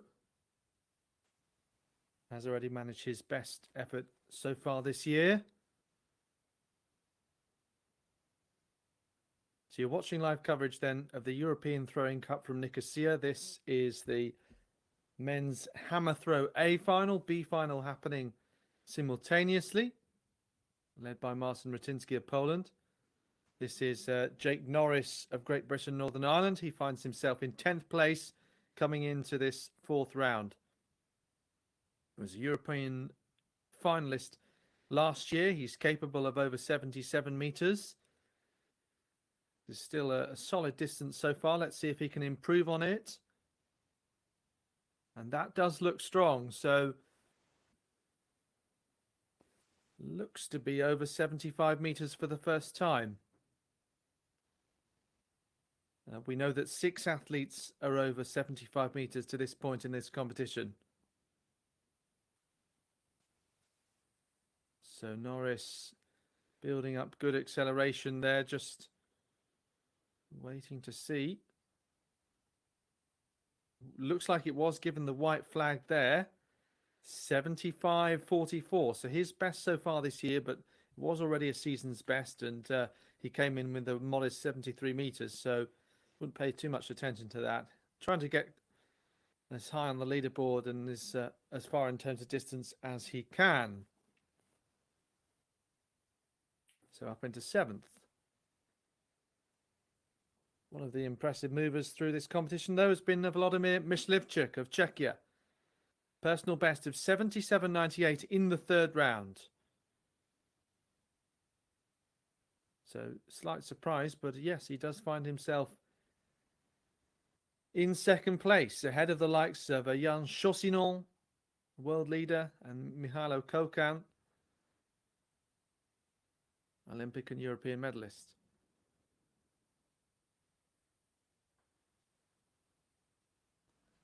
Myslivchuk held that really well. and he also appears to have gone over 75 metres for the second time in this competition.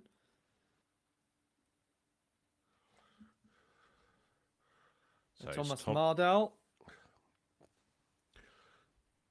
Thomas Mardal going into the circle, the Norwegian. 77.43 in third place at the moment.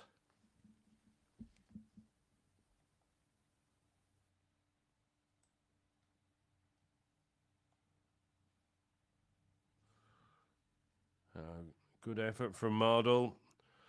Another throw over 75 metres though, but that won't be an improvement on his first round effort.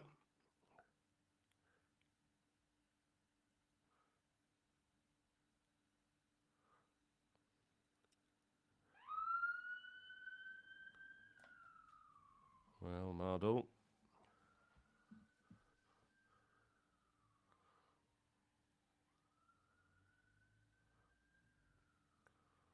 His father was an international long jumper as well. So, no improvement for Mardal.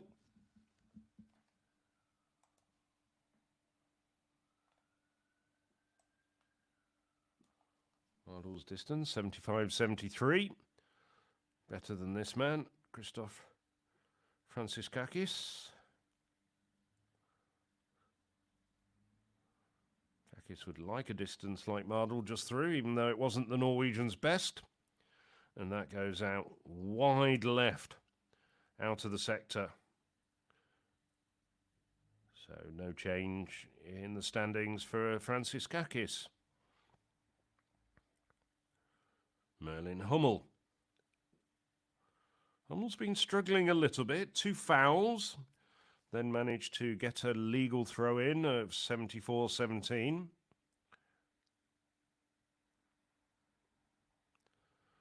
So European under-23 championship silver medalist 2 years ago.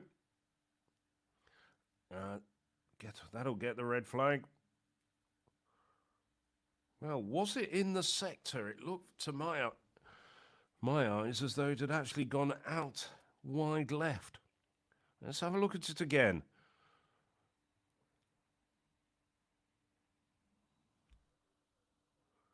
Well, it might have just gone down on the line. Got a white flag for exiting from the cage. That was very tight indeed.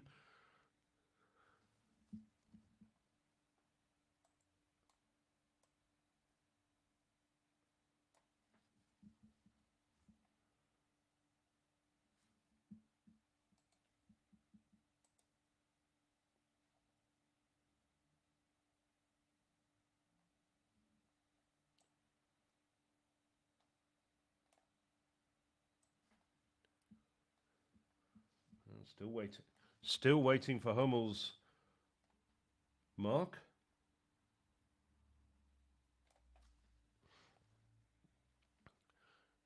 Next to go into the circle will be the world leader, Jan Schosinond. 76.90 for Hummel.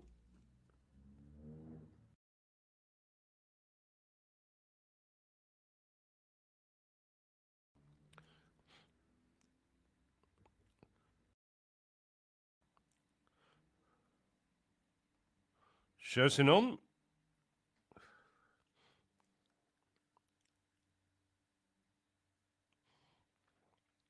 $76.54.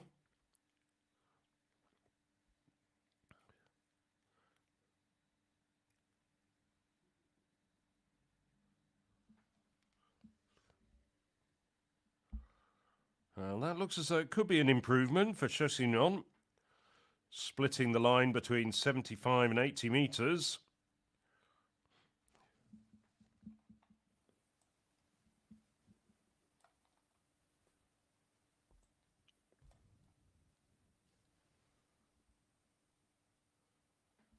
Fourth place at the moment held by Hummel, who just preceded him with that throw of 76.90, but he does overtake him, 77.16 for Schosinond.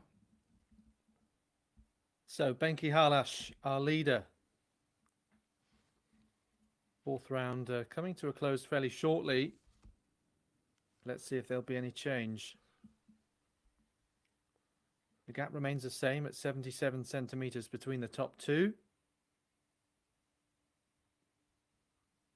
And we know that Mikhailo Kokan is still to throw in this round. He's sixth place at the moment, the Ukrainian. Halash gives that one a roar. Let's have a look here. And landing close to 80 meters. So that's much more like it. Obviously started off really strongly, which is a great way to begin the competition with 78.75. Great way to begin any competition. Obviously, he knows that the competition will be strong with Chassinon and Kokan involved. Chassinon with that recent person best we talked about of 81.56 in Réunion last month. Kokan only with 75.80 coming into this competition this year, so maybe not too much of a surprise that he's a little down on his best.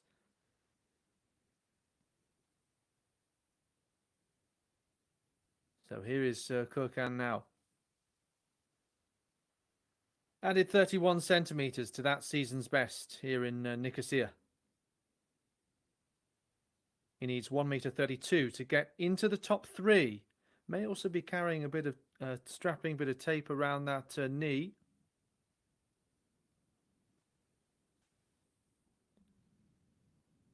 So obviously gets the red flag here.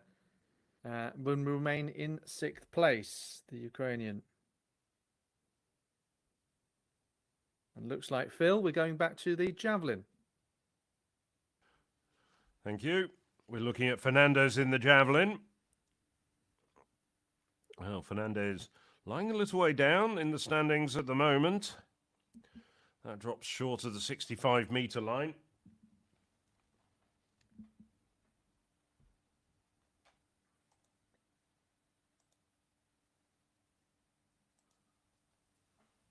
Not perhaps the best quality of competitions we've ever seen in the European Throwing Cup.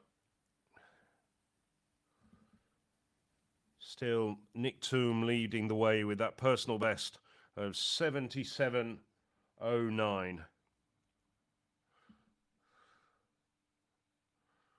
So the German on his way to getting his country's first gold medal. We're in the fifth round at the moment. Sayevsky getting a red flag. Goes over the line. Can't contain his feet.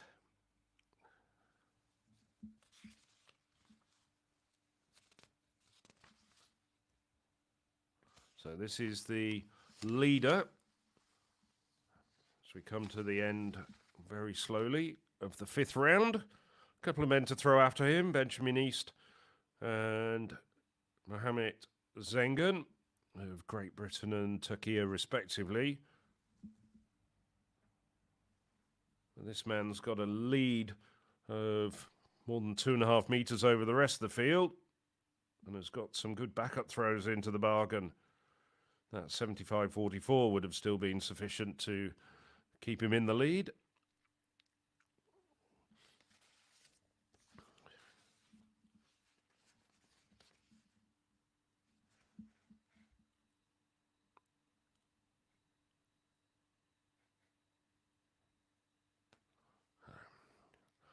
$70.21. You can tell that came down rather short of that 70-meter line that's out in the middle of the second venue.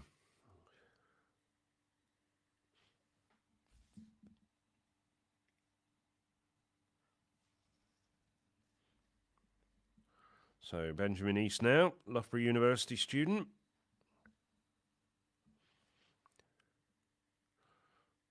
Home of many great athletes over the years, not least of which the current World Athletics President, Sebastian Coe.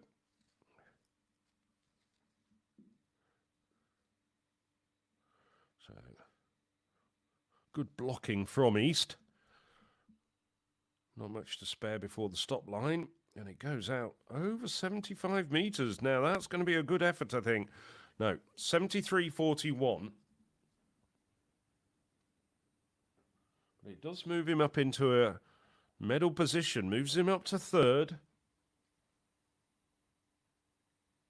With just Takia Zengin to go to complete the fifth round.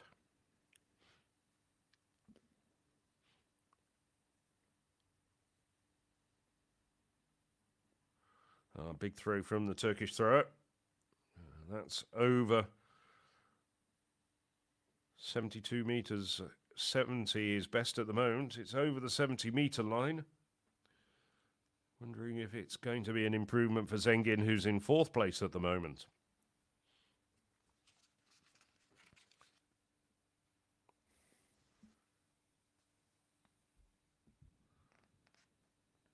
Took his first. Pastak of Estonia. You can see they're just over 60 metres at this point. Let's see what he can do. Shorter run up than some of the other athletes that we've seen. Shapes to throw early. Doesn't quite attack that runway. Was a little off to the left. And walks straight through.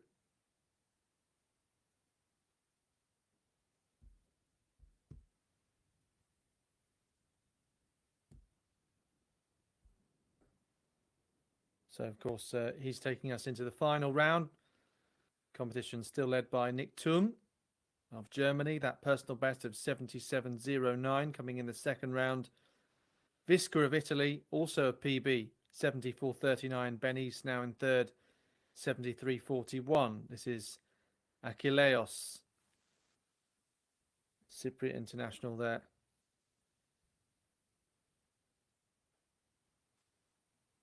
So good to see that Cyprus have selected a few athletes, giving them the opportunity beyond sort of Josef Kassidis, expected really to be on the top step of the podium, and others here to take advantage of a competition like this being on their home soil. Achilleos finishes with a best of 54.35.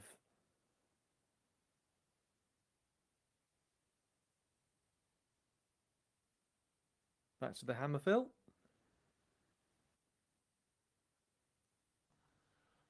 Yes. So we're looking here at the Cypriot athlete, Poulsanidis.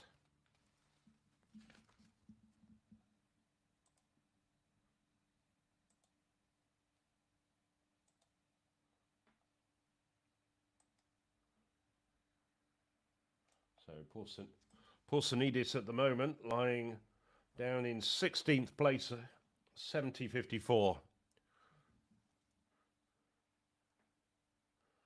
That last throw is best. But he's got one more throw to go.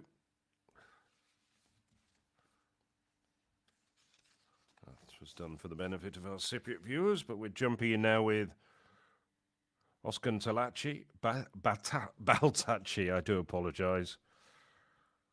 Let me try again. Oskan Baltachi. As mentioned, got a bronze back in 2018. Somewhat further down today. 15th place at the moment.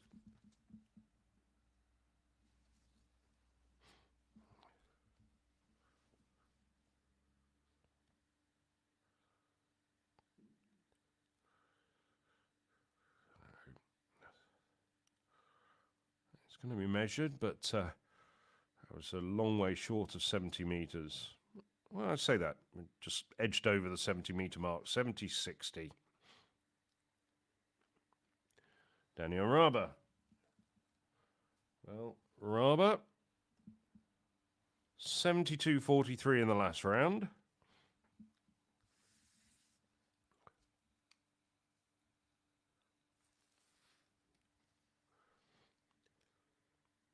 Through 75.11 in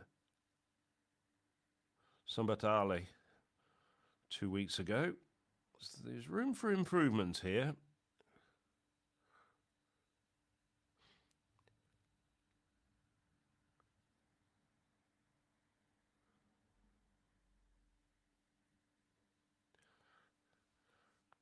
Raber took a European Under-20 bronze medal back in 2017.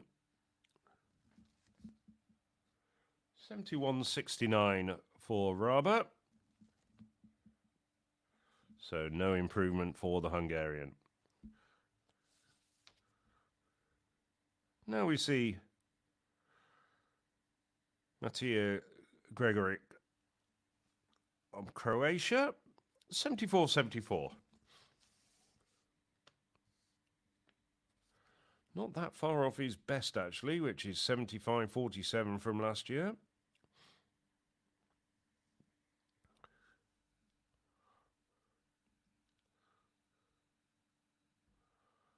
So however things work out, the Croatian will be pleased with his performance here today. Had one other throw over 74 metres as well, and another over 73, so good consistent performing at his own personal level.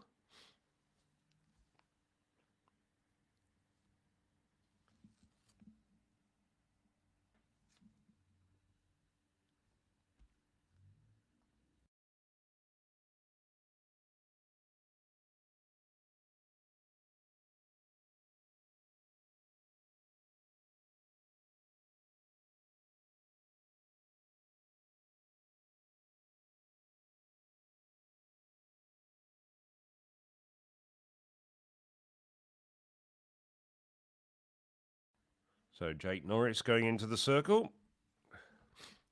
Had a season's best of 75.44, but that's a red flag for the Briton. So he stays in 8th place as things stand at the moment. Volodymyr Myslivchuk then, a 28-year-old. Was a bit of a surprise that he found himself so high up the standings, but has held on to that as others have tried to improve around him and haven't done so.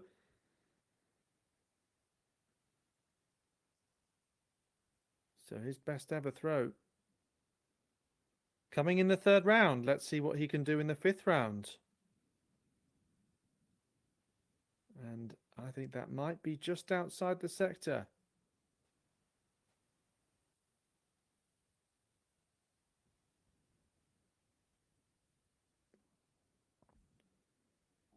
So just like it was before, Thomas Mardal will follow him into the circle. Just over half a metre separating the two of them.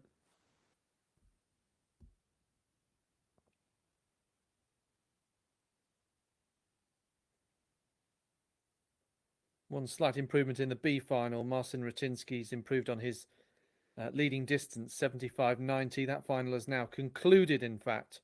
Rutiński, Lipola and Olivieri in the top 3.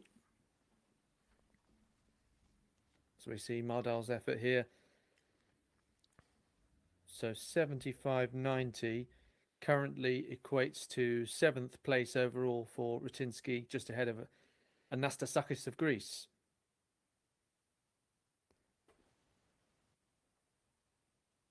So red flag there for Myslivchuk, and then we're just waiting for Mardal's measurement. All the while, here comes the Greek athletes into the circle, then Franciskakis. Merlin Hummel will be next. So the task is to get onto the podium. 77.43 is needed. Franciskakis, great speed with the acceleration through the turns. Another that goes off to that left-hand side, so potentially a bit of over-rotation, and it can be a tiny difference in terms of that setup with that rotation. Can be an effect that's exaggerated once you see how far the hammer lands to one side. And when you think about it that way, quite difficult to get it right. Such a complex technical event to master. And that's why we often see athletes achieve their personal best a little later in life compared to other athletics disciplines. So he'll have one more round to go. This is Merlin Hummel then. He's in 5th place and 53 centimetres off the top 3.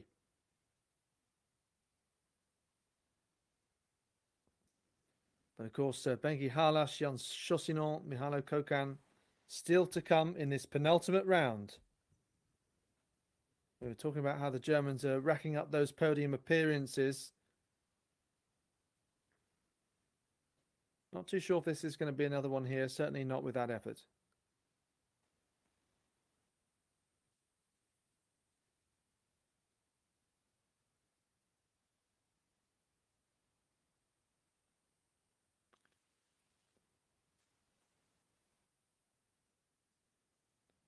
So Merlin Hummel, see, taking care to keep his balance. Trying to do so much at the same time. Activate those muscle groups as well. Making sure he's driving his way through while staying in control.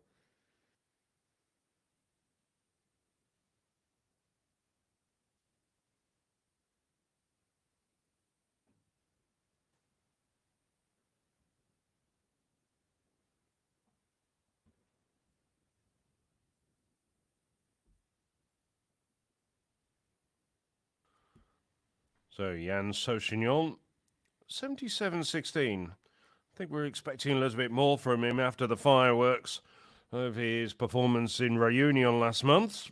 And he threw a world lead and a personal best of 81.56. Little way off. Little way down at the moment.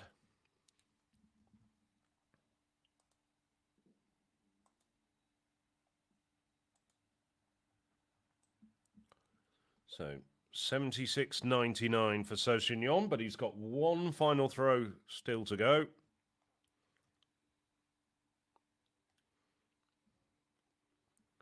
Benze Halash, the event leader, is 78.75.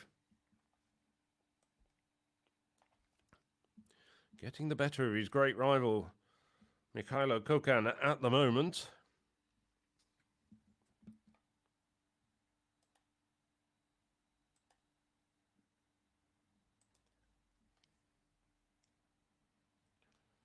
Halash, of course, in addition to that Olympic Games silver in Paris, 2 World Championship bronzes, 2 European silver medals. So quite a collection of medals at the moment. Still no major championship gold as a senior, but did obviously take World Under-20 titles, European Under-20 titles, as he launches his implement straight into the cage netting. But he's still in front with that 78.25 from the 4th round. Seems to be limping slightly. I'm just wondering whether there's a very slight groin pull or something similar. Do hope not. Want to see a fully fit Benze Halas take his final throw in the 6th round. So, Mihailo Kokan, slightly unfamiliar position to see him down in 6th place. Last year's cup winner.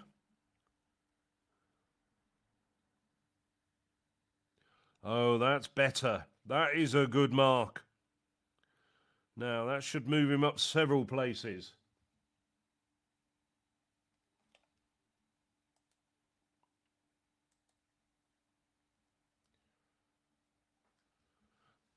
Took bronze at last year's 2 major European competitions and global competitions, both at the Olympics in Paris and in Rome.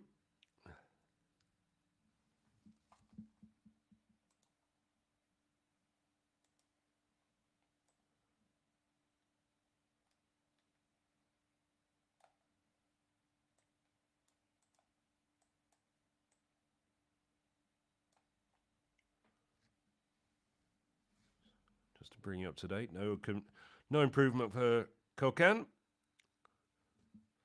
as he threw 75.27. I thought that was going to be a bit further, so he doesn't move up from 6th place at the moment. It's a bit of a surprise, but Kokan, he's got one more throw. This man is having his very last throw.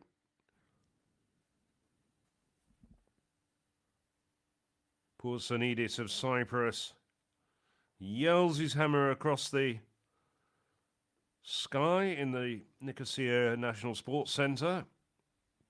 70.54, he's bringing up the rear of the 16 throws at the moment. I'm not sure that's going to be an improvement.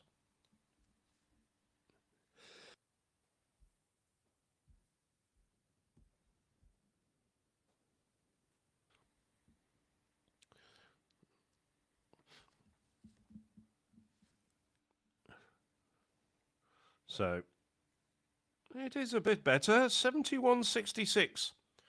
So he comes off the bottom, overtakes Baltacci, and is in 15th place at the moment. Adam Kelly next in for Estonia.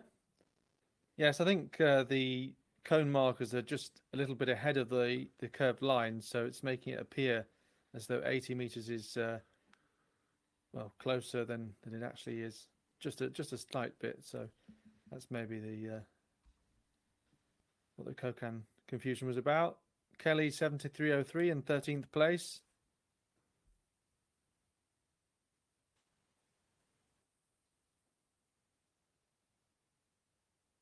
Another that just goes off to the left-hand side. Does appear to be a little bit of wind now. You can see the flags fluttering there at the top. Quite a few occasions, though, the hammer going out to that left-hand side.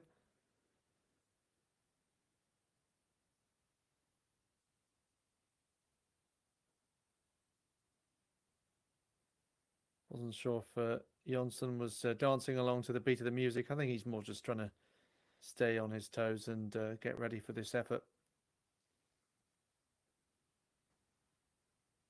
But should often be thought of as a moment of performance each throw. This is the equivalent stage. Jonsson, one last chance to improve then. He's 1 meter off the top 10. Perhaps that's something to aim for here in the last round for the Icelandic international.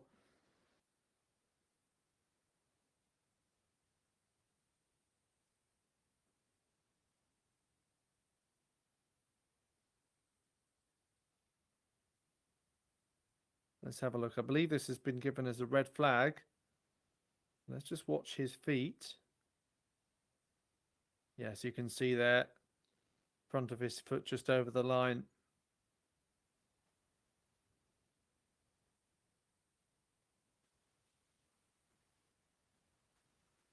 So a bit of a shame for Mardal. Watching Anastasakis go in here, trying to improve on 7th place. Had been in the top 3 at one stage. I'll update you on some of the other results in just a moment. Let's watch Anastasakis for now. Over 75 meters, looking for more distance. And it's about at that 75 line.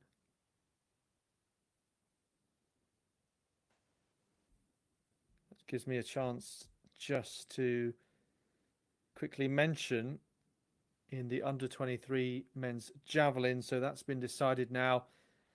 We saw that effort of Nick Tum. He won 77.09 from Visca of Italy, 74.39. And Oshin Joyce in the final round getting bronze for Ireland, 73.86. Markiev of Moldova in 10th place. No improvement for Anastasakis, by the way. 74.73 he finishes with.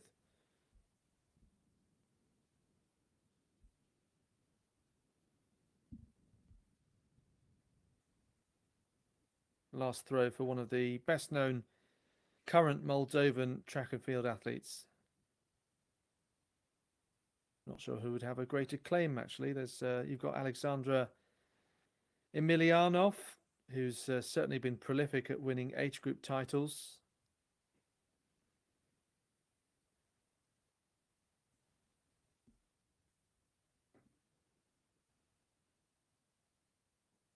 So coming towards the closing stages of this men's senior hammer final, B final already finishing.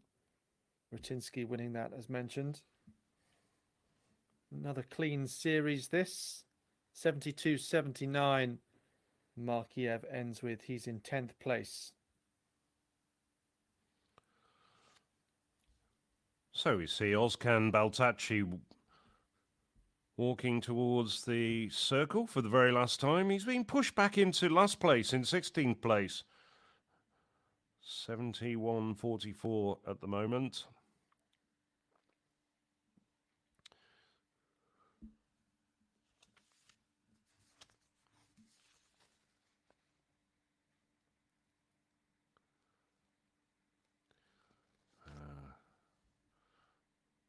Now, is that going to be an improvement? You can see the 75-metre line. I think you can gauge for yourself where his hammer landed. I'm going to say it's not going to be an improvement, but it's quite close to where he threw before for his best throw.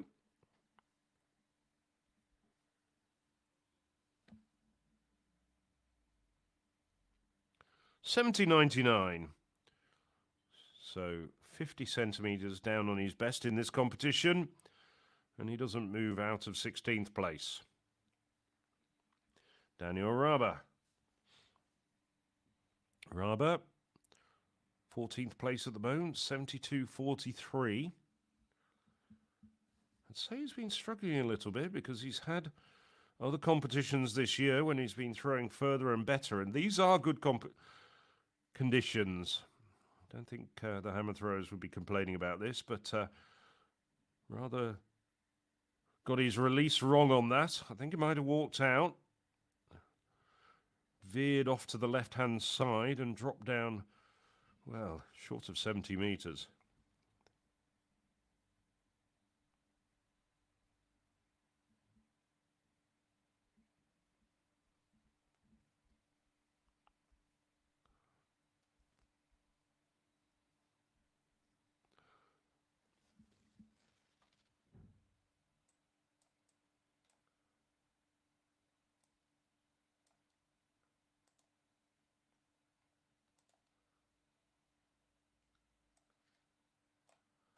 So Raba didn't manage to get his implement over 70 metres, 69.96. Now, Gregoric.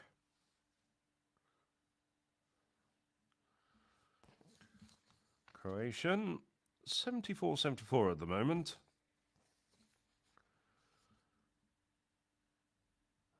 As I mentioned before,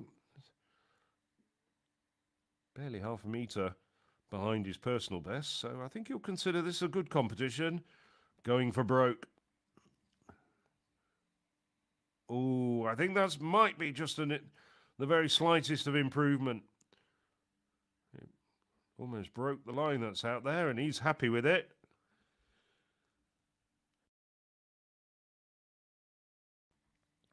Arms raised and acknowledging the supporters that he's got in the crowd.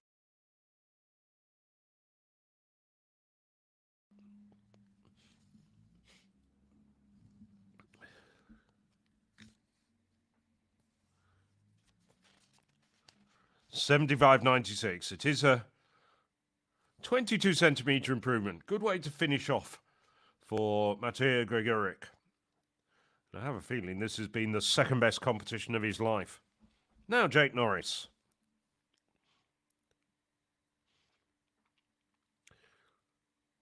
$75.44, so just under 2 metres down on his best. Throwing well, the Briton. He's in 8th place at the moment. That's over 75 metres again, but is it an improvement? So he's had a good series. Looks like 2 over 75 metres and another one over 74 metres for the Briton.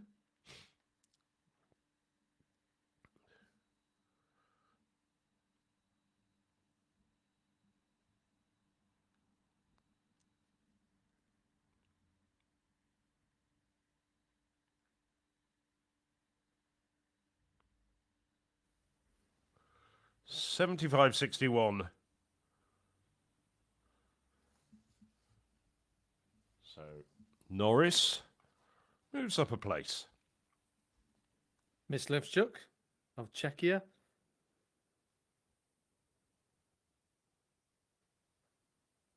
So he's been in second place since the third round. Benki Halash leading the way since the start, or since the end of the first round. Both overtaken Thomas Mardal of Norway, who we'll see in a moment. Myslivchuk with his last effort then. Look at that, the hammer just bouncing up off the turf. So this could be something similar. Certainly it was over that 75-meter line.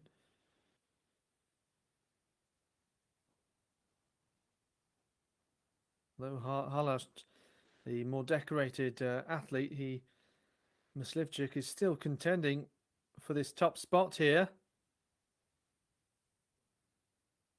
77.60, so just short of what he achieved earlier,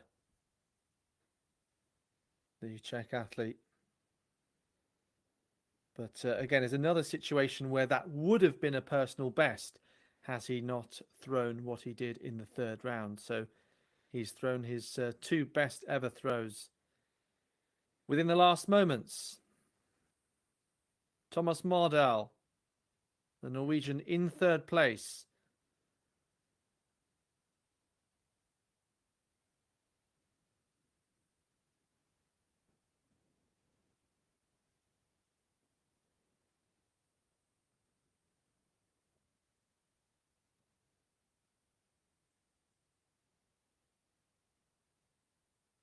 So keeping hold of his third place, but the big danger comes from Chaussinon and Coquin.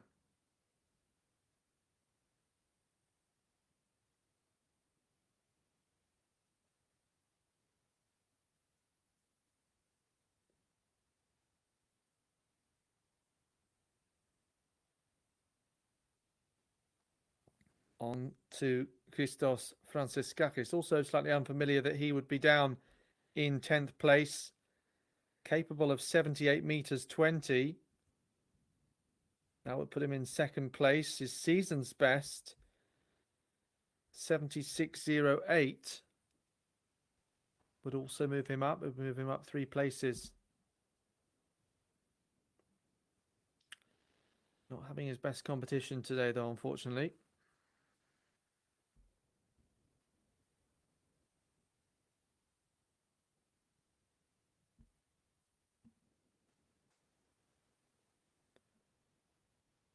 Franciskakis. Just a little bit cautious all the way through. Gives applause to those watching, to the officials as a thank you. Finishes with 72.90.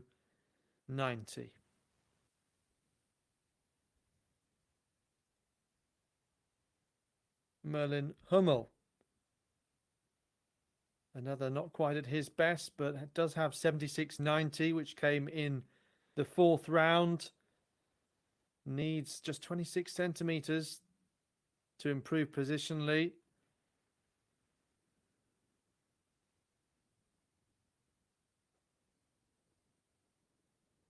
See here, really agile footwork there. Starts to turn. I think just keeps the feet away from the edge, but hammer does go well off to that left-hand side. 74 meters and 8 centimeters, Phil. So, Jan Sochignon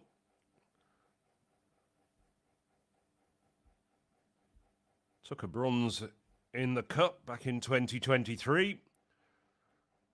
As I mentioned at the very start of the programme, his father won the inaugural, what was then called the European Winter Throwing Challenge. Down in fourth at the moment, not on the podium, 77.16.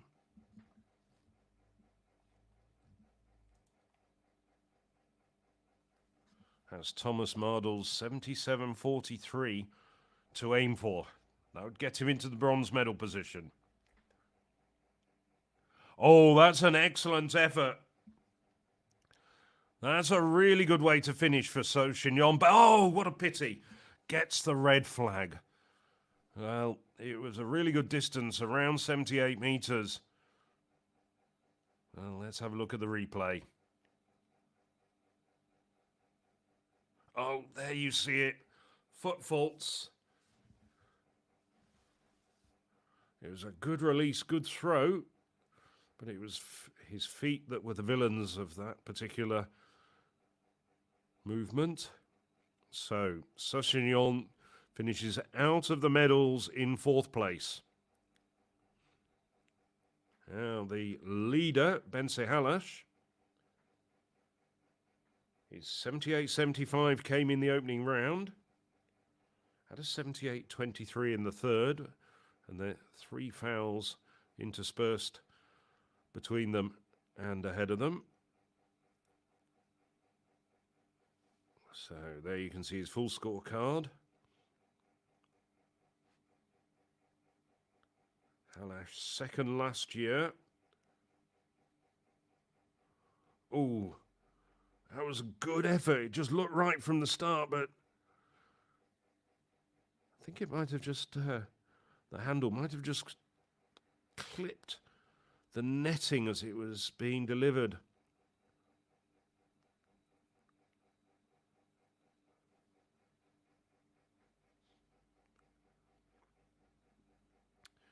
Halash giving you a clap to the crowd and warmly appreciated as well by the rest of the hammer throwers. Now, Mikhailo Kokan, the very last man to throw.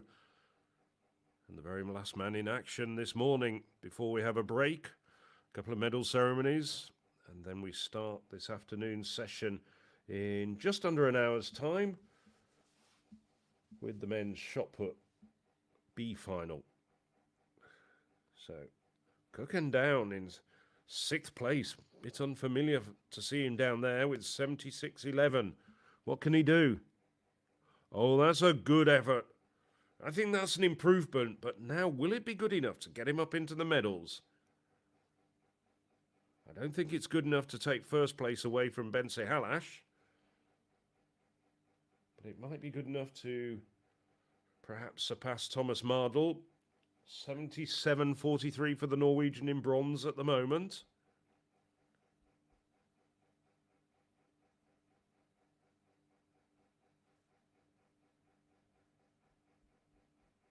Oh, it's a foul for Kokan. So he gets the red flag and stays down in 6th place. And this year's European Throwing Cup hammer title goes to Bense Halash with 78.75. There's confirmation of the standings. Personal best for Voldemar Myslivchuk of Czechia, 77.98. Mardell, Thomas Mardell, 77.43 for Norway. And just missing out on the medals, the world leader Jan Sassignon threw over 81 metres last month.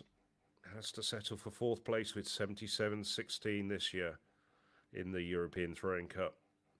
And that's the full lineup, incorporating the results from the B competition as well.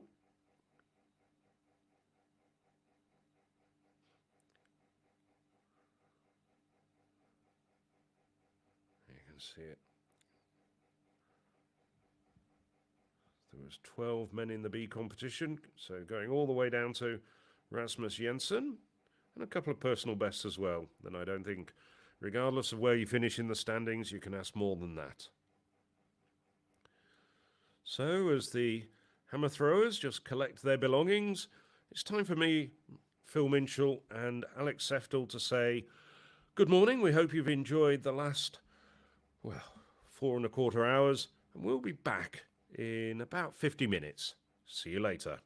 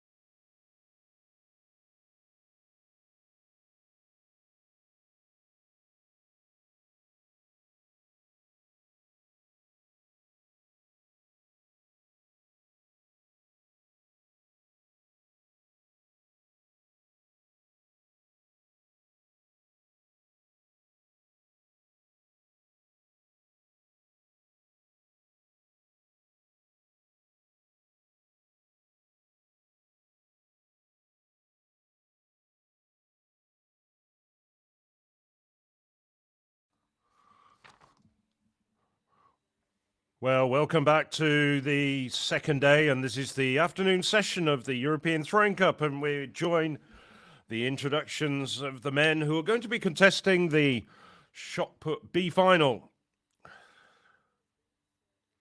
We've got two men who've thrown over 20 meters in their careers, and two men who've already thrown over 19 meters in this winter already. Well, we'll take you through the accolades and honours of all these men individually as we see them throw.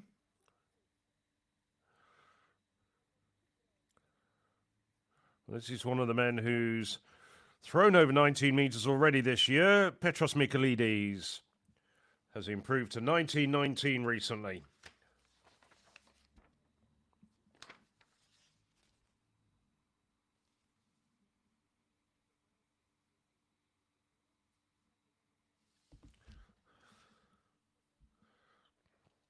Yes, we saw Stefan Wieland there, thrown very close to 19 metres this year, 18.91 already indoors.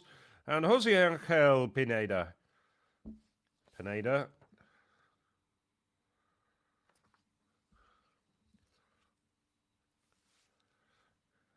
National indoor champion. Personal best of 20.08 and a season's best of 19.65 for Pineda.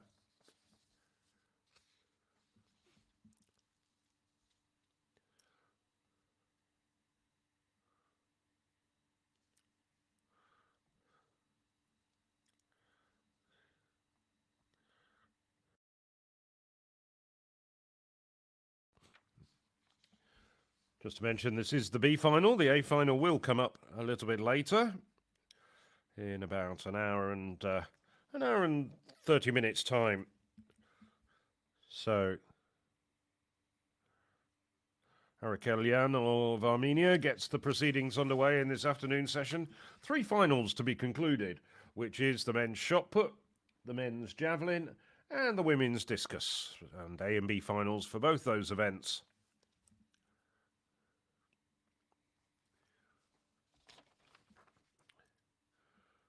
Kellyanne. It's a 14-meter putter, so rather modest achievements, but Armenia is sending him here, gain experience.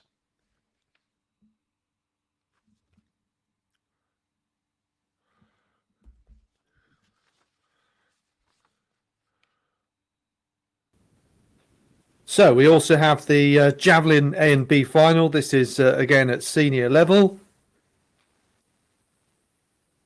So we'll introduce the athletes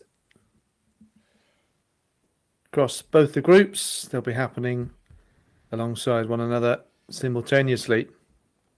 So just introducing the B final for now. Midon Weinberg that we saw before, and then this is Amir Papazzi of Montenegro. Jakobino Nielsen and Kunar Wiesel of Estonia. So these are all the athletes who haven't competed yet this year.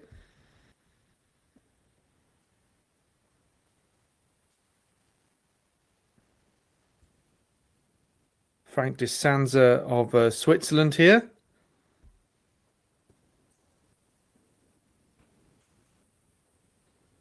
'24-year-old with a personal best of 75.80.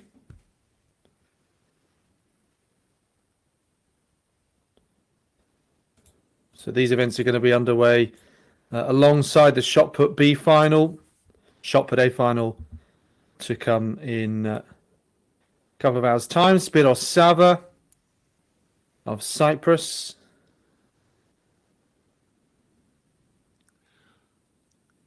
I was checking. Spiros Sava, I don't think is any relation to Valentina Sava, the very good women's hammer thrower. Yeah, sometimes unclear whether it's a relation or just a common surname from that country. Roberto Orlando, one of those in this field who's capable of over 80 meters at best. This is Lenny Brissot, who's improved to 74 46 so far this year. So that performance came in Salon de Provence exactly 2 weeks ago.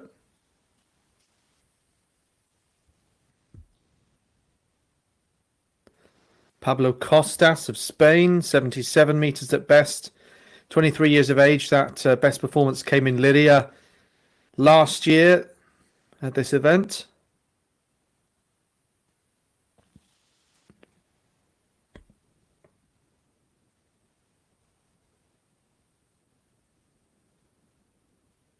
So alongside him, the 23-year-old Slovenian Filip Dominkovic.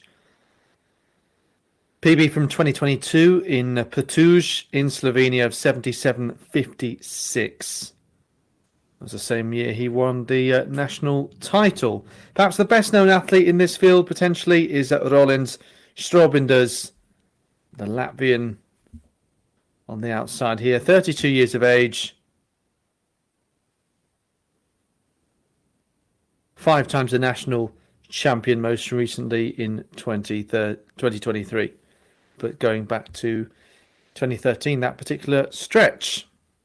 So we'll start those finals shortly, and all the while the shot puts will continue.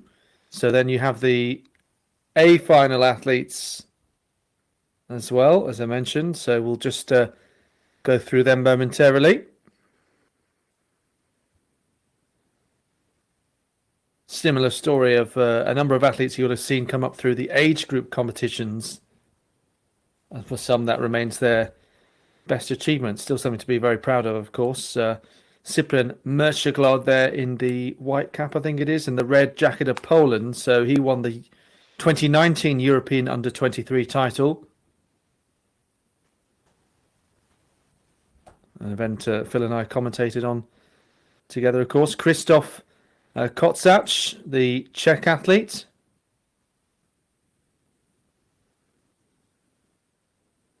Jakub Kubinec. You can see it's interesting compared to all the 4 events that we have here. It seems that the javelin throwers are less likely to have competed already this year. Giovanni Frattini, obviously the shot putters, the most likely to have competed this year. Ioannis Kyriatsis of Greece, over 88 meters at best. That goes back to 2017 in Austin, Texas, though. He was European Under-23 silver medalist that year. Tobias Leiner, well, he's won that title in Tallinn in 2021. And his personal best also goes back to that year. So it's the same with Mercheglod. So a number of these athletes setting their best at early ages. Manu Kijera, he is the European leader this year, 81.46. And this is Emil Porvari, the other Finn, who has a PB last year of 82.69. Alexandru Novak, 86.37 at best. Mentioned him just now, Mercheglod of Poland.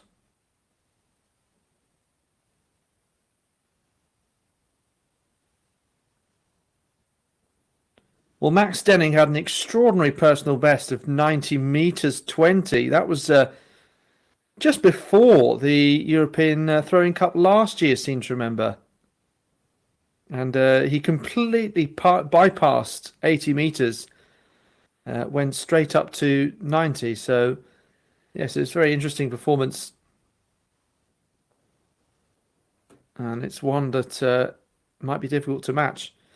And there was Leandro Ramos as well, who, among other things, has been known for his acrobatic javelin throwing.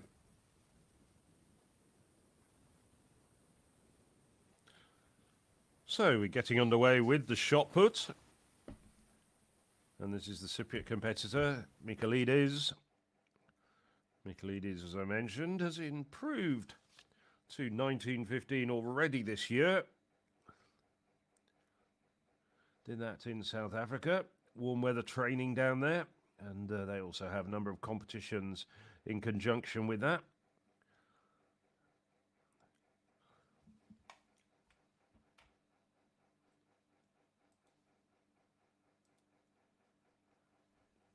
That was 1866, I can tell you, for Michaelides.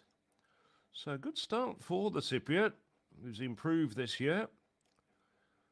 Had another local competition, including that South African outing, when he did 1874. So, Pinedo to bring the first round to a close.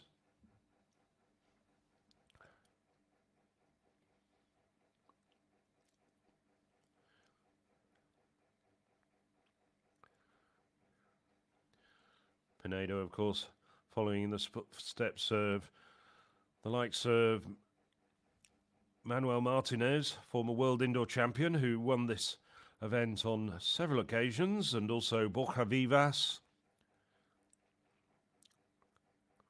Bit of a vacuum at the top of Spanish shot putting at the moment, but Pinedo's looking to fill it.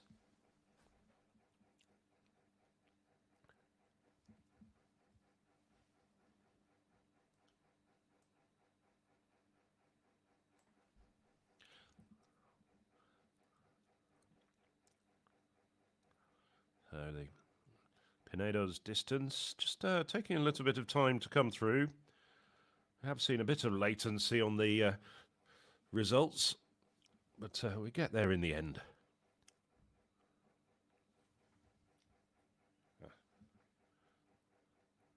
Decided not to tell us. Okay.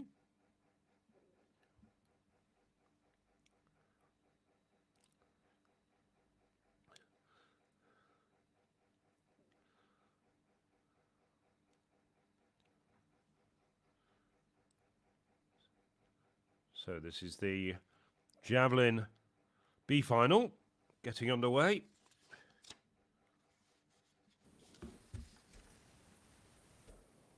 Myron. Oh no, this is Frank de Sanza. We've had a few throws already. My apologies.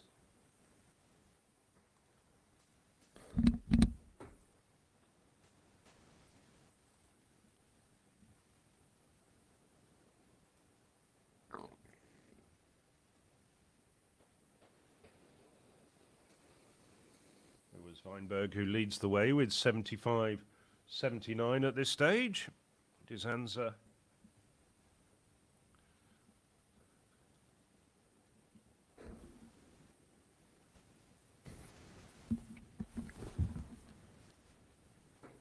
Over 65 metres for De Sanza. Here's Sada, Spyros Sada. As I mentioned, I did spend a small amount of time last night trying to confirm whether or not he is the brother of Valentina Sava, who we're expecting to see in action this morning, but the very, very good hammer thrower unfortunately didn't start. She wasn't expected to be in this competition, though. The Cypriot media were talking about her having flown back from the United States, so can't really shed any further light on why she didn't start, but Spyros Sava sends his javelin just over 70 metres, 70.54.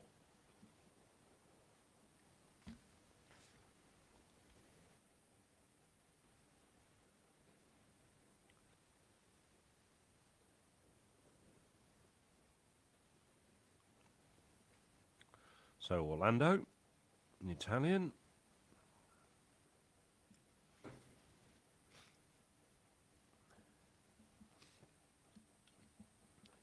Oh, good effort from Orlando. Gets the white flag. Just a few centimetres shy of the 74-metre mark.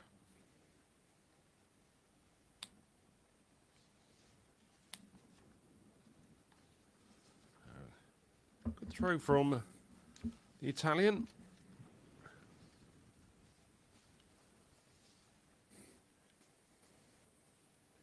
Orlando, 3 times Italian champion in the javelin.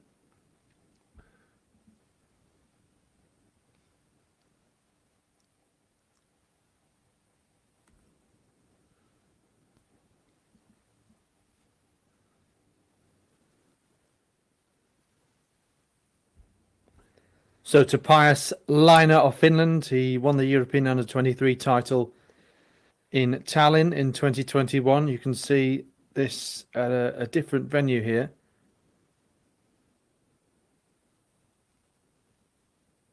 where we were seeing some of the hammer action earlier. And yes, Liner, knowing that the following championships were in Espoo, tried to defend that title and got the second place. Very few athletes do try and defend that title because it's not always possible to have 3 years at the same age group. Manu Quijero, Spain, the European leader. Oh, just managed to hold that across the line. Well done there. And over 75 meters. So good to have those markers on the other side, in fact, the near side where the camera is. But obviously this implement easier to spot in any case. So A and B finals alongside one another. Full results on the European Athletics website. You can see Quijera approaching at good speed, shapes to throw early. And then stops perpendicular to that stop line.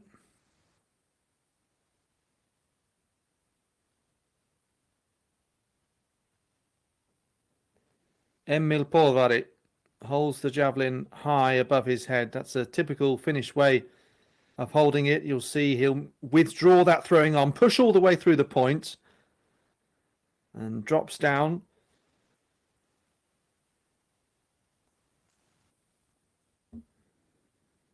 Emil Polvari, the reigning Finnish under-23 champion, perhaps not as well known as Tobias Liner, because Liner, of course, winning that international title, that European title.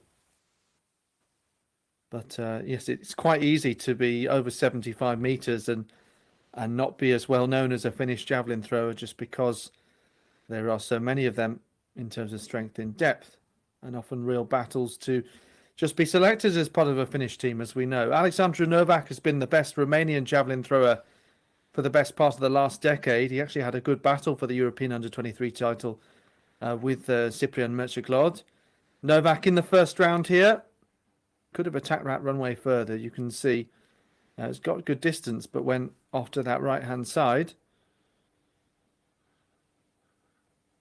Let's have another look here. Maybe just lost the point there.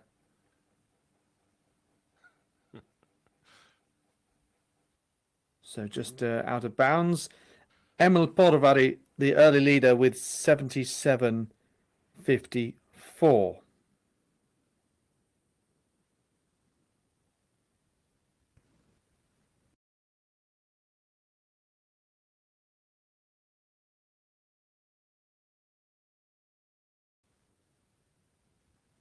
Cyprian Mertzglod. Well, the European under-20 champion back in 2019. 6 years later, he's throwing in the European Throwing Cup.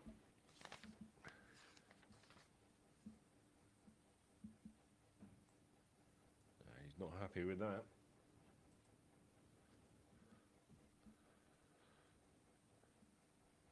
He's got a younger brother coming through the ranks who set a Polish under-16 record last year. He's challenging Mertzglod for getting the honours onto the family sideboard. So 78.35. The Pole at this early stage in the competition goes into first place. Well, it does look as though the wind has picked up. We were talking about it this morning.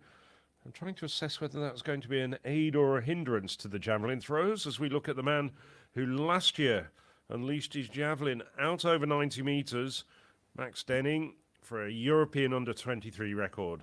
German.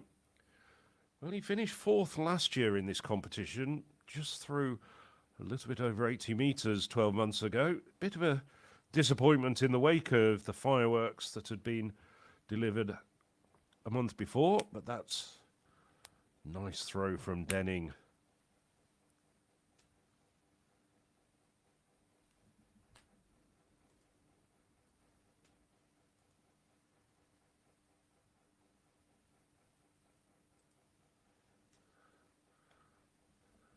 Not the quickest of throwers on the run-up, but a very strong athlete indeed.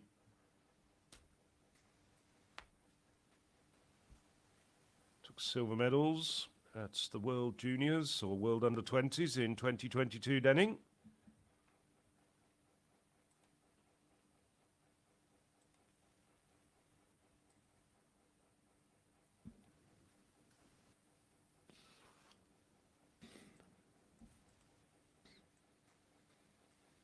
So still waiting for Denning's mark, but now we move on to Leandro Ramos. As Alex was saying, very acrobatic. It's worth buying a ticket just to see him alone. Or entering for free on this occasion. Well, indeed, yes. I'd love to see him actually do some other gymnastics, maybe. I mean, I think he'd be quite good at the floor exercises and tumbling, Leandro Ramos. I thought you were going to say you'd like to see him concentrate on throwing it further rather than the acrobatics.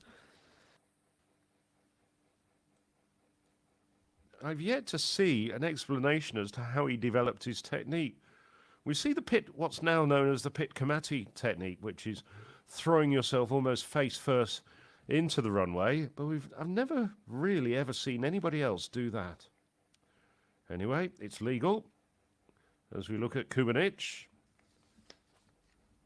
had a foul in the first round.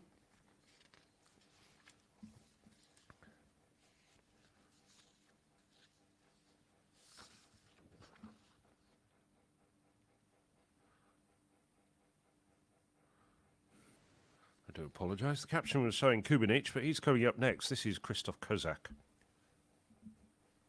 Kozak had a first round of 77.39. But no, it's not Kubanic. This is Kubanic. Yeah, there we go. Helpful name bibs. Javelin throws have to wear on both their front and the back.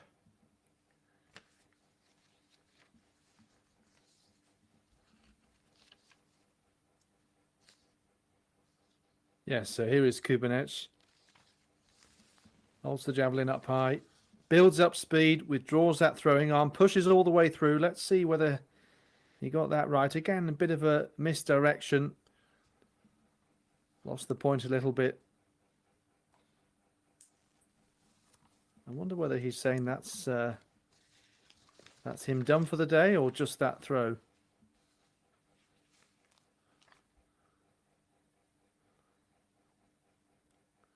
Imagine it would just be for this throw, but I wonder if he was just holding something there.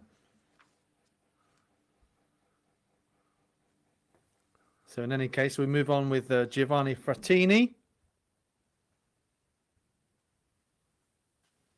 So that's just short of 75 meters. Yes, just going back to the acrobatic discussion, I know Steve Backley has commented many times that when an athlete persists with that technique that's part of their throw, often they're thinking about it at a crucial point in the throwing stage. And when you're kind of thinking about committing to that, it is possible that actually you lose a meter while you're focusing on the ground below you. Well, I would perhaps not dare to contradict Steve Backley on any aspect of javelin throwing, but I suspect somebody like Leonardo Ramos, who's been doing that technique for so many years now, it's so ingrained, it's second nature to him. Let's see then. Kyriatsis. That looked like a good effort in this second round.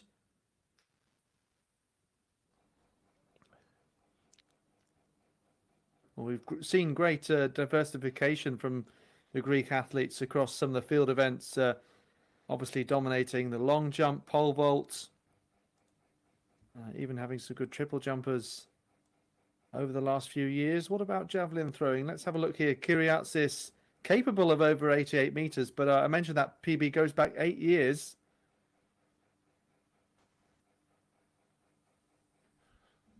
Well, on the women's side, of course, they did have some fantastic javelin throws in the 80s and 90s, including Sofia Sakofa, who set a world record with the old-style women's javelin back in the 80s, and a couple of other women who got on the podium as well. Men, less so.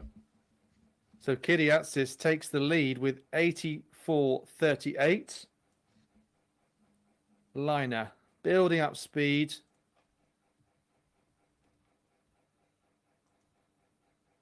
Currently in 9th place, Phil.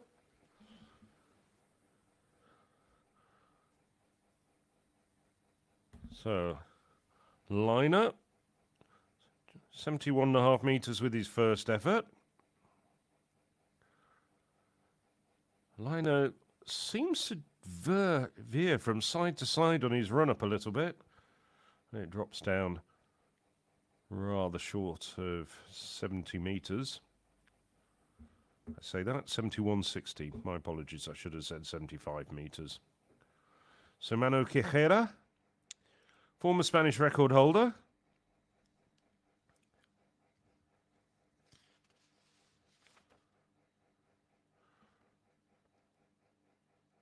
Hails from Catalonia.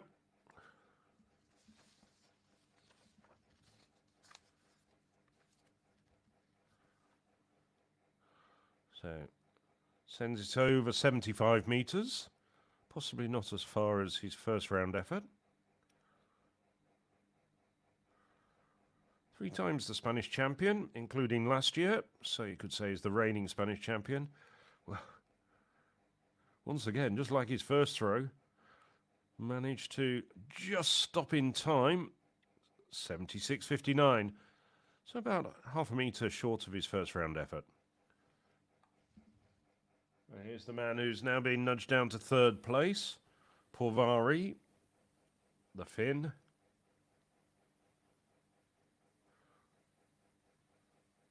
Good decathlete, now focusing on the javelin. Scored over 7,000 points in the decathlon.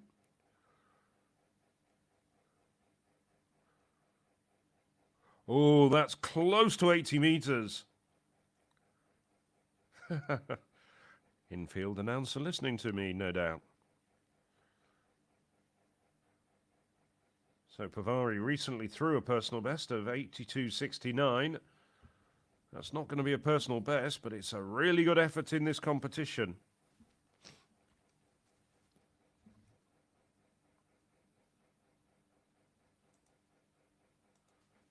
Yes, Porvari moving up into 2nd place with that 79.87.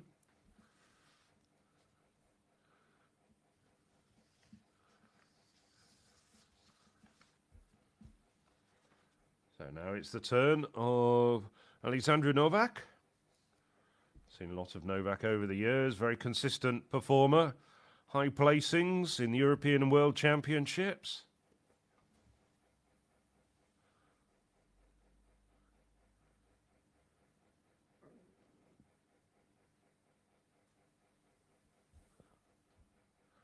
So bang on the 80-metre line. 80.37. So he leapfrogs over Porvari to take 2nd place. Cyprian Mersglod opened well with 78.35, now down in 4th place. So this competition's starting to warm up quite nicely. Not any really big throws so far, but some consistent throwing from good athletes. That's about 76 metres.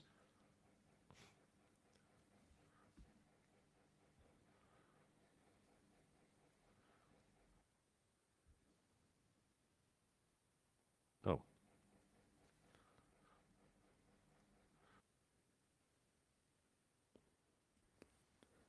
So, moving on to the shot put, we'll keep you updated with how the javelin continues.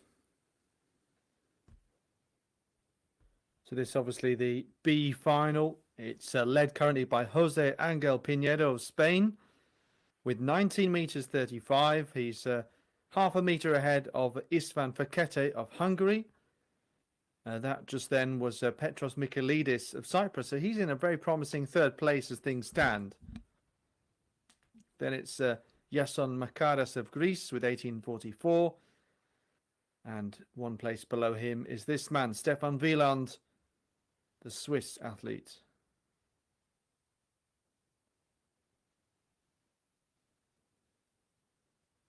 So last few goes in this 3rd round then.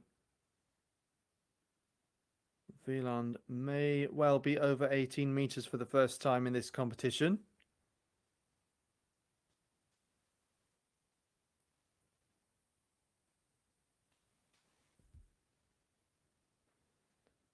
Nine athletes in total in this, representing 9 different countries. Pinedo, our leader, looking to extend his 52 centimeter advantage. Fakete has a personal best in second place, by the way.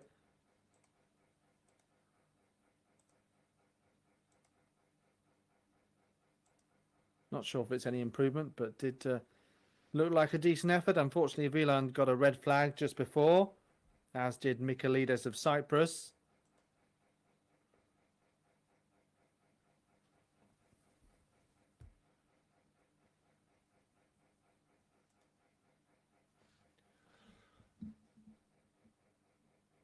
So now we're back with the B final of the men's javelin.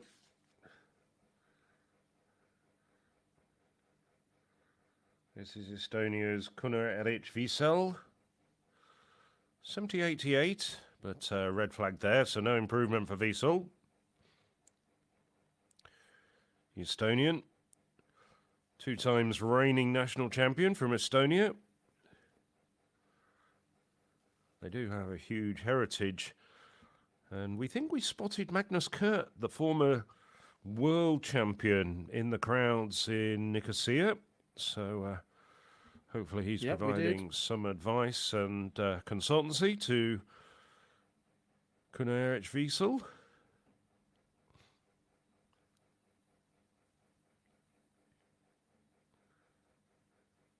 Here's Frank Disanza, the next to go.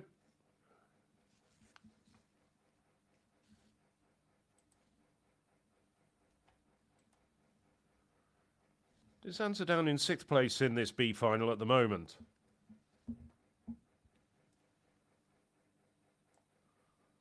Swiss athlete improved to 70.73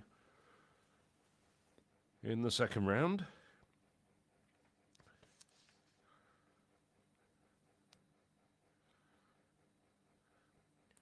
Took the Swiss national title 2 years ago, and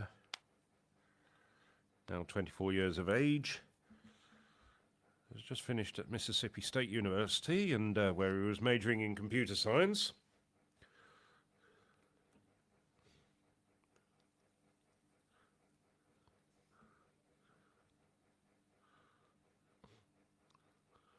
So, and the cameraman moved away very, very quickly from where the javelin landed.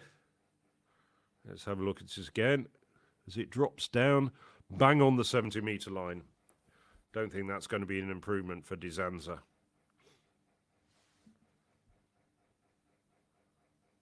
Spiros Sava.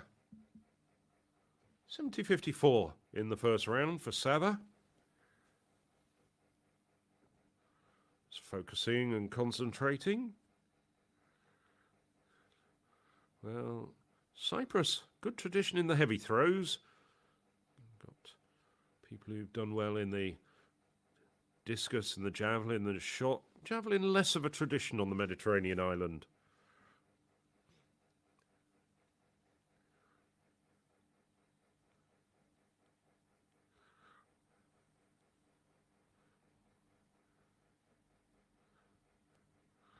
Well, 7 times national champion with the javelin, but was winning his first titles as an 18-year-old, has been the undisputed. Oh, Sava. 75.95 for Sava. That's a personal best. Have to check how that looks in relation to the national record.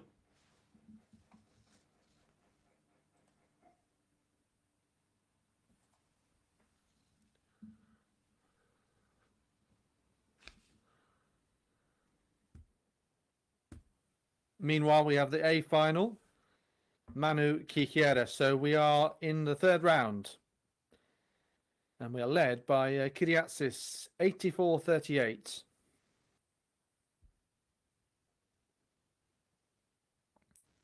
Personal best of Spiros Sava puts him in 9th place overall, just below Chiera.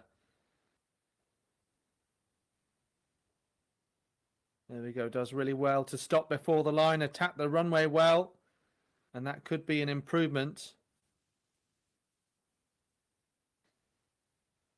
We were talking about those who are acrobatic and who aren't. I think that the idea is that with the kind of swallow dive, if you like, that you can fall to the ground, and as you're doing so, push through that point for longer.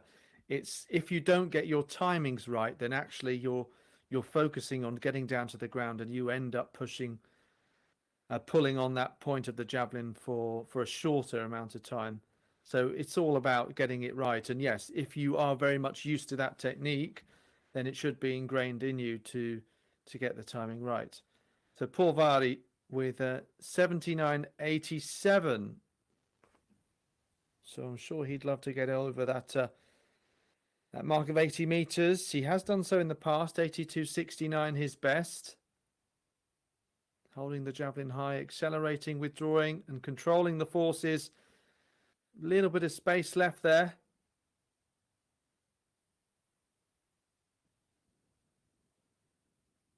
You can see he's got the basics of the technique just right, but would like a bit more distance, as all of these throwers would.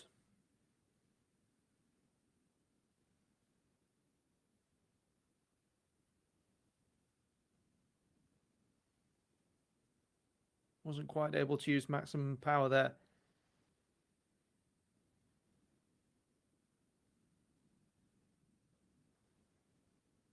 Alexandru Novak again, holding the javelin high, building up the speed. Now it's better. Let's have a look. It was very close on the line. He tried to stop his body there. Javelin just stays in.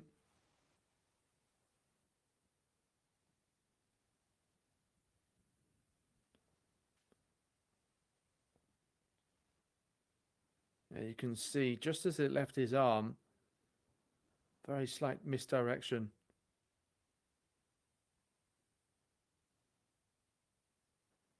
$80 meters 37 though. He's the second athlete over 80 meters.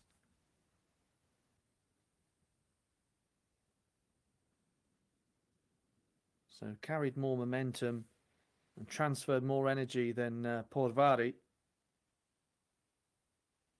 As a result, not quite as in control. Went off slightly to the right. Muchglod in 6th place here. Looked to have pushed his way through the point. So similar sort of mark. Not sure it'll be any improvement though. He is currently 1.5 meters off the podium.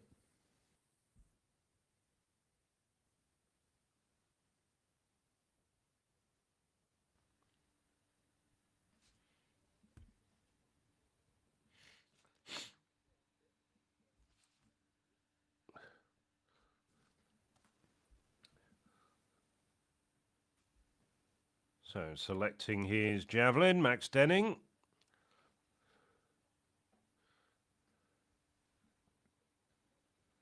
Denning. Well, he's still only 20 years of age, so he's actually eligible to compete in the European Under-23 Championships later this year. That 90-20, that prodigious European Under-20 record, Under-23 record. Not close to it though with that effort, and he just walks through. It just drifts right out to the left-hand side of the sector. Just released it far too high, and it just looped up into the sky and came down, well, probably at around 60 meters.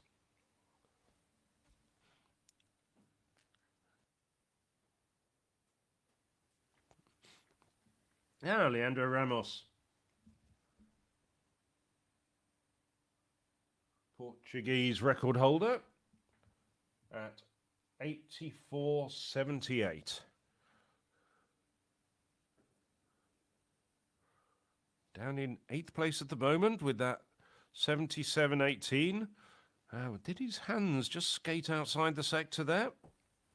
Anyway, not the best of throws. Comes down at around, well, 69 meters. So he just ambles out.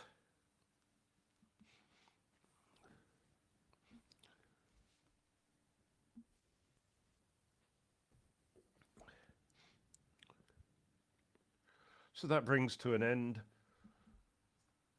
first 3 rounds. We're at the halfway point in the competition. And the first man to throw in the 4th round. There's no resorting after 3 rounds. Will be Krzysztof Kozak.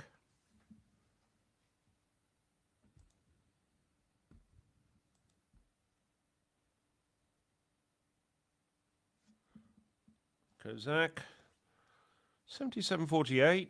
Not quite as far with that throw. Still over 75 meters. He's got a very consistent series there. 77.39, 76.97, 77.48, and something I think is around 76.5.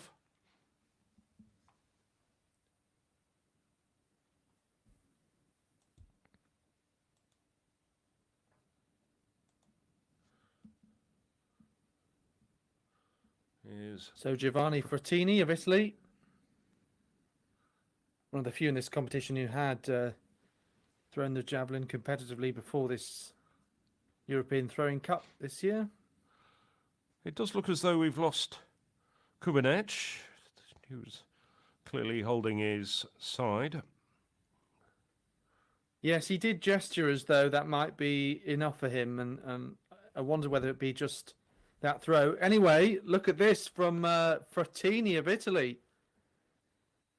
Again, not a nation that you'd necessarily expect to be at the very top of the men's javelin standings, but yes, when nobody's throwing close to 90 meters, it's kind of neutralized and is anyone's day if they can maximize it. Frattini then, 83.61 at best. Let's have a look what he's done here. 82.78.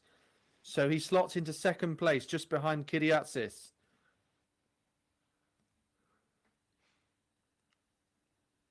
I think his coach telling him just to calm down. I love that.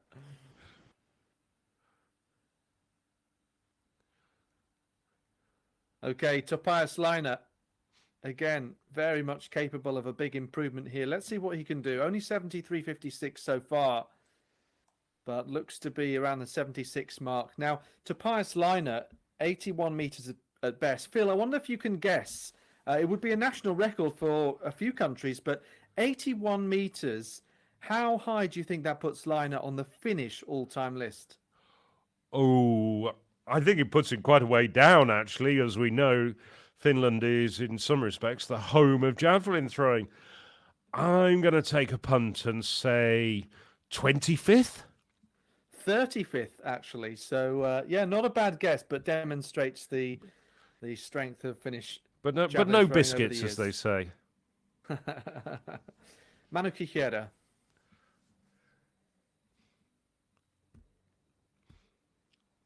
So he finds himself in 6th place. 5th place, excuse me. Another trying to get over 80 meters. He's very close. He's knocking on that door. A solid series so far.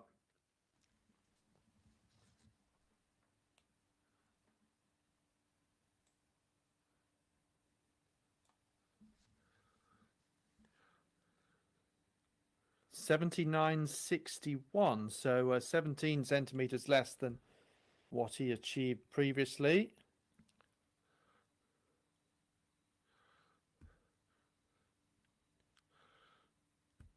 So Emil Pavari, only a few places higher than Topias Leiner on that Finnish all-time list. So I have to guess and say he's about 32nd with his personal best of 82.69, which he did last year in Oulu. Throwing well here, 79.87. He's still an under 23 thrower. Lying 4th in this competition, and that's over 80 meters. Oh, excellent performance from Pavari. Possibly not quite a personal best, but superb throwing from the Finn. It's 28th, in fact. 28th, oh. They're all packed there between about 81 and 82 metres. Yeah. I know you're a bit of a Finnish specialist. Right? What's well done in Finnish? I think you might know a few phrases, don't you? Not asking for well anything done. too complicated. All right. Well, Alex gets his Finnish dictionary out. Alexandra Novak, the Romanian record holder, with just over 86 metres. Over 80 metres here, 80.37. I think you'd probably say Huva, which means good or great or bravo. Oh well, yeah, I'll give you a little gold star for that one. Not a big one, but a little one. Nicely done. So foul for Novak. As we look at Cyprian Merzglod now, the pole hasn't thrown over 80 metres yet in this competition, and that drifts down around the 78-metre mark, so maybe not quite an improvement on his 78.35.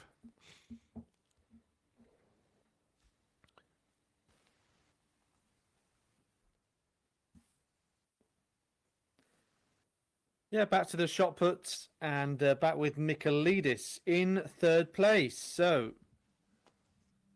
this is obviously the B final, but still good to see a Cypriot well up in the standings, as Spiros Sava is in the B final as well of the Javelin. Still the women's discus, of course, to come later on, along with the men's shot put A final. So in the background there was our leader Pinedo. Michaelidis again, another foul, and on to Stefan Wieland. Little scratch at the head there.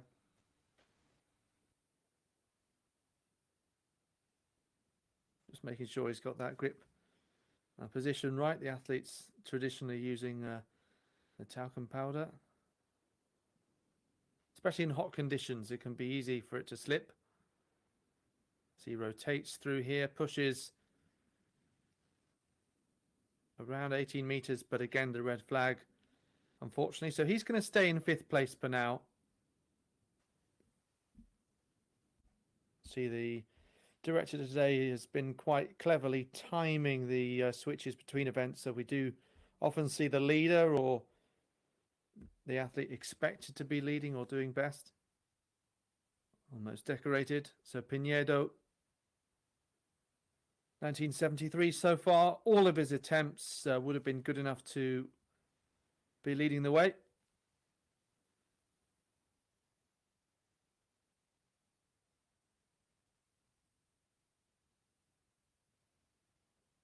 So penultimate go here. 90 centimeters back is Faketa with 18.83 from the third round.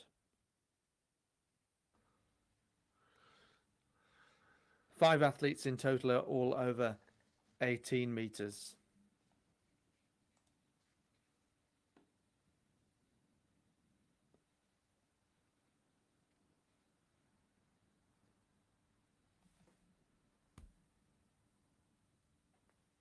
We've got a small Armenian contingent here as well. I noticed there was a DNS for one of them yesterday.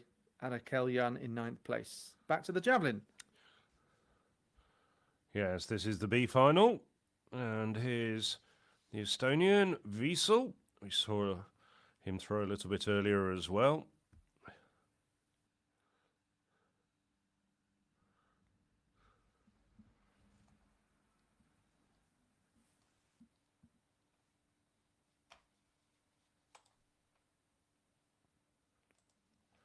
And this is De Sanza.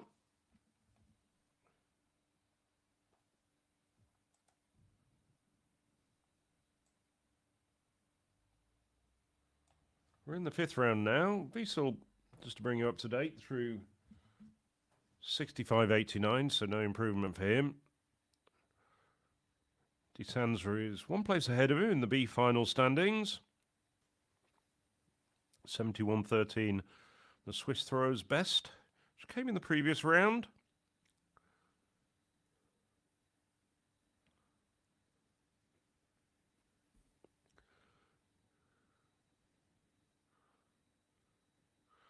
That might be very close to that previous round mark.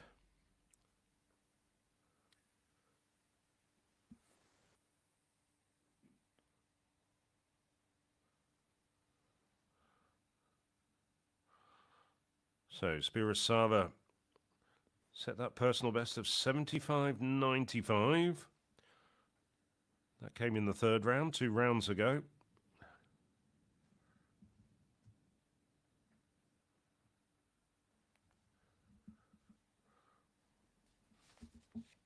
Just to bring you up to date, we have had a change in the lead subsequently, with Filip Dominkovic of Slovenia taking over in the lead with a personal best of 78.96. I did more than a metre onto his best. Sava, 72.65. There you can see the revised standings. Costas also has thrown 76.06. It's a good quality competition. A few personal bests. 3 personal bests in the top 4 in this B final. So this is what the Cup is all about. Coming out here in this early season, testing your mettle against good quality opposition. And if you can, respond, show what you've been doing during the winter up until this point. Orlando, 75.42 for the Italian. He's the current Italian champion, although he's in the B competition. I'm misreading my notes. Was the Italian champion from 2021 to 2023. And his compatriot Frattini, who is the Italian champion, is in the A group. That looks like it's an improvement, though, on 75.42.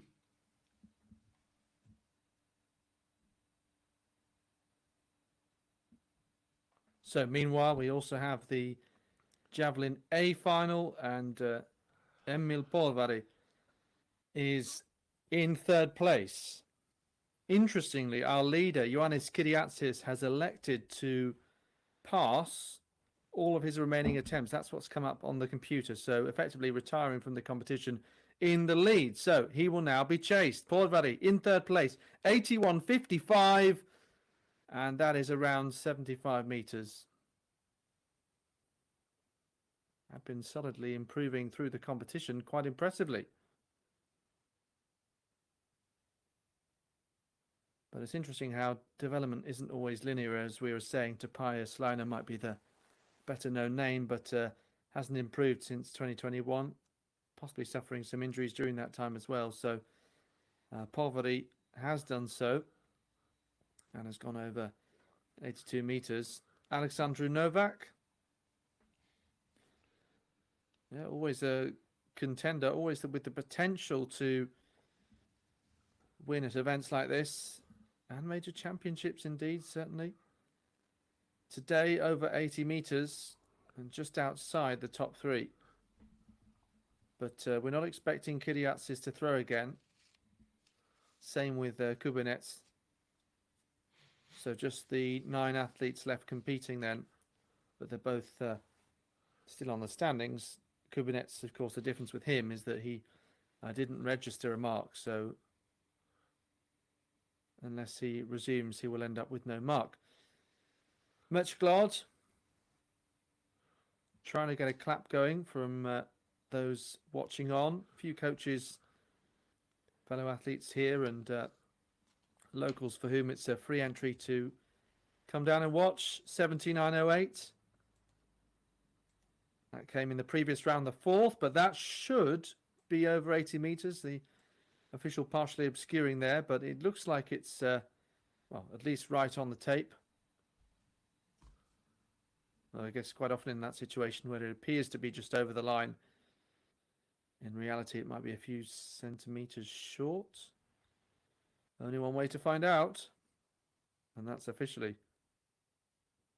There we go. 80-34. Ah, give it some benefit of the doubt. So what's Max Denning got? He's next to go. 78-74 so far.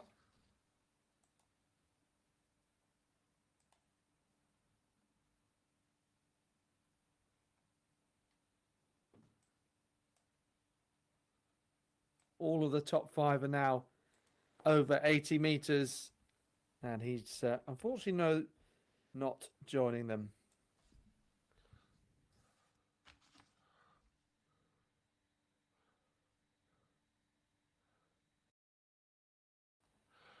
So Denning,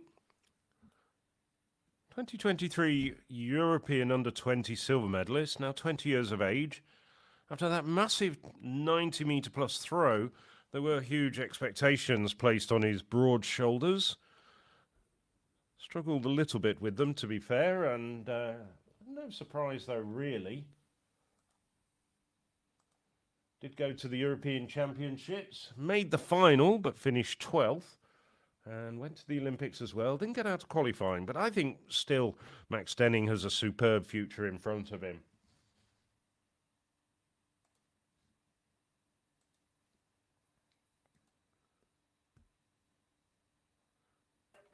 So Denning, 75-33. Leandro Ramos at the bottom in 9th place in this final, 77-18. Shaking his head. Where's his heart on his sleeve, Leandros? Leandro Ramos. And you always know what he's feeling. We've seen him in action quite a lot over the years. A few European throwing cups and then at major championships. 72-96 for Ramos, so he stays in 9th place at the moment. Oh, I said he was in last place. No, there's a couple of men behind him, including Tobias Lana.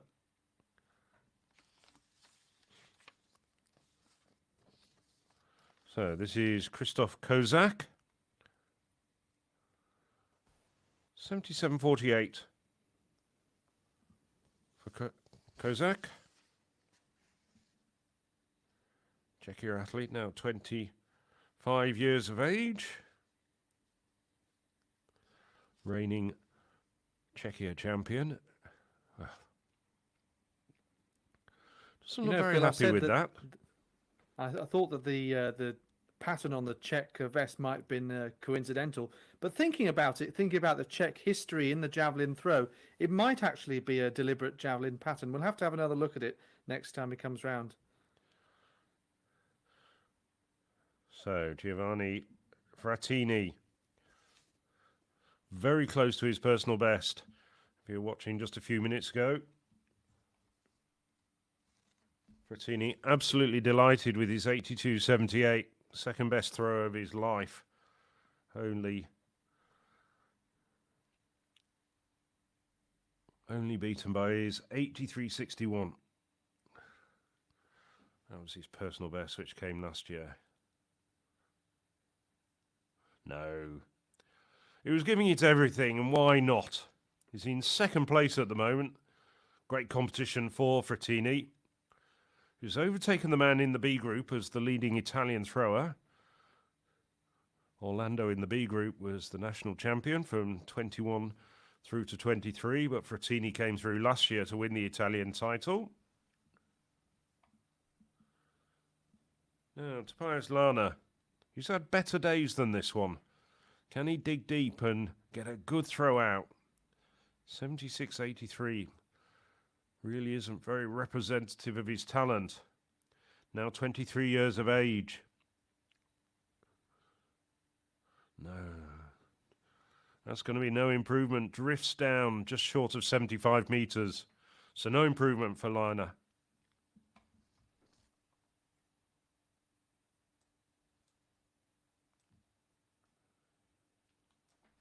He will finish in 10th place.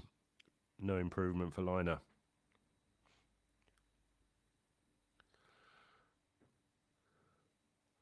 Manu Quijera. No. Quijera's in 6th place at the moment. 79.78 to his name.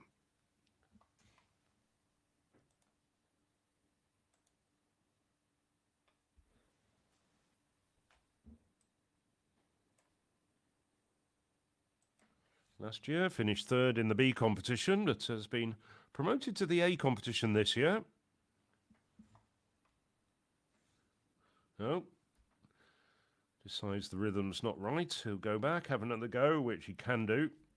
He's got a minute to take his throw.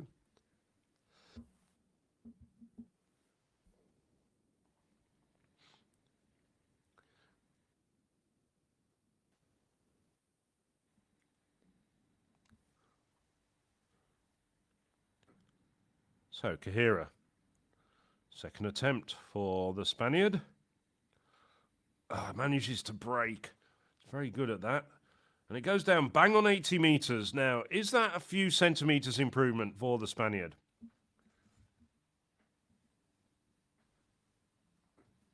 He's already thrown 81.46 this year. That was to win the Spanish National Winter Throwing Cup in Castellón. 80.16. He's over 80 metres. Doesn't move up a place, still stays in 6th, but a good way to finish the competition. Always nice to finish with your best throw as the last throw. Yeah, really good end there. And, well, we know that Kyriatsis has stopped throwing. Novak as well as Kubinets. So leaves us with just a few left, including Porvari, who's in 3rd place, and Mertjeglod and Denning, possibly Ramos as well, can try and take the podium spot away from him. Just think if there could be an improvement like we've seen from Quijera there, it could be a real confidence boost for the season, but also for future competitions, you know, trying to end those on a high, whatever situation you're in, not giving up until the end. Porvari, another one of those with a solid series. And yes, you know, javelin competitions really do sometimes throw up some unpredictable results. That said, I mean, wasn't necessarily a huge #1 favourite looking at the standings coming into this because it's so early in the season. Yes, also Max Denning, that performance last year hasn't really been replicated necessarily, despite the fact that he's gone over 90 metres in the past. Mertjeglod, he's always had potential, but since that win at the European Under-23s, he's never bettered that personal best. It was a thrilling competition. It was a victory in the last round in Gävle in Sweden. Let's see what he can do in the final round here then. 80.34 so far, still a solid result. And that is over 80 metres once again. So what has he done here? Has he snatched the podium position from Emil Porvari? Really good speed on the runway. He pushed cleanly through the point and blocked to come to a stop before that line. So let's wait and see. I have a feeling that this will be further than what he had done in the 5th round. And you can see with that series, it's second half of it particularly impressive. 82.46. He's up into 3rd place, and Porvari has already had his last go, so cannot respond. So, yeah, the Finn will feel that that's unfortunate for him, but you always know in the final round that someone surely will improve. Of course, we saw Jakub Vadlec take the European title after lots of medals, other steps to the podium, winning gold late in the competition. Julian Weber, the German compatriot of Denning, has been the long-time leader. Denning, though, what can he do? In 7th place. So can't quite match the last round heroics of Mertjeglod, unfortunately. Yeah, and just looking here, all of the top 8 have now had their final go. It's just Leandro Ramos, who was last in the order, who'll go with the Last throw of the competition. There he is in the green strip.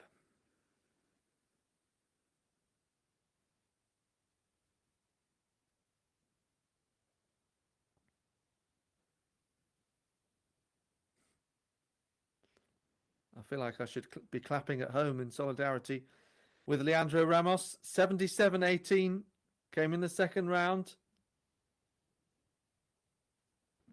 Feel free to clap along as well if you feel like it. Let's see what Ramos can do. Holding this javelin high, withdrawing back, good acceleration.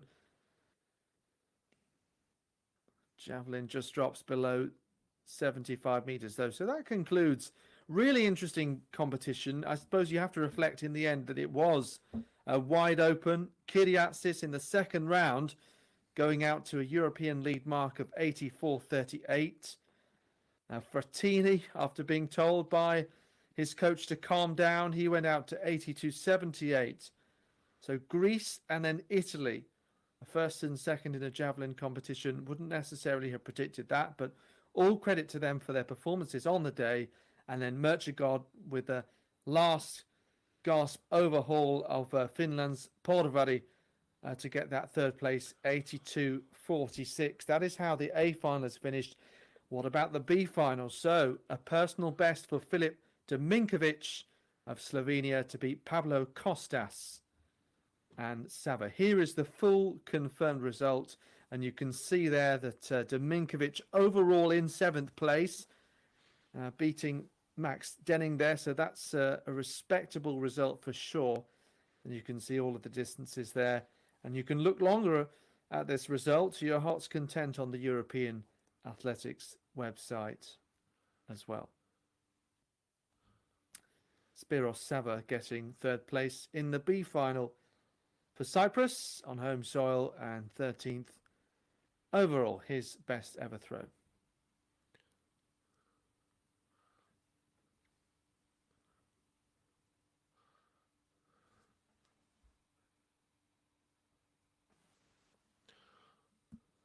There is Kyriatsis. And this is the winning throw. Came a little while ago in the second round. And there was also a great celebration for him. It was also a great attack of the runway. Really clean, controlled, pushed all the way through the point. Nice angle of release. And crucially, well over 80 meters there. So the next event scheduled to be the men's shot put A final at 5 to 5 local time. We'll just quickly mention what happened in the shot put B final. So Pineda of Spain winning that 1973 from Faketa of Hungary 1883, and Michaelidis of Cyprus 1866. The A final coming up in 25 minutes time. So we will resume with commentary just before then.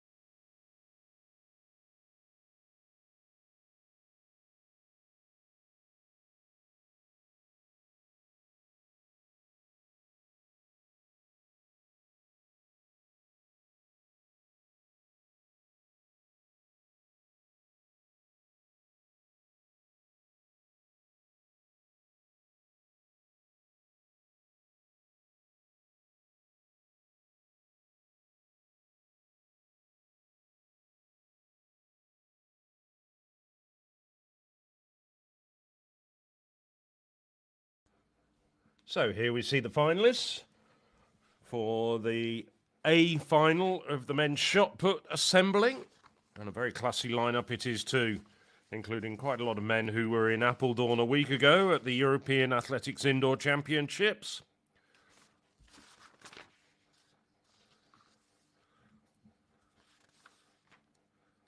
So we've got no less than 4 men who've thrown over 21 metres in their careers in this competition, and 7 who've gone over 7 who've gone over 20 metres this year. Sorry, it's been rather a long couple of days for myself and Alex Seftel. Nevertheless, it's been a very enjoyable couple of days. We've seen some absolutely magnificent performances.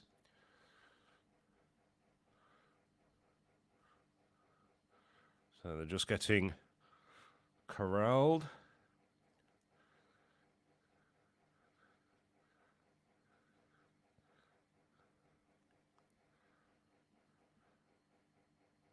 So we missed Artem Levchenko, who set a personal best of 2025 last week in Appledorn.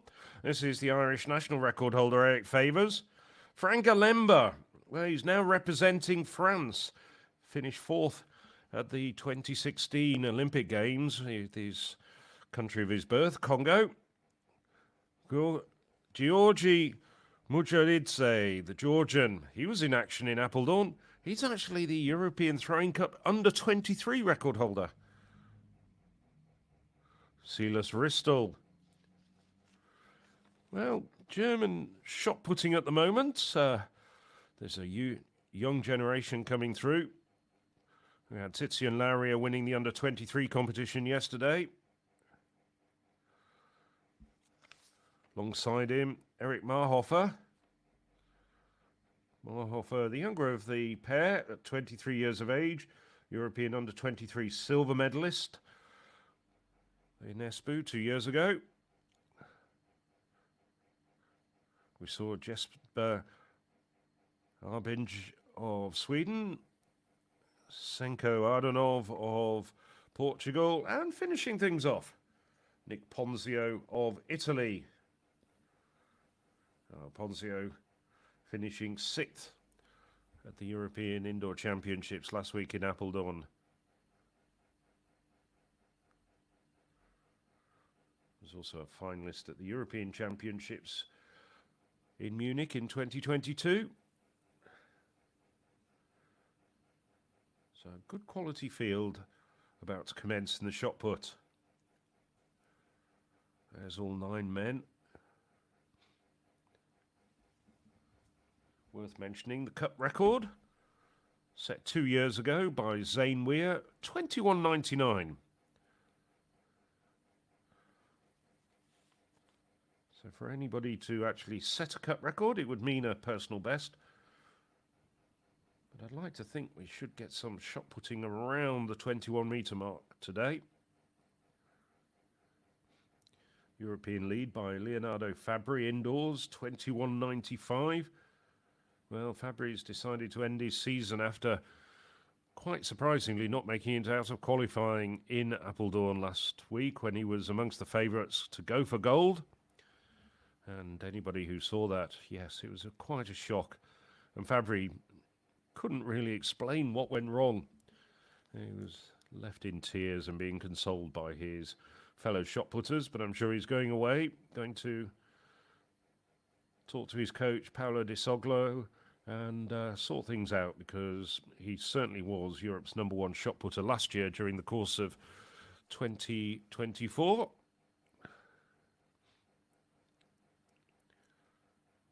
Missing some of the other men who made the podium and the top places, because they're on their way next week to the European, sorry, as I said, it's a long day, the World Indoor Championships in Nanjing.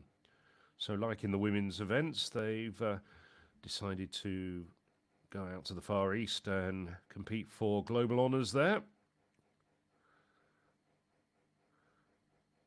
Well, this is Favors. I did see Levchenko there, but I'm wondering whether he's decided not to participate. We'll bring you up to date with that.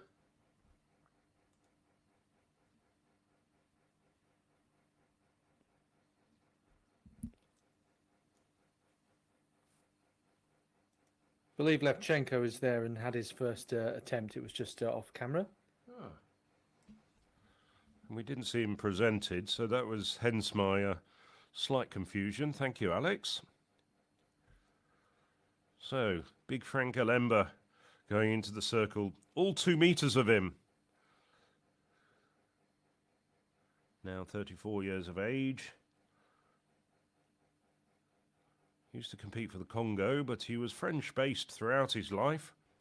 And now Alemba, who's next into the circle, competes for France from July of last year, as we look at the javelin medalists come out.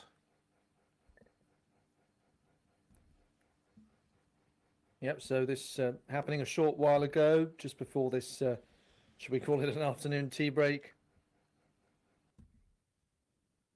Kyriatsis of Greece with the best throw that came in the second round, 84.38 for the Greek. Frattini of Italy alongside him, 82.78. After which his coach told him to calm down and stop celebrating. We're only partway through the competition, but that ended up being his best result. And then here, Poland's Cyprian Mierczyklod, the former European under-23 champion, in the final round, taking the third position off Emil Porvari of Finland. 82.46, bettering Porvari's 81.55, though which remains a European under-23 lead. Others are all older than him, including Kyriatsis, a former NCAA winner.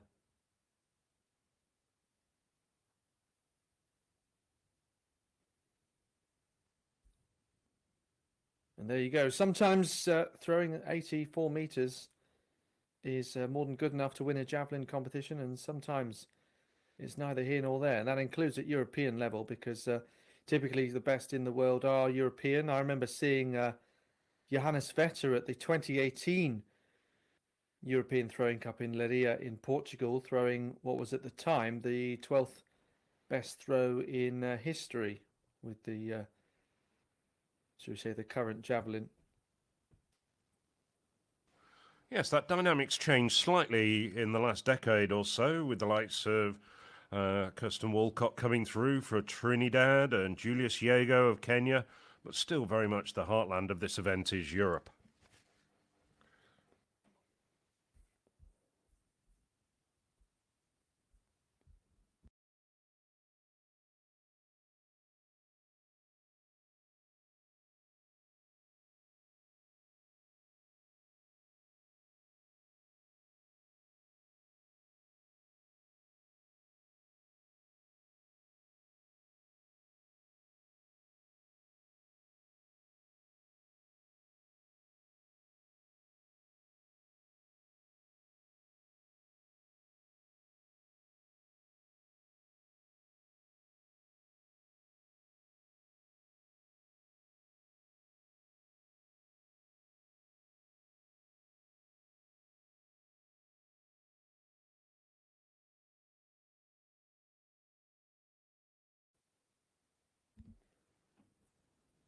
So Kyriatsis, Frattini, Mierczyklod on top of the javelin podium here. And just 2 more sets of medals to be decided. Men's shot put, women's discus. The latter coming up in 20 minutes' time.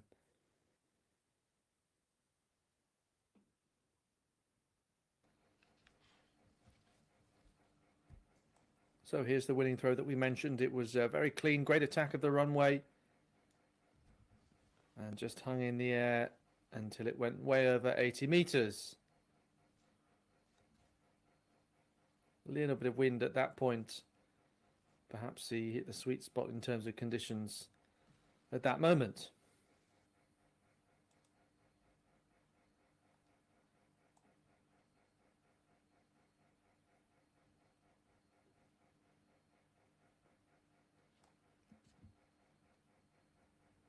So men's shot put is taking place right now. Here we are, Phil. Yes, thank you. So this is Marhofer. German has a best of 2037, which he set indoors this winter.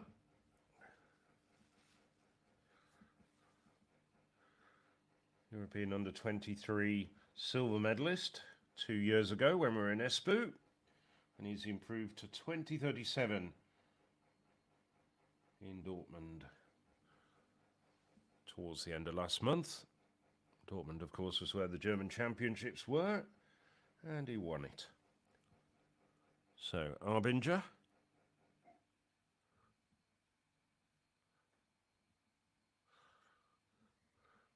About 19 metres for the Swede. As you can see there, markers at the 18 and 20 metre point. Arbinger, personal best of 20:44.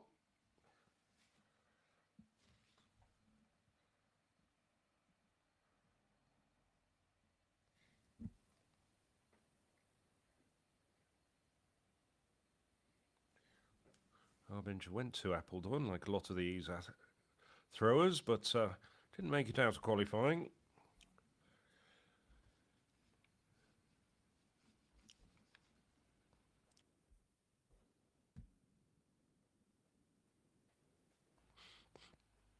Well,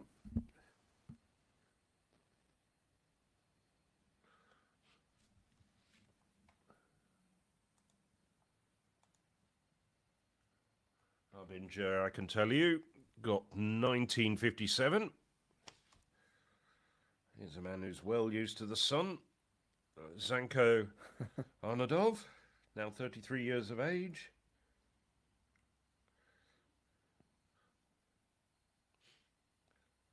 Portuguese athlete. So that looks as though it's got very close to 20 metres. That might have, at this very early stage in the competition, taken the lead.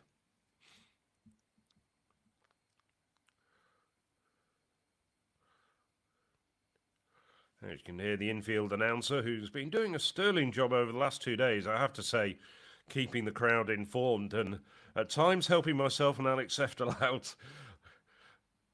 1982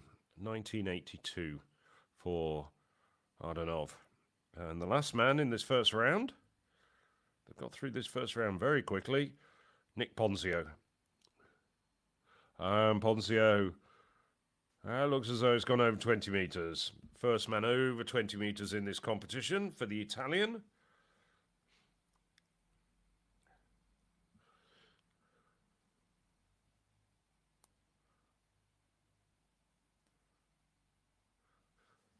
No Zane Weir, who's won this competition for the last 2 years. But Ponzio keeping the flag flying for Italy.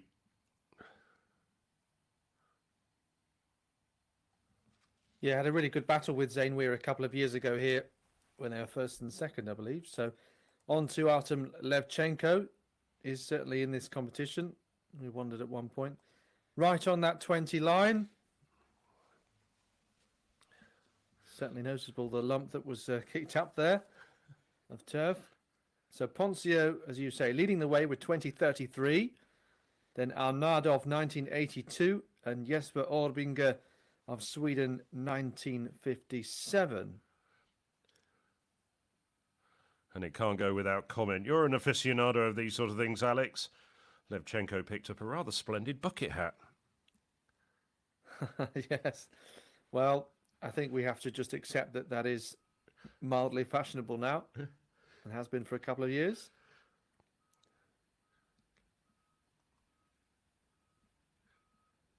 So 19 metres exactly so far for Eric Favors, but he won't be improving on that.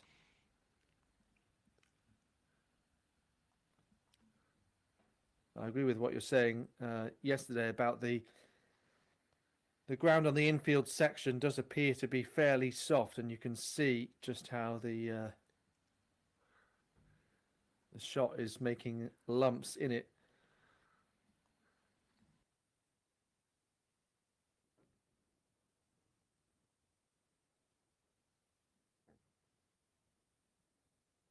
Frank Elemba. So one of those without a valid mark so far. It was nice and balanced there. You can see the two marks, so it is a red flag, appear to be 18 and 20 meters, those two lines in the sector. Always good to get the visual indicators lined up early. Mujoridze in 6th place. So 1982 needed for a top 3 position at this early stage. So should remind you that 1973 was the winning effort in the B final earlier by Spain's Jose Angel Pinedo. And at the moment, that's good enough for 4th overall. So it's irrelevant for the medals, but it's still a good result overall. Another foot slipped out the circle, this time for Mujoridze.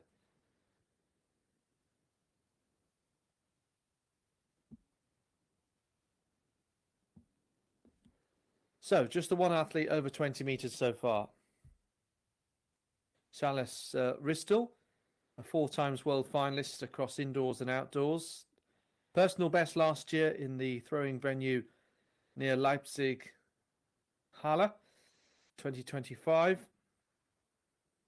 His best ever. He's not too far away there.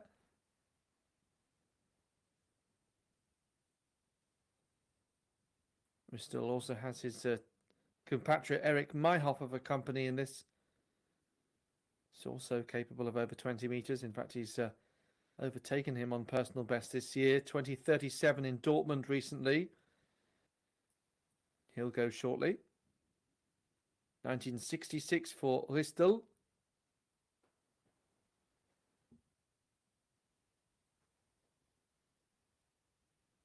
Mayhofer, the reigning European under-23 silver medalist, at least for a few months more. Nice energy there, but ultimately feet out of the circle. So he's not under pressure, though, to get in a valid effort in the 3rd round. He'll still get 6 whatever happens.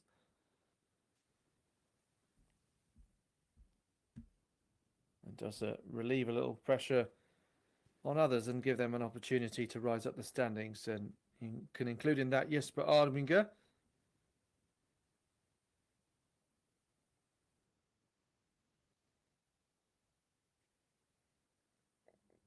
Again, a nice clean rotation there, falling where the shot has often been in the last few moments. Just short of 20 meters. Got 5 men separated by 88 centimeters between 2nd and 6th place. So it's pretty close at the moment, which is good to see.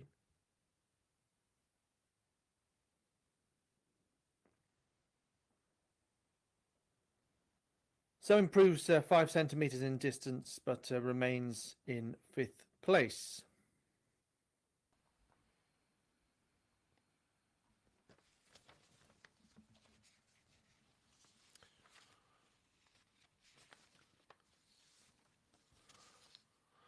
So we also have the women about to get underway, and we're going to have 2 discus competitions going on in parallel. So the leading women's competition is going to be in the main arena, where the men's shot put is currently going on at the moment. This looks like it's the B final, which is in the stadium alongside. As I mentioned before, we have 3 venues at the National Sports Centre in Nicosia. So starting off was Norelisa Adair from Estonia, Rika Kling of,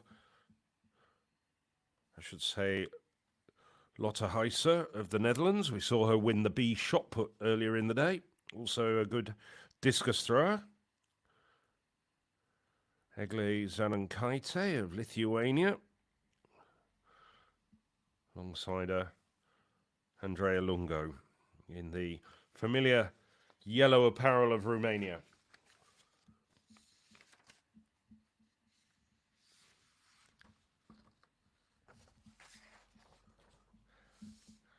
And talking of familiar apparel, that lime green kit of Slovenia No one else in Europe has that apparel. They're always very easy to pick out and spot. Veronica Domjan, compatriot of Christian Che, former winner of the Cup, of course, European champion. Took a silver medal yesterday when Henrik Jansson upset the odds in the men's discus.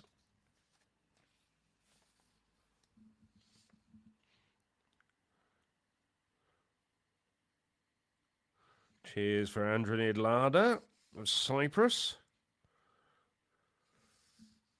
59-metre throw at best.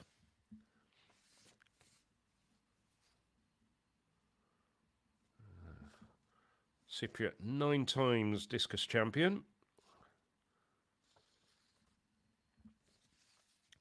Here's Veronica Mushinska, the Pole, 23 years of age. Helena Lahalati. We've seen a lot of Lahalati over the years, the Finn. Former World Under-20 silver medalist. Emma Lundberg alongside of the Swede. Like many, studied at US College. Sarah Obamakina, the Briton.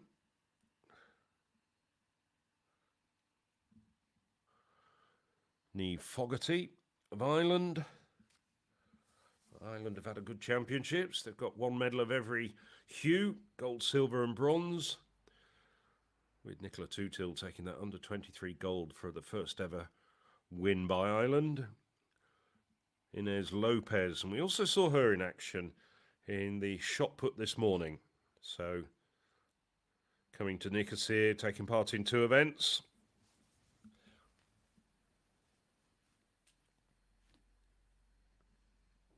Yeah, quite a few athletes doubling up.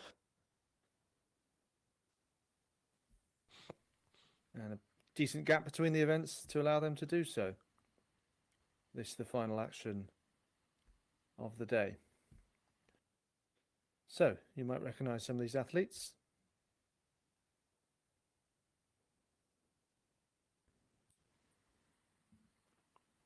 About to introduce the A final here with Christoula Anagnostopoulou of Greece, just on the left-hand side of shot. So Anagnostopoulou, personal best of 62.40.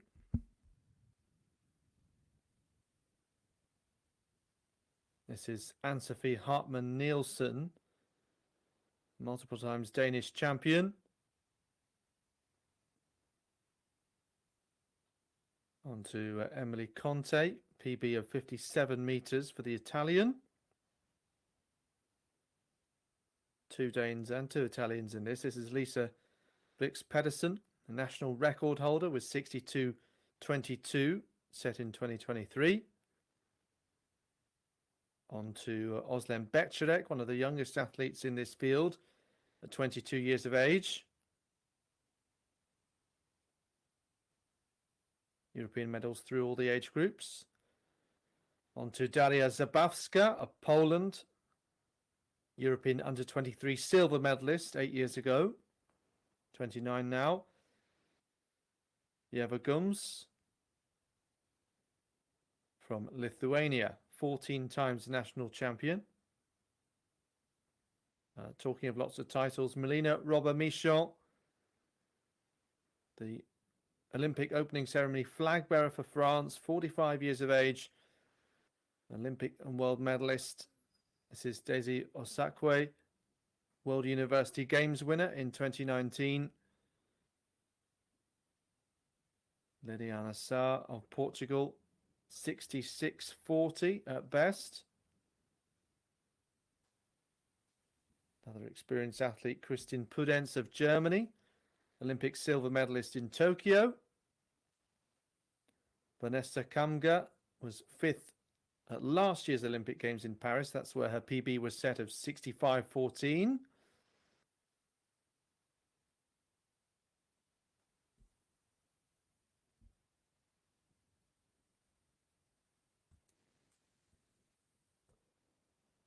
The outside there was Marika Steinacker of Germany.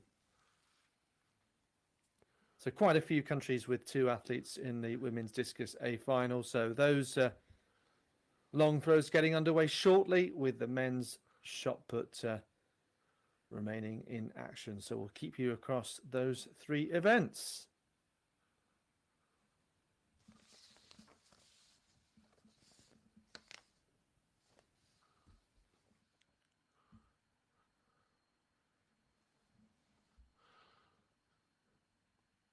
Well, it looks like this is the B final. Egle Zanana Kaite. We've had a few throws already in this B final.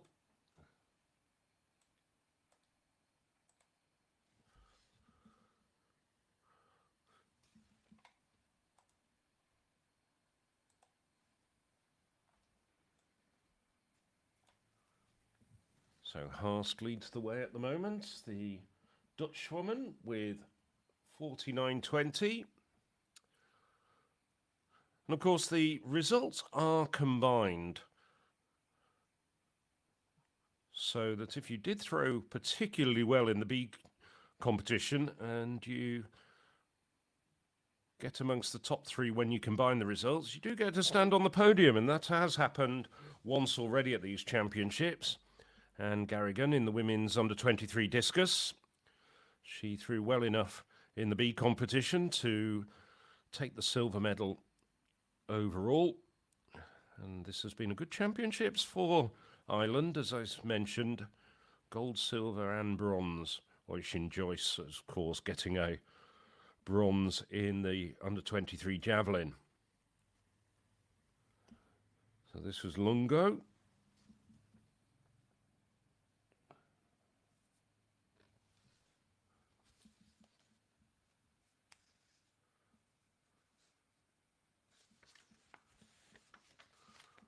Romanian.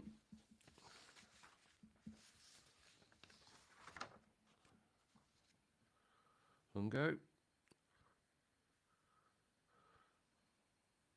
Won the Romanian title 5 times after the last 6 years.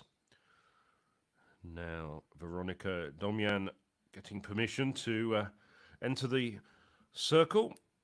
As I say, there's 2 discus competitions running in parallel in 2 different arenas, which sit side by side each other in the Nicosia National Sports Centre. Alex and I were joking a little bit earlier. They're going to have to replace a few divots for the next time a football match is played on this pitch. Zarana Kaite through 47.48. Domjan fouling there. But I'm sure you already know this if you've been following this competition over the course of the last day and a half. All the competitors in every competition do get 6 throws. It's not like a championship event such as the European Championships where there's a cut after 3 rounds and it's just the top 8 that progress.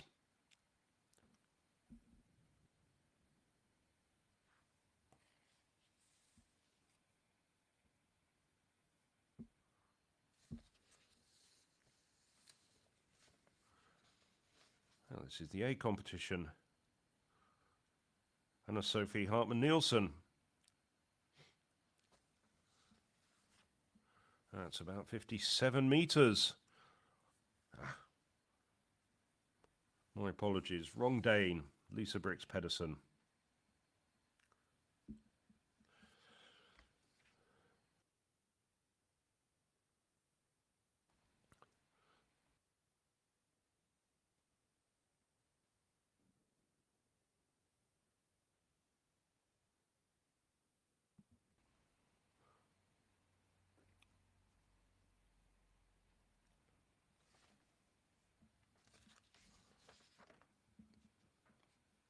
So Turkia's Özlem Beserik.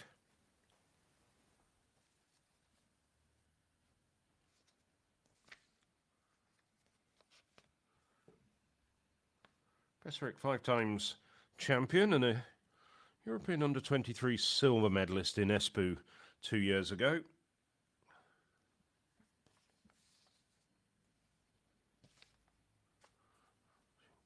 She's still 22, but turns 23 later this year, so not eligible to go to a second European Under-23 Championships. 55-25 for Besserick.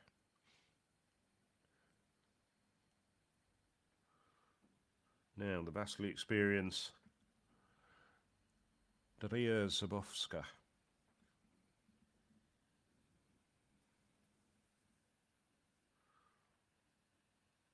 Pole has been the Polish #1 in this event ever since 2019.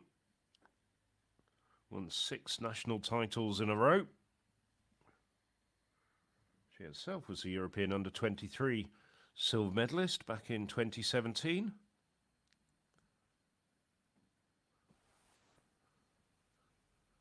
I can't remember where we were in 2017. Can you remember where we were, Alex? Under-23s. Under-23s, 2017. Bydgoszcz. 2019 was Gävle in Sweden. 2 Bydgoszcz. years before that? Bydgoszcz in Poland. Yeah, that's it. Thank you. Gosh.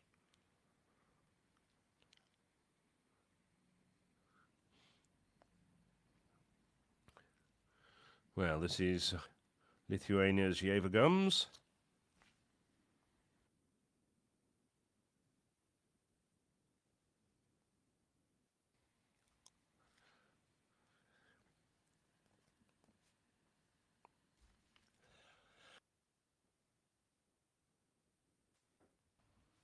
Gums getting it out to about 56 metres, maybe just a fraction shy of that. Right.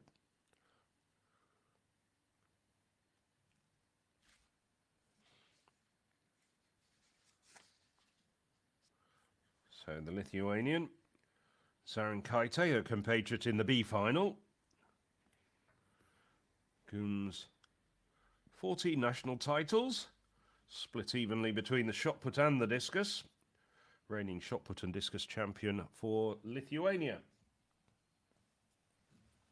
Yes, here's Melina Robber-Michon then. First attempt in this opening round. So, yes, Lisa Briggs-Pedersen leading with 56.76 from Chrysula Anagnostopoulou of Greece, 55.57. Becherek of Turkey is 32 centimetres behind that. Robber-Michon, the 45-year-old now, did wonder whether she would continue after the Paris Olympic Games. But yes, electing to do so, and yes, enjoying the sport clearly still, so why not continue? Silver medalist in Rio in 2016, and then world medalist Moscow 2013, silver on that occasion, and then in London 2017 she got the bronze. 55.94 to open up. Let's see how that will compare. At the moment it is good enough for second place. So pushes Chrysula Anagnostopoulou down. Asakwe with a light dusting of the circle to begin with. She has her position to begin her rotation. Great speed there, but just not quite controlled, and it smashes into the cage.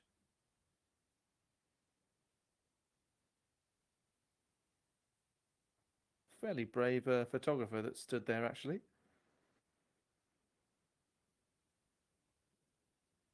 Even if they are on the other side of the netting.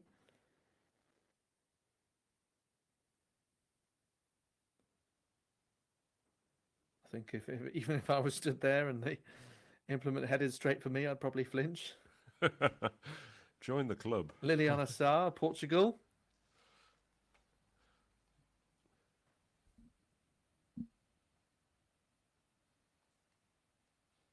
Let's have another look here. You can see just winding up in terms of that acceleration right at the end. Well over 60 meters here. So looking out for the green indicator. She gets that. So this should be a comfortable early lead here in the competition.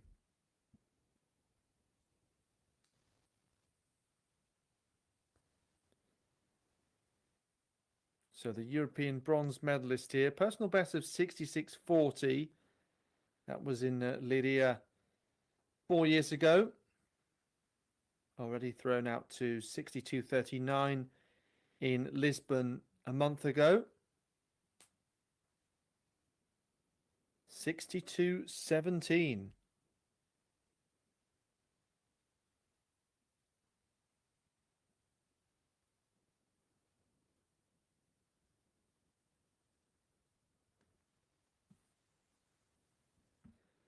So another quality athlete, Kristin Pudence.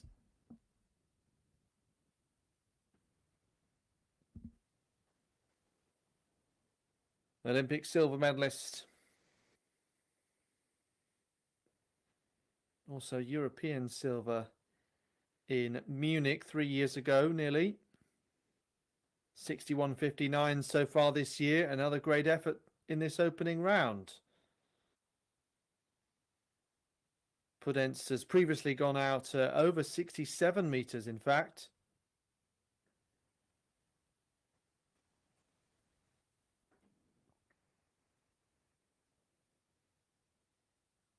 You can see really a tall athlete just sitting into the turns through the circle.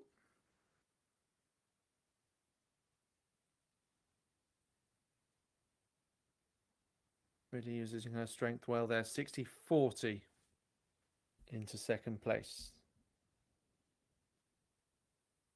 So we'll keep across what's happening in the shot put as well. Nick Ponzio still leading with that first round effort that we saw of 20.33.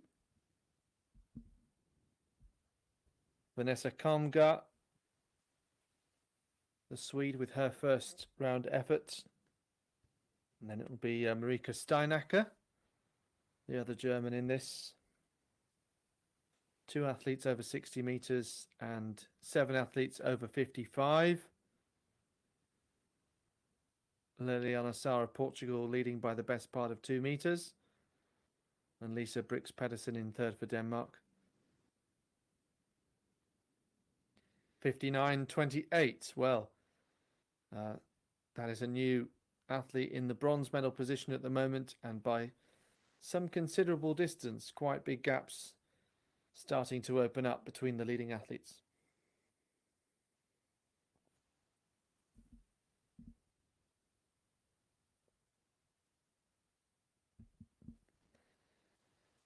Last throw of the first round comes from Marika Steinacker then. Personal best of 67.31. She's thrown 61.36 so far this year.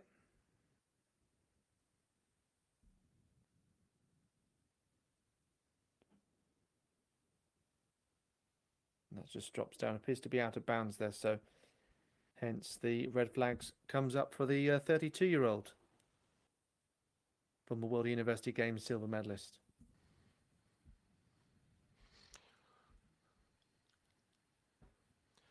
Well, there's how it stands at the end of the first round. Liliana Saar leading with 62.17, and Kristen Pudence also over 60 meters as well. So, Kidasulu and Agalostapoulou just over 55 meters with that effort. Had 55.57 in the first round, and she's in 6th place at the moment, the Greek.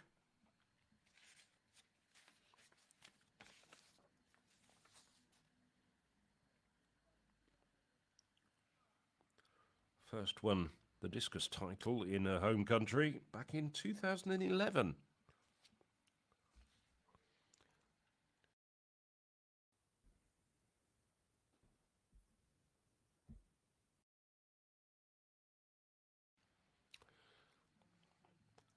So, switching back to the men's shot put. As Alex was saying, still Nick Ponzio leading the way with 20.33. We're now in the 5th round. In the third round, we had Silas Ristel coming through with a personal best of 20.27 to take 2nd place. Arnadov chasing that mark. Hasn't got over 20 metres in this competition yet.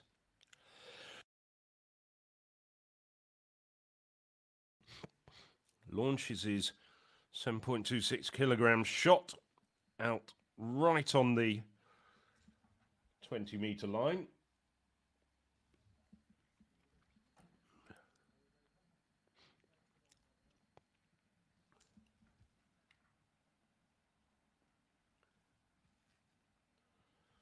So Arnadov, 1973. Now here's the event leader, and it goes over 20 metres again. Nick Ponzio. Well, I think he'd like to be throwing further, but he's still in the lead in this competition.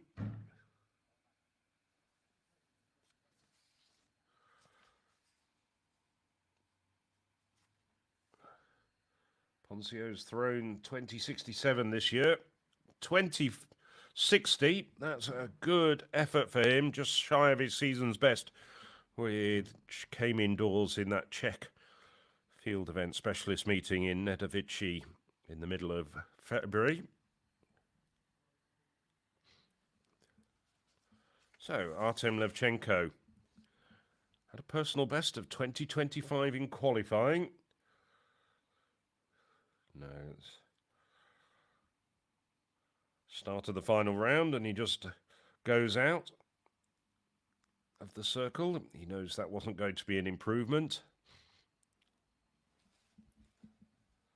Levchenko's still down in 4th place, though.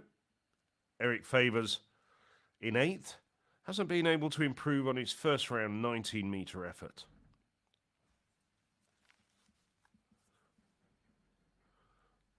And that's about 19 metres again. Bisecting the lines between 18 and 20 metres. Well, there hasn't been any rain in Nicosia for a few days, but that turf does appear to be really soft, doesn't it? It's those shots landing at high velocity are digging themselves in, but Favors improves to 19.10.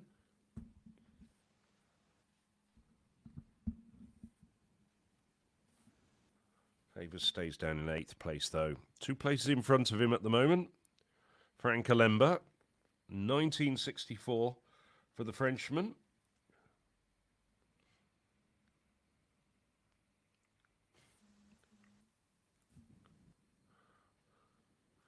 That's about just under 19 metres, but he walks out.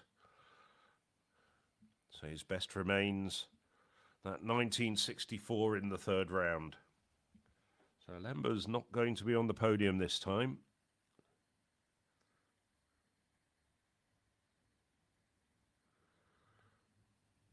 Alemba did win the All Africa Games title when he was competing for Congo a decade ago, back in 2015. Silas Ristel. He's the one man who set a personal best in this competition. 2027 for the German indoor champion. And that's over 20 metres again. Will it be another personal best? Big shout from Ristel. Comes from Essingen. You can hear the infield announcer saying 2015. So no improvement for Ristel, but does get a personal best. That's 2 centimetres onto the mark he set in Halle last year. Now one German followed by another. Eric Mayhofer.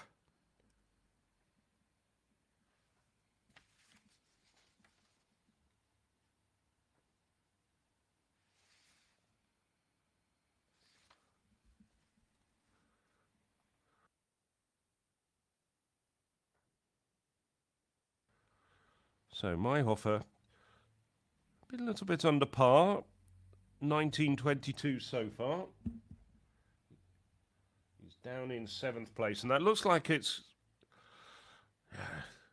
looks at it landing Well, he's questioning it, and as I said, I wasn't quite sure when I saw it, but it is giving us a red flag.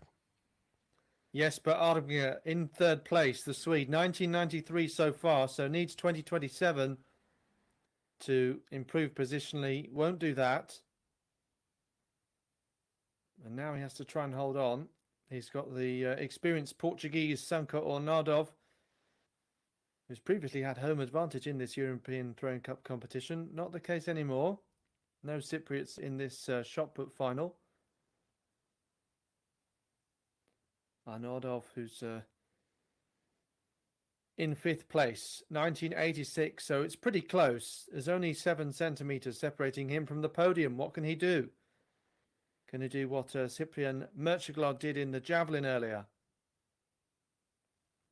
Snatch that position. Let's have a look. Arnodov. Oh, he's just going to fall short of that, unfortunately. Looks like Georgi Mudja did say passed at the 4th round and hasn't taken further part in the competition. And so that means that we've got one more throw to go and the order is sealed. Nick Ponzio winning the competition after previously finishing second, as Phil was saying. One of 2 athletes over 20 metres as well. Nick Ponzio. 20:33 in the first round. Would have been good enough to win the competition. He then went out to 20:60 in the 5th round. What can he do here? Last go. Just about stays balanced and just about over 20. Winning the competition there. The officials enjoying his personality, bringing a bit of atmosphere in front of the watching supporters and team members.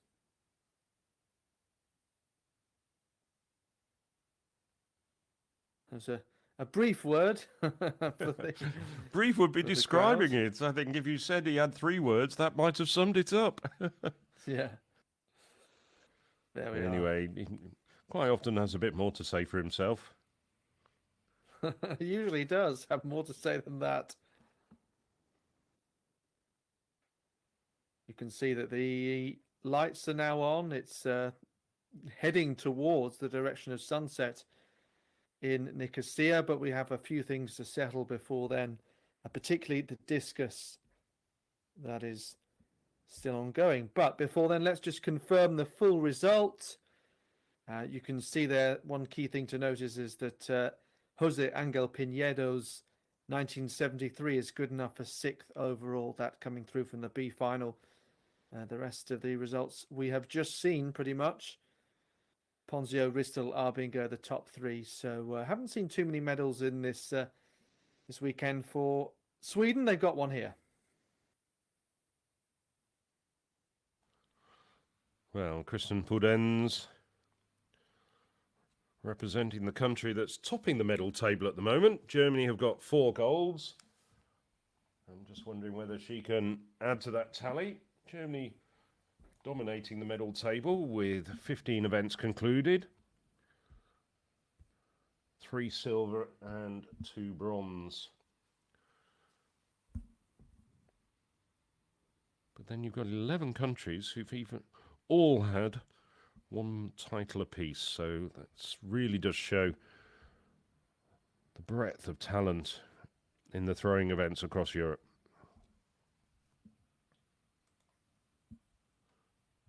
Ends 60-60. Now Vanessa Kanga. She made a big improvement last year, the Swede.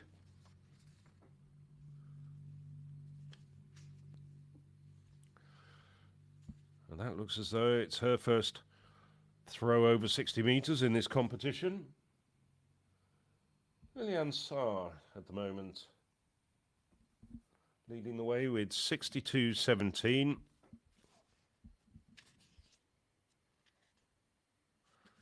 Didn't miss anything in the second round. Saar had a foul. Now, Kamga was 3rd before her throw. I think that might actually get her overtaking Pudenz. 60-64, indeed it does. Takes her up to 2nd place.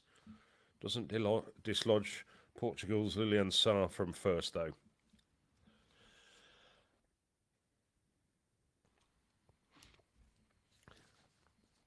So the last woman to go into the circle in this second round, Marika Steinacker, fourth at the Olympic Games in Paris last summer. Well, that just goes down on the line at around 60 metres.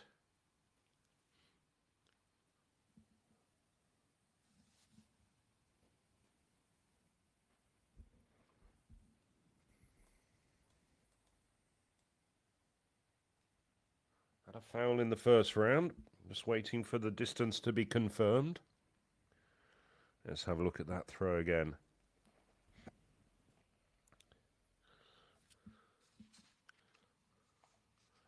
Now, drops well short, actually, of the 60-metre line on the replay. Sometimes difficult to tell with the speed with which the discus drops and then skims across the turf.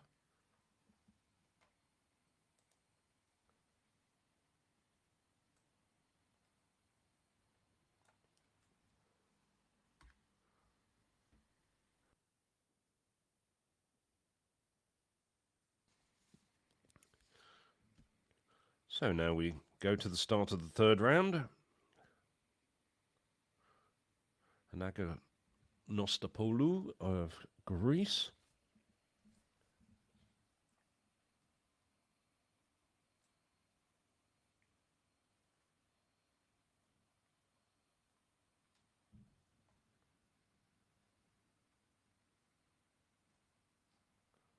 Greece have only won 2 gold medals before this competition, and then we saw Kyriakis win the javelin a little bit earlier, taking their tally to 3.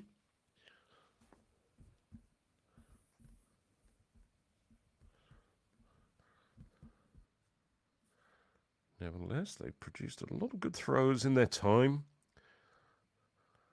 Greek javelin record holder Gatsoidis, and then some great women's javelin throwers. Discus, well, perhaps less renowned for.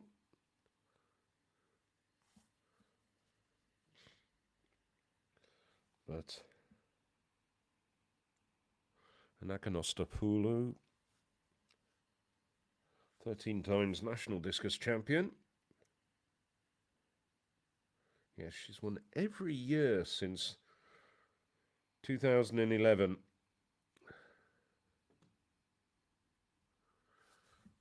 Quickly glancing across to the B final. Just looking at Obama Quinoa of Great Britain.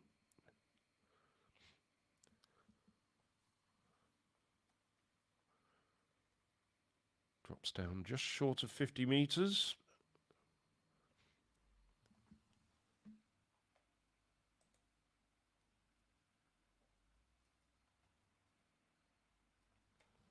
Now, Niamh Fogarty.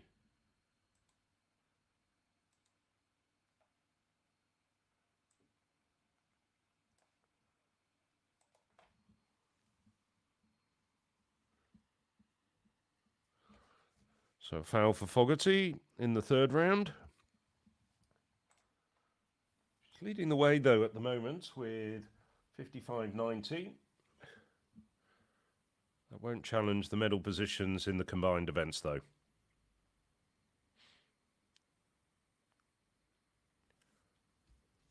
So Inés Lopez of Spain. Fogarty, as you say, still leading the way with 55.90 from the second round. About to go into the second half of the competition. Lopez, of course, was in the shot put earlier. Well, she had a recent personal best of 16.04.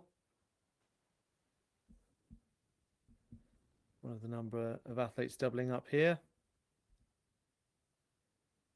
She's a Spanish champion in this event.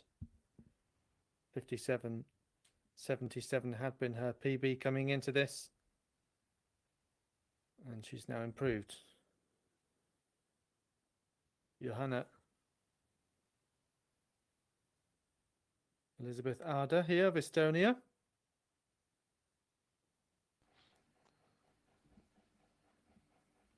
So just 35 meters so far.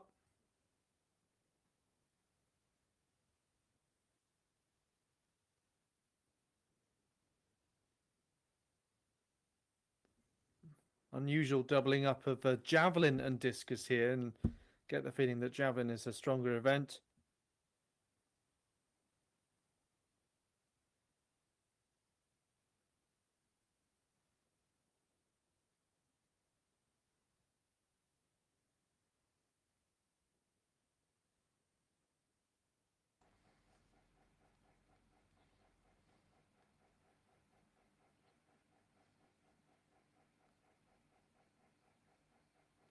Lotte Heist, who won the shot put B final earlier, was a personal best of 1984.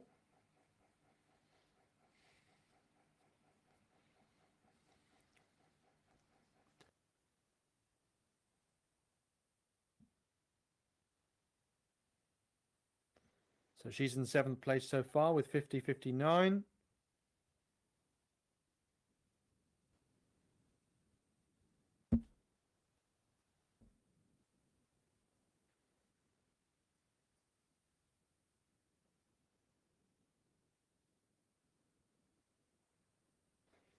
Meant to say 14.84 in fact, but yes, we may not get too many throws in this approaching 60 meters. So it might be a bit of a difference between the A and B final, but generally we have seen that the winner of the final can be as high as 6th or 7th place. As we look at Ella Zagankaita, 48.89 to this point. She's in the 4th round here in Nicosia. So you're watching the conclusion of the 2nd day of the European Throwing Cup in the Cypriot capital of Nicosia. We have seen temperatures as high as 21 degrees, but naturally getting a little cooler into the evening here. Whether that might affect the discus conditions for these throwers a little. Tend to prefer a quartering wind from the side that they are throwing from, either right or left-handed.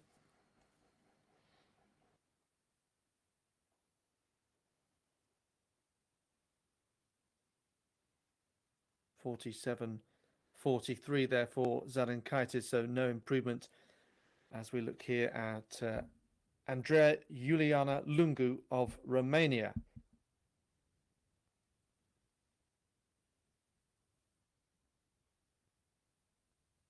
So she's improved this year to 52.52. She finds herself in 8th place here, and she needs another 26 centimeters, I make it, in order to improve positionally.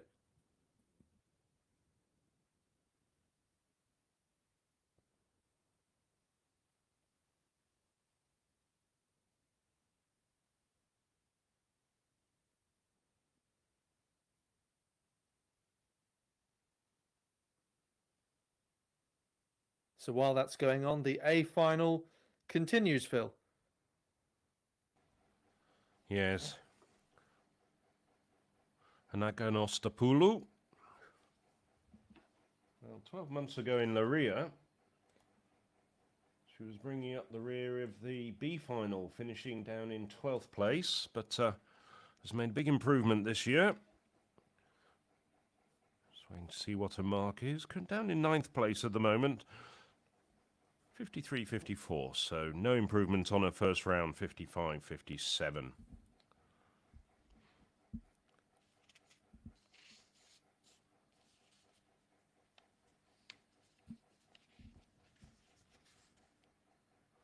Just waiting for Nielsen of Denmark to get the green light to go into the cage.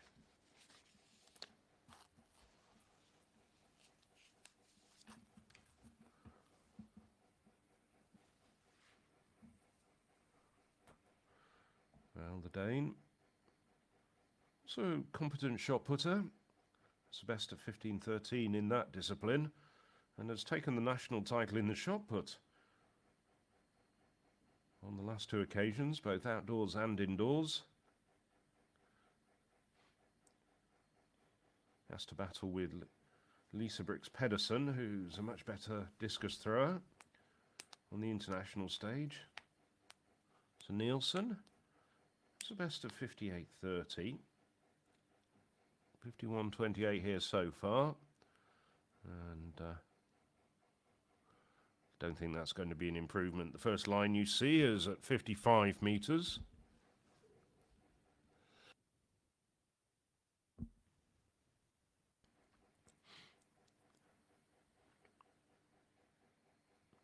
It's the first competition of the year, Nielsen.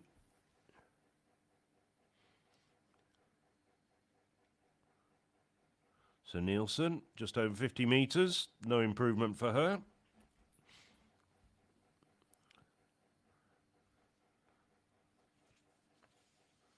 The turn of Emily Conti to go into the circle.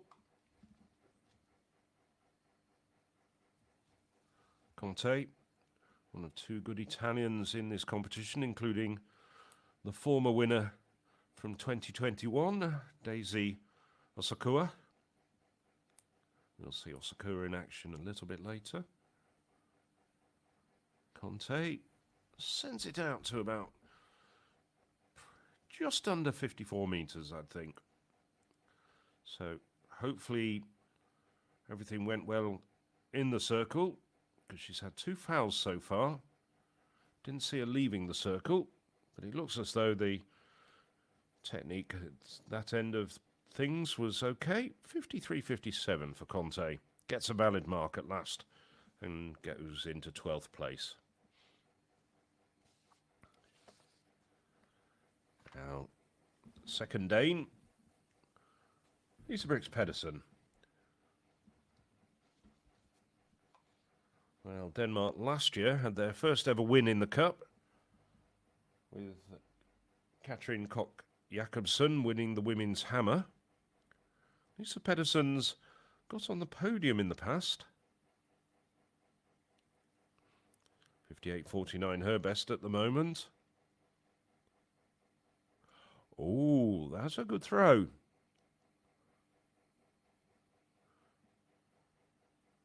Might be around 58 metres. Perhaps not an improvement, though.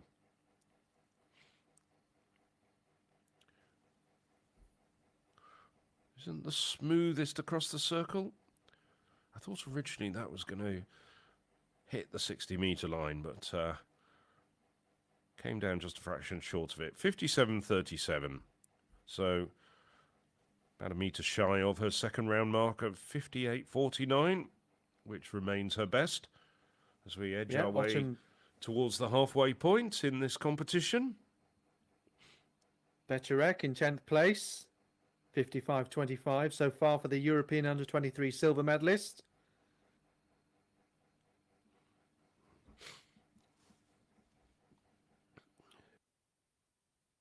So nice and balanced through the rotation there, but yeah, unfortunately just didn't execute properly there. Red flag in the third round.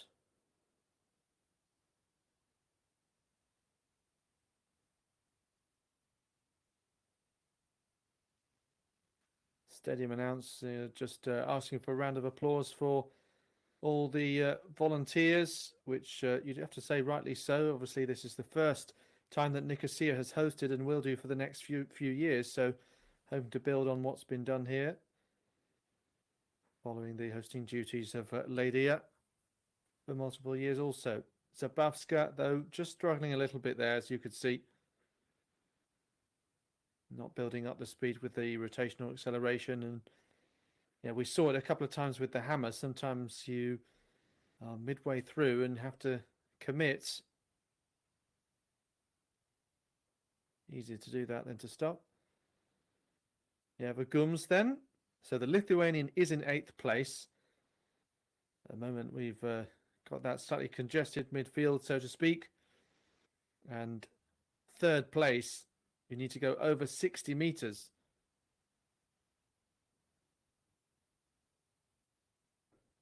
So clearly that's not going to be an improvement there for Gums.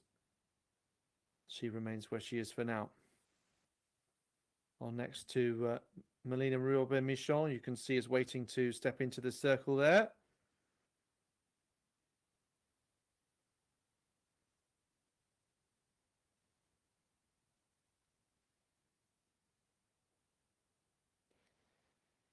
Had a look actually to see what the world record for 45 and older athletes is. It's actually 64.09, which surprised me actually that it is that far. It's once you get to the 50 age group that it drops down quite considerably. I think the top ratified mark is 46.11, which is quite a difference. Yes, just like the men, the women discus throwers can often keep on throwing extremely well until the late 30s, early 40s. There's been world championship medalists in their early 40s, and of course, Melina Robert-Michon, absolutely evergreen, took the bronze medal at the very first edition of this event back in 2001. Daisy Osakua, now the Italian record holder. 64.57 she threw to get that mark. And that's over 60 metres. That's an excellent effort from the Italian. Well, she won this event back in 2021. She'd just seen her compatriot Nick Ponzio at the other end of the arena get Italy's first gold medal at this edition. That's about 62 metres.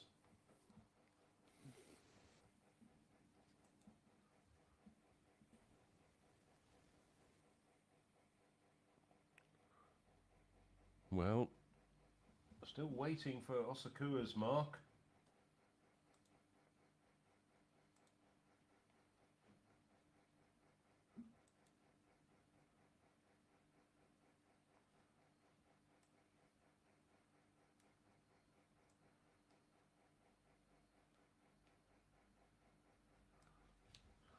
I think Osakua might well have just taken the lead but at the moment it's showing as Liliana Saar, 62.17 in the first round.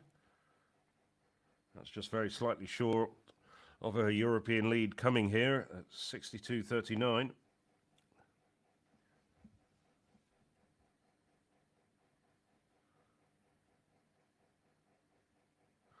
Well, Liliana Saar with that superb effort. What a great effort from Liliana Saar.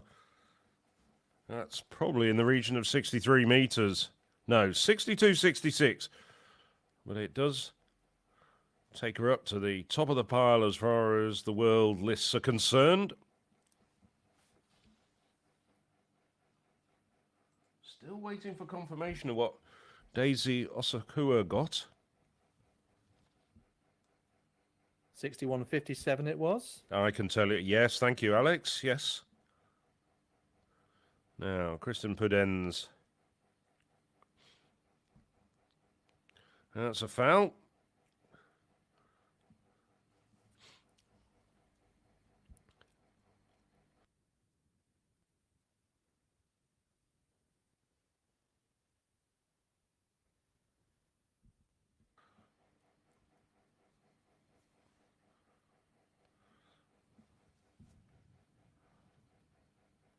So Pudenz, two efforts just over 60 metres, but she lies down in 5th place at the moment. One place in front of Pudenz is Vanessa Kamga, the Swede.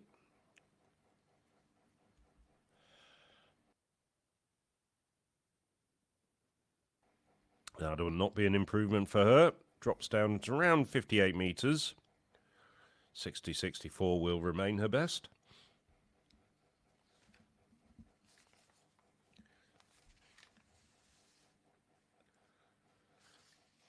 Kamga was known for not always performing at her best on the international stage until last year, but then got it right when it counted. Made the Olympic final.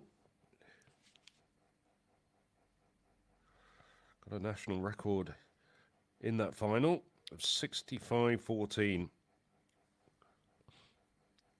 So finishing off this third round, bringing us to the halfway point in this competition, the very last final to be decided in Nicosia. Marika Steinacker. has a best of 67.31.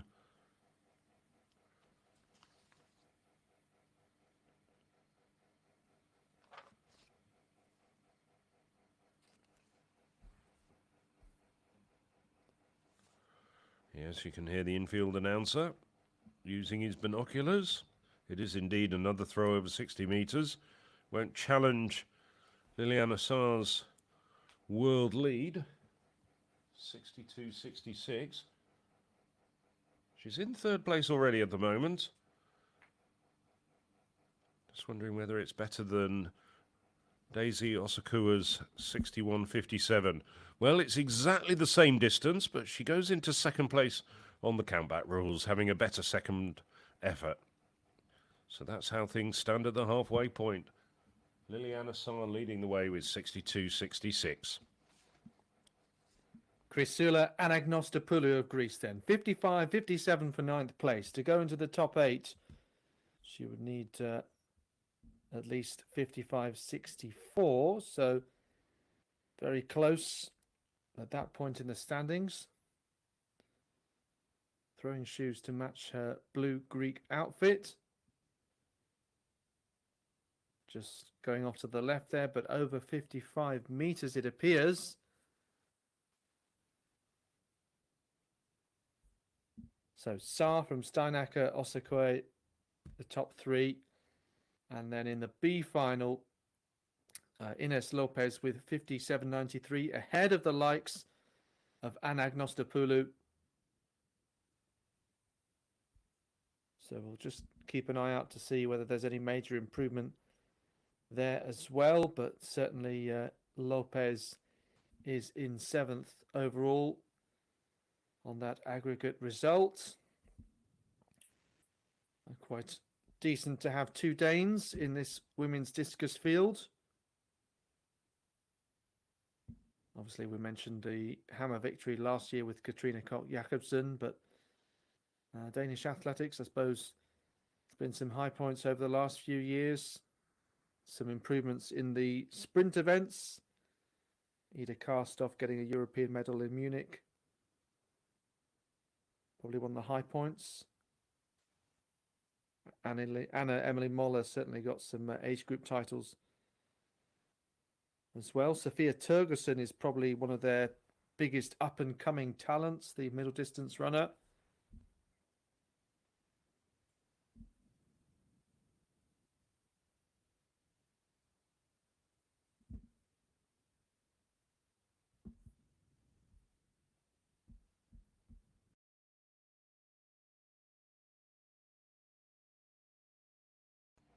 So the men's victory ceremony for the shot put. The big men striding out to the podium.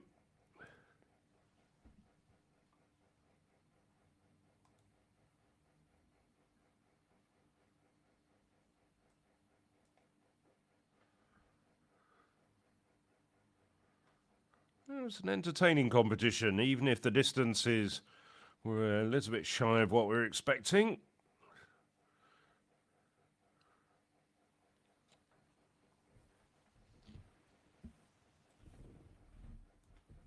So, bronze going to Jesper Arbinger. Good result for Arbinger. The Swede.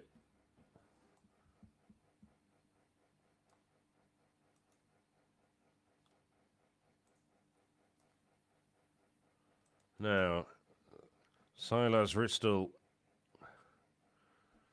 personal best of 2027 for the German indoor champion.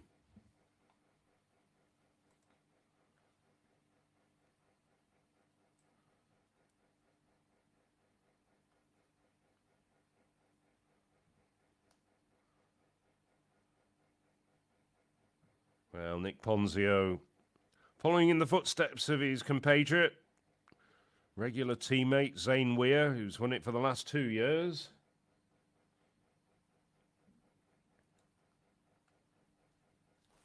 So an Italian once again stands on top of the podium in the men's shot put.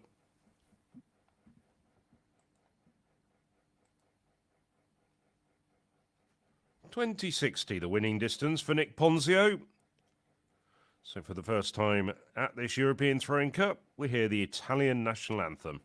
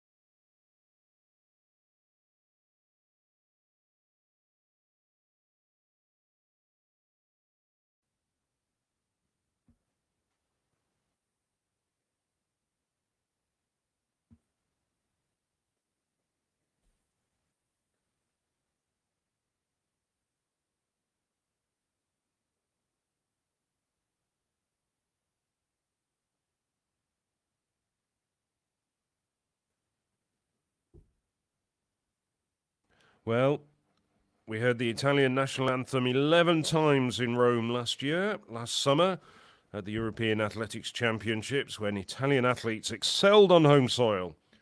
We've just heard it once in Nicosia, as we look at Ponzio's winning effort of 2060.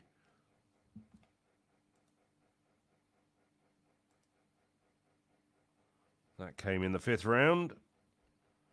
He really did dominate the competition. Would have won it with his first round 2033. Also had one other effort, which was also over 20 meters.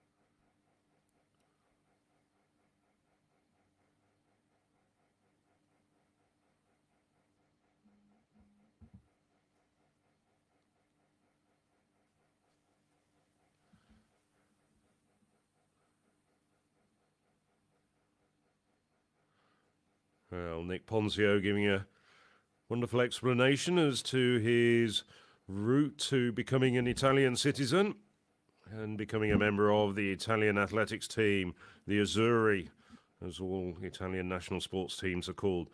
And that win also has the effect of propelling Italy up to second in the medal table, thanks to their 3 silvers and 1 bronze. They might yet get more medals. They've got Emily Conte and Daisy Osakua throwing in the discus. They're not in the medal positions at the moment, but we're only just after the halfway point in that competition as nightfall descends over Nicosia, the Cypriot capital, which, as we've said on a few other occasions, will still be the host of this competition in 2026 and 2027. So the great Frenchwoman, Melina Robert-Michon, goes into the circle for the 4th time. 13. My counting's wrong, just 12. European Throwing Cup medals, including one at the very first edition in 2001 when she got a bronze. Short of 55 metres. She's gone over 56 metres, 56.04.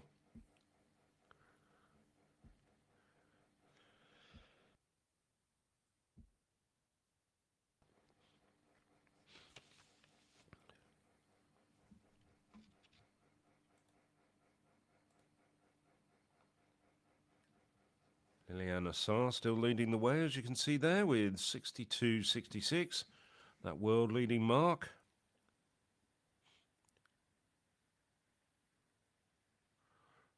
There's the familiar sight of Osakua giving it a good dusting.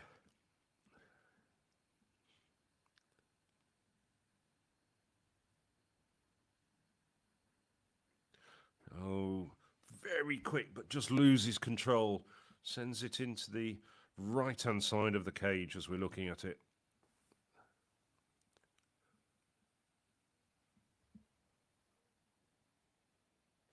At the moment, she's in third place on the basis of second best efforts.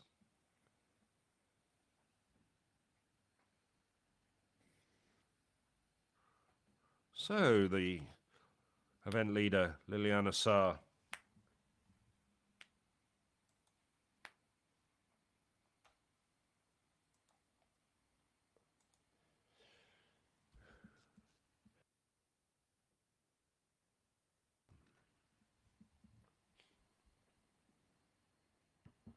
Bronze medal in Rome last year. Oh, that looks like a huge effort from Saar. Oh, it's a red flag, though. What a pity, because that was about 64 metres. But she just couldn't control her momentum in the cage. Spun out.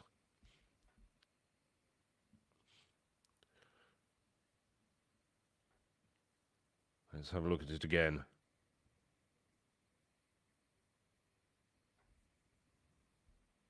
Oh.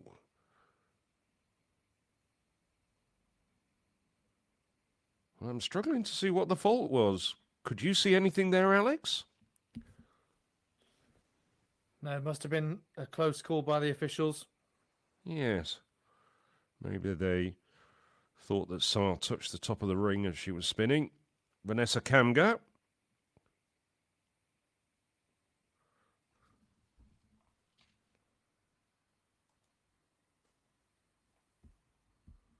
Looks like Kristen Pudenz has retired, which is a huge pity. The very good German. Maybe just carrying a very slight injury. She had 2 throws over 60 metres. Kamga's in 4th place at the moment. Now, I'm not sure that'll get her up into the medals. Osakua and Steinacker. 61.57 apiece. Oh, and likewise gets a red flag once again. Grimace on her face.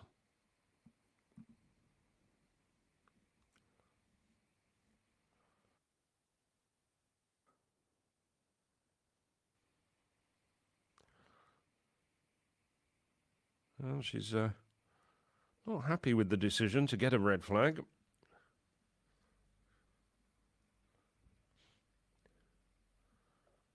Of course, in this day and age, they have the benefit of instant replay.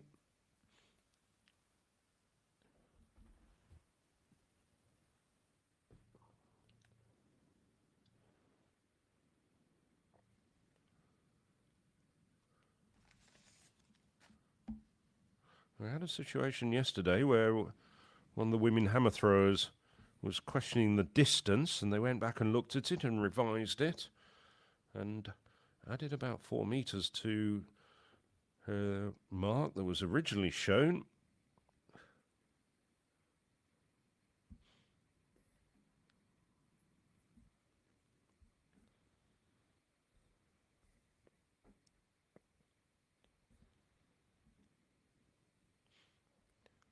Just one throw still to go in this fourth round, and that'll be Marika Steinacker, the German.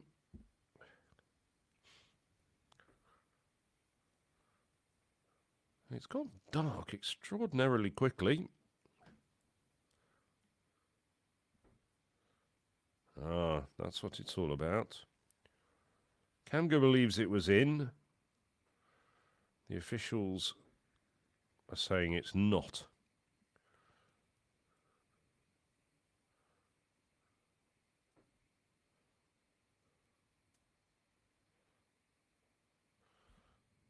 Well, in football, they'd be going for VAR. Is it offside or onside?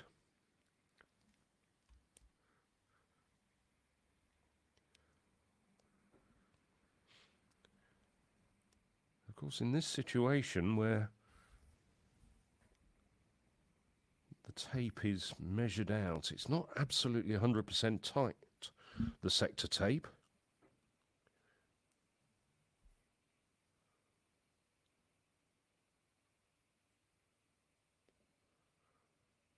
It might well be a throw that gets her into the medals. You can see the places where the official is pointing the electronic measuring device, the EDM, is possibly at a medal-winning distance as things stand at the moment. Well, what did you make of that, Alex? I thought I saw the discus actually land on the tape and the tape bounce up a little bit. Exactly right. Yes, good to have the benefit of the replay just here now. So if it's on the line, if the discus is partially in and partially on the line, then should that be in? I think it is. I'd like to see common sense prevail as well. Well, now the electronic measuring device is now sticking in the turf within the sector. Which is what I was saying, is that it's impossible at this sort of distance, over 60 meters, to have a completely tight line.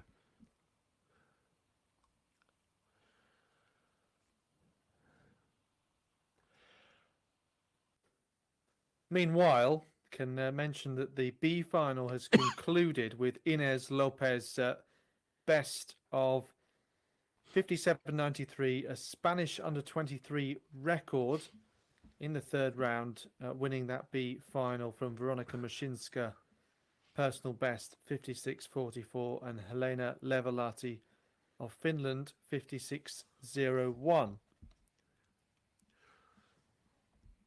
I believe you're going off to Bergen, aren't you, to do the European under-23s? You'll see Inés Lopez again in action. Well, hope to, yes. Oh, it is being measured at 61.45. So after all that, 13 centimetres shy of a medal position.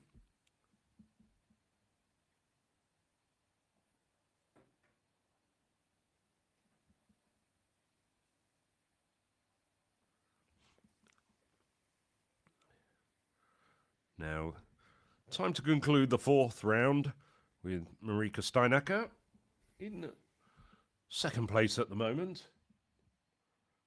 61.57, and she's in second place by virtue of her second best effort of 61.13.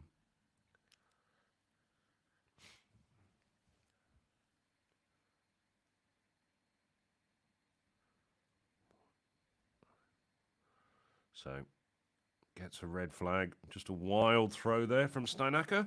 2 rounds to go, with this competition being led by Liliana Sá of Portugal with 62.68. 62.66. That's right. Yes, 62.66, the world leader of Liliana Sá.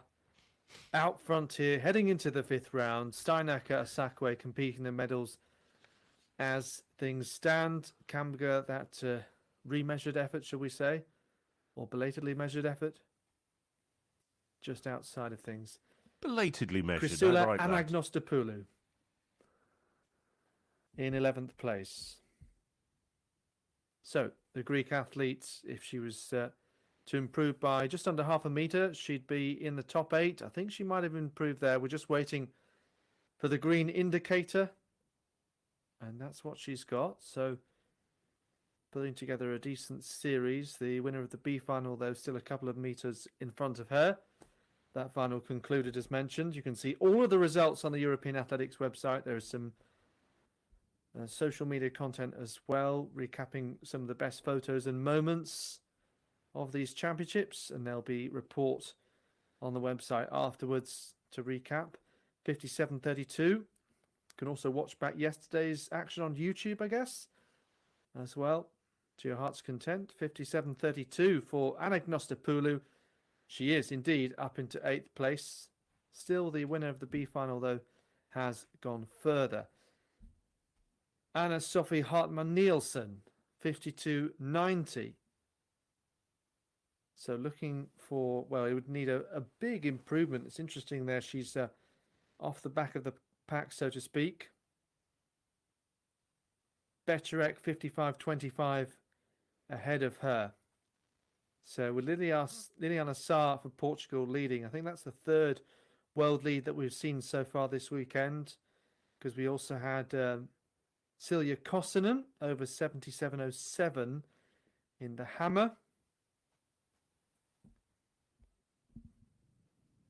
So that obviously was yesterday. So was Adriana Vilagos of Serbia in the javelin, 66.88. Obviously a few other things broken. Kosonen, 77.07, also broke the championship record that had been held by Anita Blodarchuk. So watching here, Emily Conte, the Italian, in 10th place. So standing feet apart in the circle. Gets ready to rotate here. Full arm span, good agility there. Doesn't quite generate enough power to get it closer to 60 meters. So with Kristin Pudenz having retired, there's a chance for others to go past her, but you would still need to go over 60 meters in order to do just that. We are in the 5th round here. And yes, this is the final piece of action with the B final having concluded.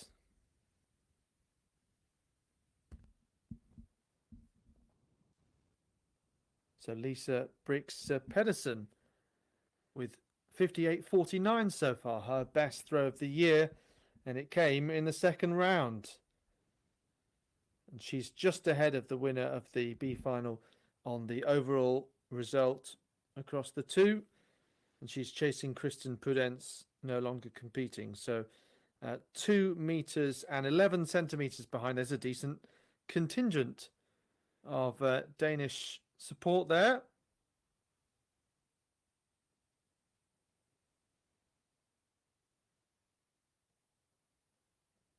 And Brix Pedersen is just over 3 meters off a medal.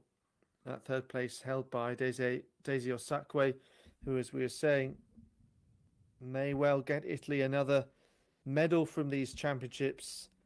And there's also on the European Athletics website, as well as a medal table, a placing table. So obviously not every country having athletes good enough to get into the top 3, but interesting to see just where the strength and depth has been. And of course, as well, not every country selecting a full team, some with just 5 or 6 athletes. One reason for that is that we've got 2 international indoor championships, and some athletes will be going off to the world indoors, some electing to concentrate on other things as well for other reasons, or maybe they've competed at the European indoors and want some recovery time, perhaps some of the shot putters in that situation. Becherek, 55.25 to this point. She had been in 10th and has dropped down somewhat. So, yeah, Turkey with 1 gold medal. That was from Pinar Akyol in the shot put. And those placing tables taking into account the under-23 events as well. Turkey in 7th place overall in that placing table, which I think is quite solid for them. Ireland also, as you might expect, inside the top 10. But Germany, they're pretty much leading all of the tables, including the medal table, placing table, and all of the team standings pretty much as well. So here we see Zabawska just, I think she might have slipped out of the circle though. If she did hold it, then that would have been quite impressive. I think she just did. It is the green indicator we're seeing. Let's have another look. Oh, she would have done extremely well. Obviously, we just cut at the point to see where the discus lands. Just short of 60 meters for the 2017 European Under-23 silver medalist, and capable of over 62 meters, but she's not done that since Gilvitz in 2019 on home soil. So we still have a few throws left in this fifth round. This is Yeva Gums, and she is ahead of Becherek, behind Conte, both of whom we've just seen.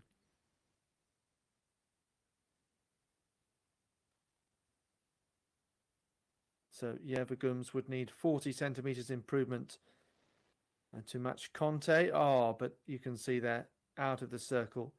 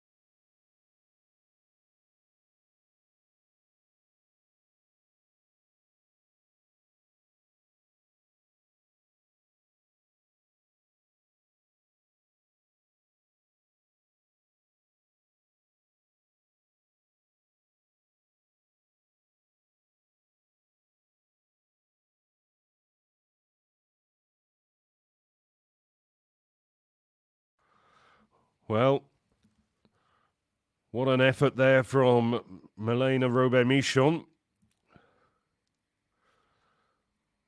58.76, and that moves her up 3 places to 6th.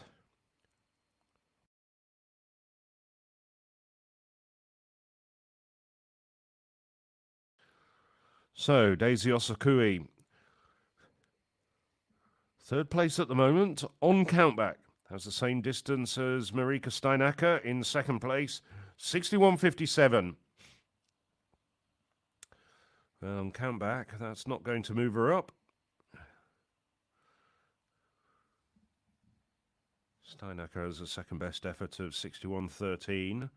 So she's still going to stay down in 3rd place with that 57-meter effort.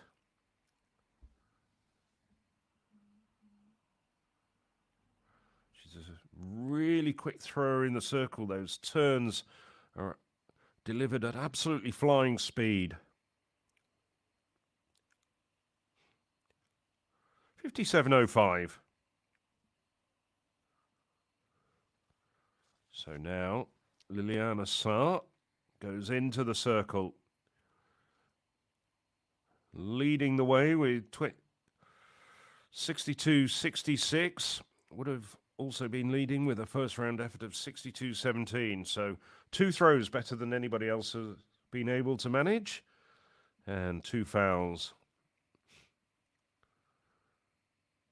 World lead for Liliana Saar. And this is good throwing in these conditions. It's not helpful for discus throws. Oh, that's a huge throw. That is a massive throw. I think that's gone even further. Oh, what a pity. Well, it must have been a fault in the circle for Liliana Saar. Well, we don't see it.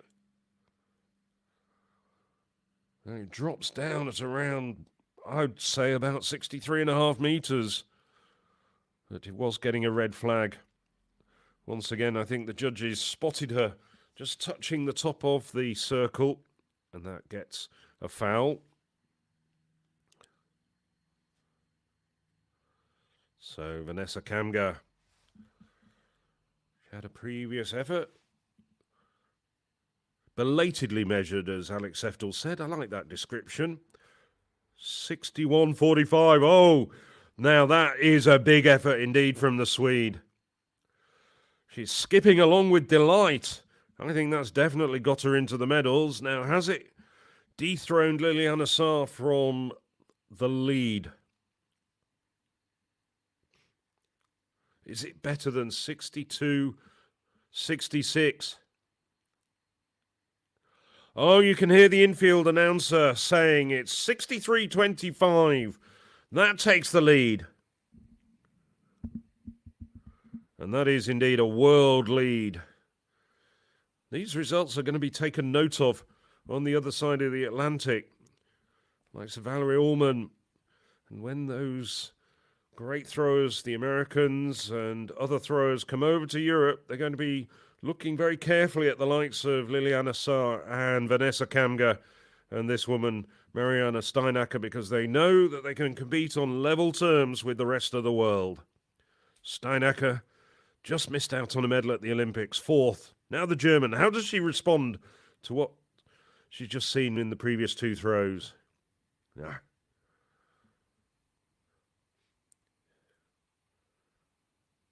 Just over 60 meters. I think it got the white flag. Yes, there's confirmation. The little green rectangle on your screen. There's a bit of an untidy finish, but she managed to stay in the circle.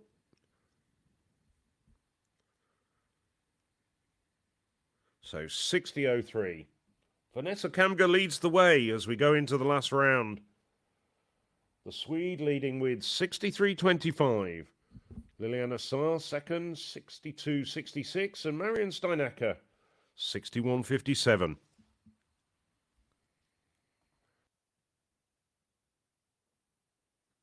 Yes, into the final round we go. So Sweden on track for a full set of medals, having already picked up a bronze and a silver, and Agnostopoulou, that just going short of 55 meters, so not set for any improvement here. So 12 athletes still left out there competing, with Kristin Puddens having retired, but she remains in 5th place for now.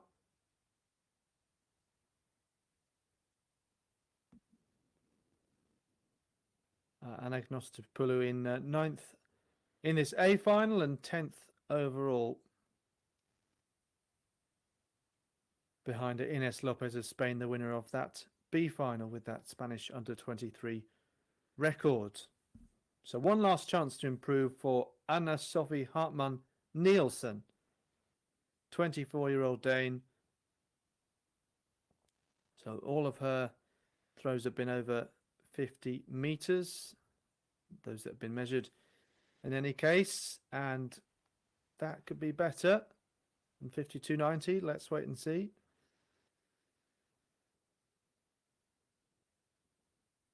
Sun really did set quickly in Nicosia. In 1 minute, we think the lights are just being turned on as we move towards sunset, and now it's virtually pitch black.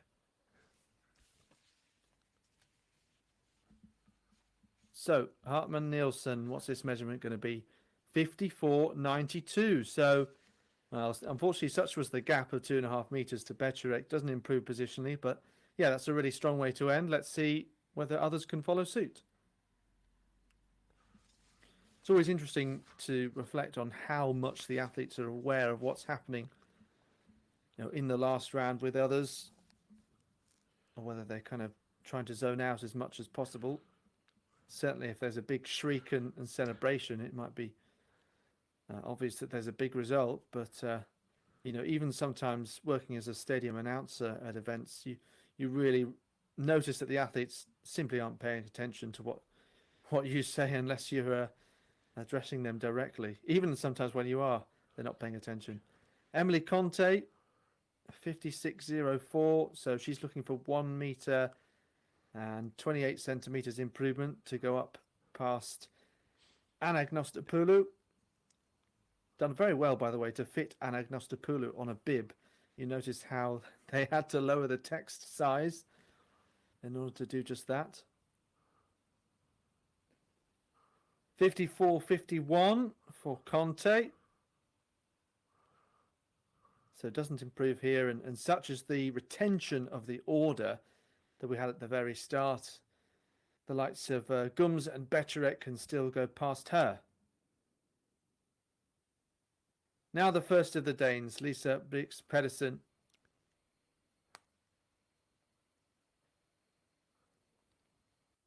$58.49 thus far. That was quite some time ago now. A reminder that Steinacher, 61.57, has third place. Is that going to be taken away in the final round? Not too many athletes left in the competition who you'd fancy could do it. Daisy Osakwe, who was in third place until a few moments ago, probably the most likely, because they are only separated on countback, as Phil was saying. So she'd only have to improve her second best effort. Well,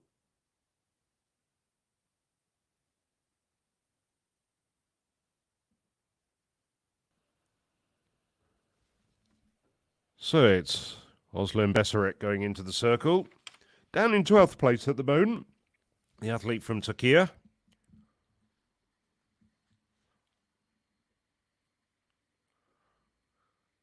Oh, just flings it into the cage. So no improvement for her. Disappointing competition for the Turk. Of course, Turkey have had a gold medal thanks to Pinar Akol in the under-23 shot put. A little bit off the medals in this competition for the European under-23 silver medalist 2 years ago in Espoo. So the focus switches to Daria Zabowska, the Pole. Herself a European under-23 silver medalist. That was back in 2017.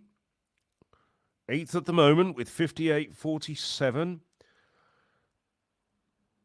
I don't think that's an improvement. I think that's around 57.5 to 58 meters. Working it out in the distance between those two lines, the 55 and 60 meter lines out there.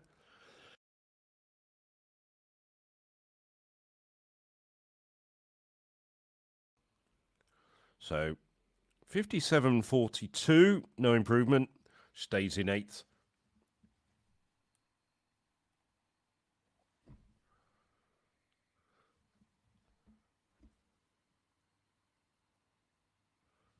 Eva Gums.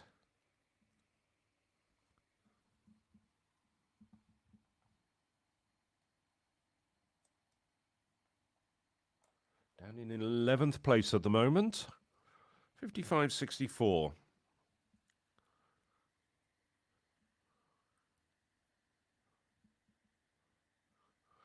I guess good pull on that.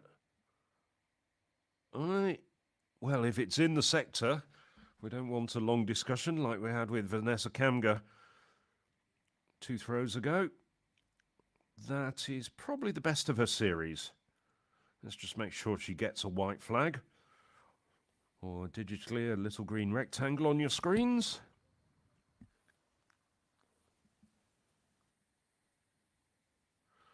.58.09, and you might have heard the infield announcer, who's done an excellent job of keeping track of this competition. She moves up to 9th, moves up 2 places.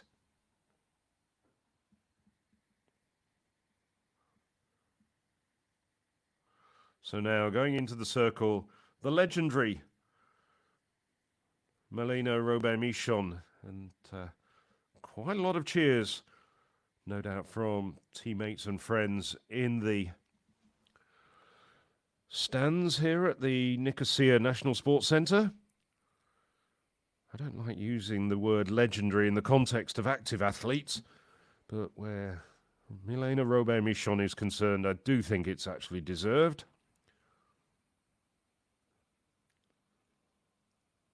Oh, well, did she stay in the circle? No. I had a feeling she'd just clipped the top of the ring. So she finishes with 58.79 to her credit and finishes in 6th place.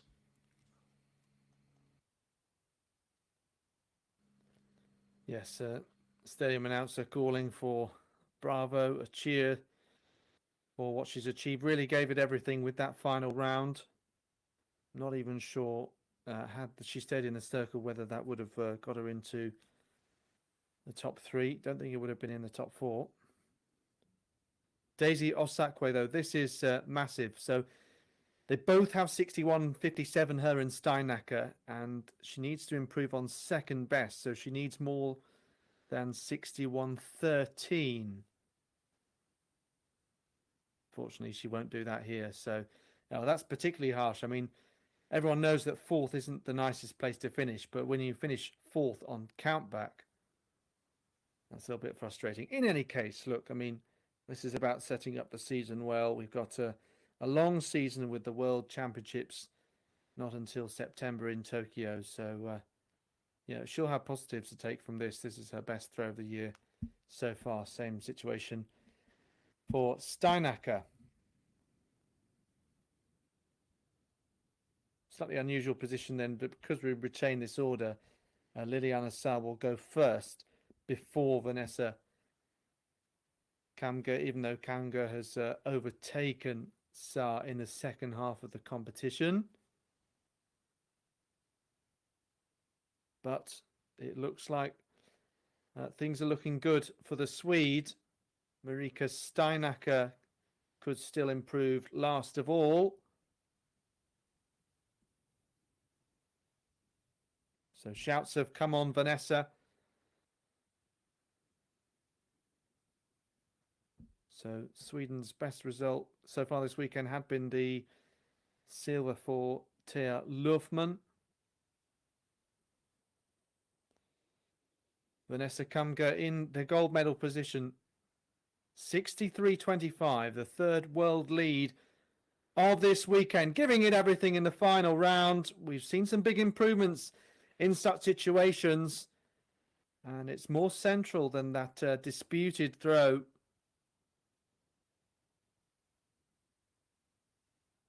So I've been really impressed with the Swede. And yeah, Phil was mentioning sometimes she has high expectations coming in and then not quite managing to fulfill those at some of the major championships. But, she's a growing athlete in that respect. 62.86, nice way to end with a competition that could have been won by that throw as well, had she not gone out to 63.25 in the 5th round. But of course, Marika Steinacker, there's still a chance. It would have to be a world-leading mark for Steinacker. Let's see if she can do it. She does have a personal best of 67.31. Germany already leading all the team standings, as we were saying. That personal best last year in Wiesbaden, Germany, last May. So one last throw of the dice here. Marika Steinacker at the end of the 6th round. What can she do? Well, we gave it the big heave-ho. In the end, look, you have to be delighted for Sweden and for Kamga to stand on the top step of the podium. Germany have done that a few times this weekend. It's still a really good result for Steinacker. And of course, getting the bronze, going by second best efforts ahead of Osakwe.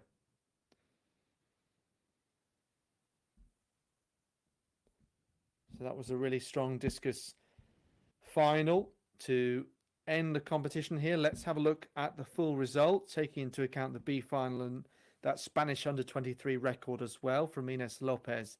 puts her 10th overall. So, yeah, at one point I think she was 6th or 7th, but there were some late improvements there, as you can see.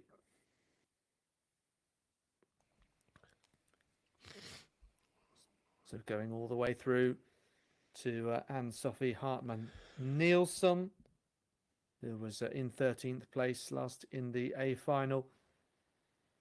And including others, some who have moved up from under 23 level, but are still quite young developing athletes like Zara Obama-Kinwa, the UK silver medalist, and Rekha Kling there. The second event of the weekend it was going to be, but DNS on this occasion. Here is the winning effort from Vanessa Kamga. You see discus went up high, sailed well over 60 meters, and that's delightful for her.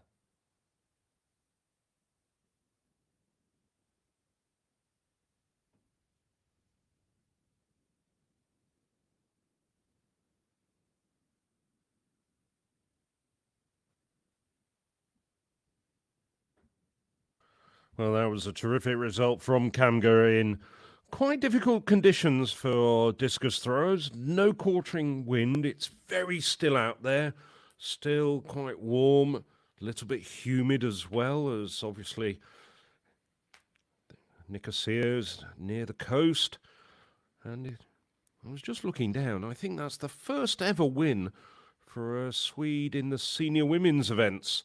In the senior men's, we've had the likes of Axel Hartstadt and Daniel Stahl in the past winning the men's discus.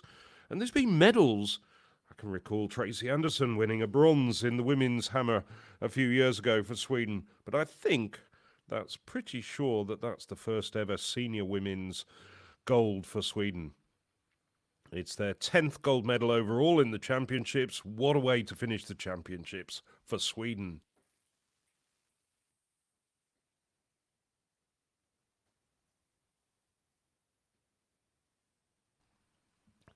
So, just the medal ceremony for the women's discus still to come. I'm sure they're going to hurry them along. Well, Alex, a few thoughts on the past 2 days of competition. What are the highlights for you? Yes, well, I suppose that Silja Kossinen's 77.07 still very much up there right at the top. Today, I think we had to wait a bit longer for some really great performances, but more some kind of good head-to-head battles. Yes, we did have that to some extent in the hammer, but a fine victory for Benki Halish. I'm not sure it quite lived up to its billing with Mikhailo Kokan and Jan Shosin a little off the pace, shall we say. Here, though, I think we've ended really strongly with Vanessa Kamga, and yeah, delighted for her. You say making history for Swedish women at the event. So that's probably the best moment of the day, even though I think Silja Kossinen maybe just shades it overall across the weekend. What about you? Yes, I think you've got to say Kossinen. It was the one championship record, and she dominated that particular competition, moved up to 8th overall in the European all-time list for the event. I also really liked Adriana Villargos's win in the women's javelin yesterday, 66.88, a new Serbian record, and she moves up to 5th in the European under-23 lists. And of course, she's going to be going forward to that European under-23 championships, which we would been talking about on many, many occasions, those coming up in Bergen in Norway in July. And of course, they will be streamed live, every single minute of them, on European athletics channels, YouTube. We also, our partners Eurovision Sport, are putting on many of our competitions as well. And I think they're going to be putting on the European age group competitions, but we'll also have plenty of content going on to YouTube and the social media channels. If you're looking out at these championships, well, just a reminder, all the results are on the European Athletics website, and it includes fully detailed medal table. I can tell you, well, leading the medal table is Germany with 4 gold, 3 silver and 2 bronze. Then there's 12 countries who each got a gold medal each. But in second place, it's Italy with 1 gold medal, 3 silvers, and 1 bronze. Third, Ireland with 1 medal of every colour, 1 gold, 1 silver, 1 bronze. So great cup for those 3 nations. We were talking a little bit earlier, we were talking about Vanessa Kamga getting the first ever women's gold in the senior ranks for Sweden. Well, Nicola Tutil winning the women's under-23 hammer, the first ever gold for Ireland of any description in 24 years of the European Throwing Cup. So, terrific performances all the way round. Plenty to dissect and debate and discuss. And as we were saying, some great performances. Really the highlight, I think, as you rightly say, Alex. Kosonen, that's 77.07. We mistakenly said a couple of times yesterday that it was a European under-23 record. Let's just clear it up. No, it was a championship record, and we were quite rightly corrected out of the live stream by several people saying, whoa, just a minute, it's not an under-23 record. And so we're happy to correct that as well. But Kosonen, and she'll go from here to many, many events, I'm sure. And she's already been close to the medals on the senior stage at the Olympics last year, European Championships. I think with that 77.07, that is going to catch a lot of people's attention around the world, including Carmen Rogers, the reigning Olympic champion out there in California. The Canadian trains in California. And I bet she's thinking she's got a new rival to look after.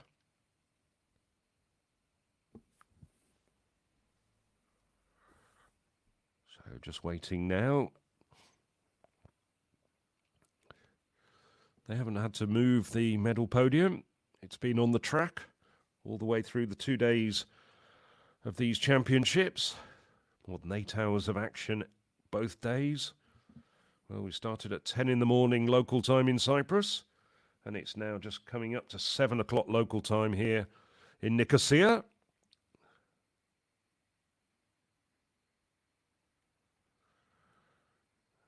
And if you've been watching this and enjoying it, well, feel free to add your comments to the YouTube highlights and YouTube coverage.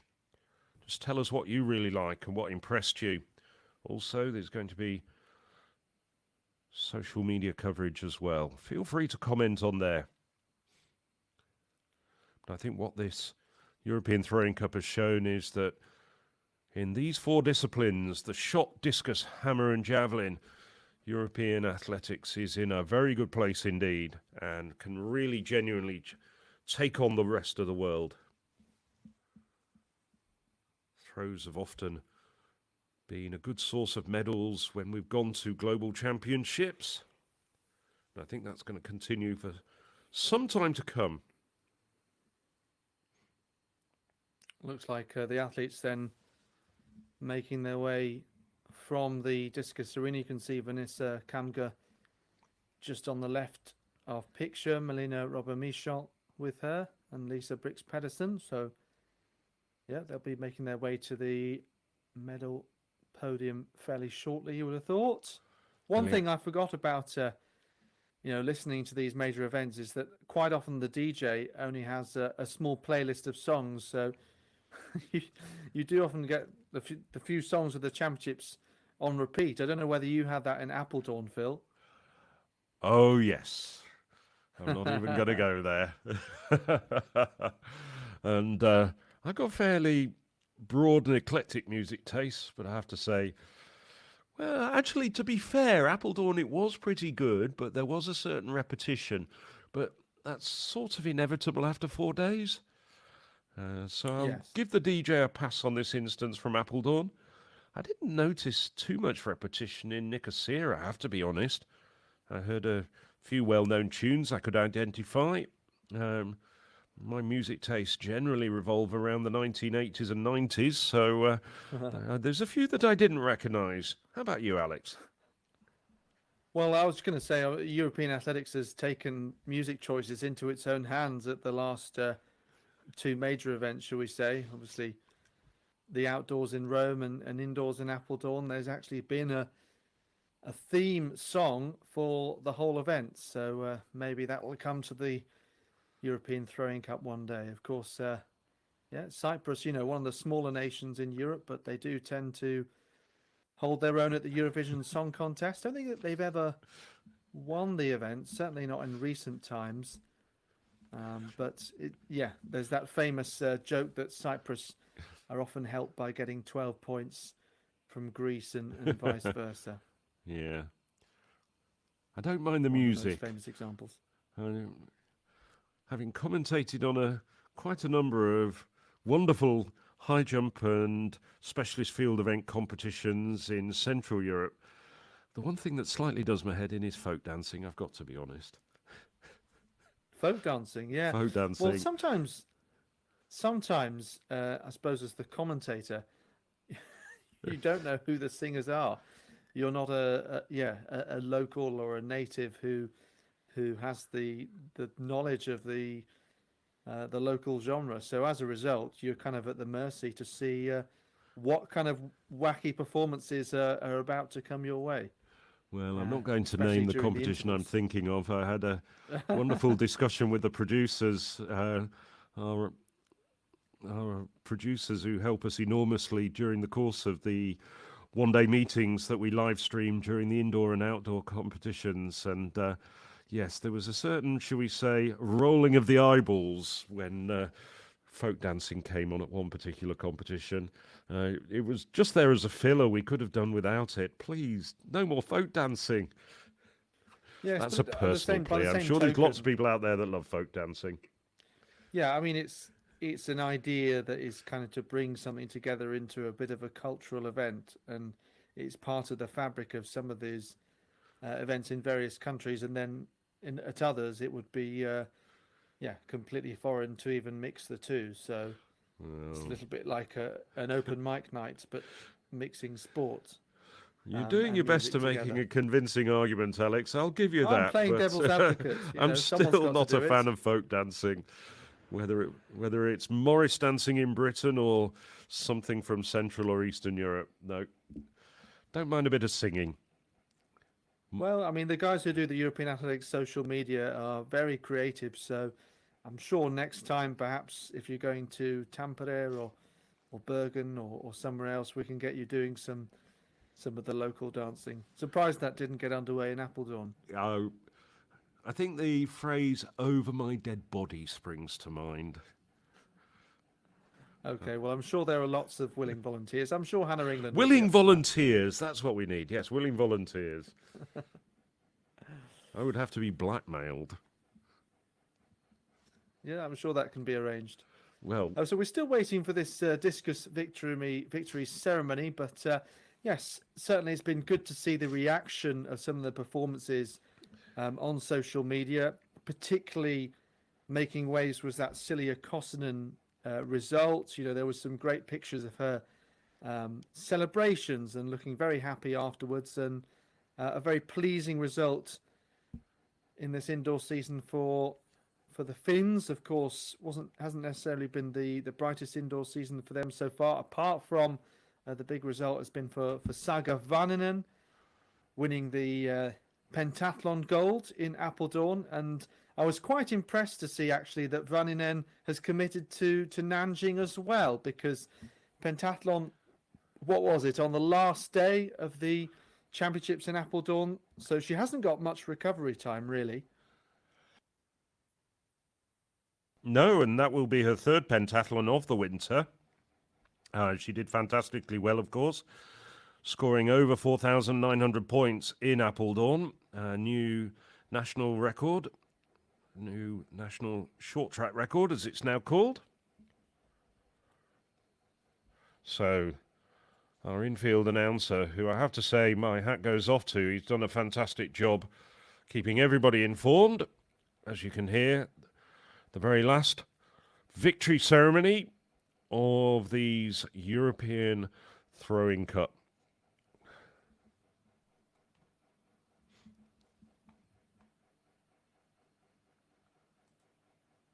So I'm sure there's going to be a big athletes party later on tonight, and these women I'm pretty sure all of them will be celebrating. Every reason for all three of them to be very happy indeed with their performances.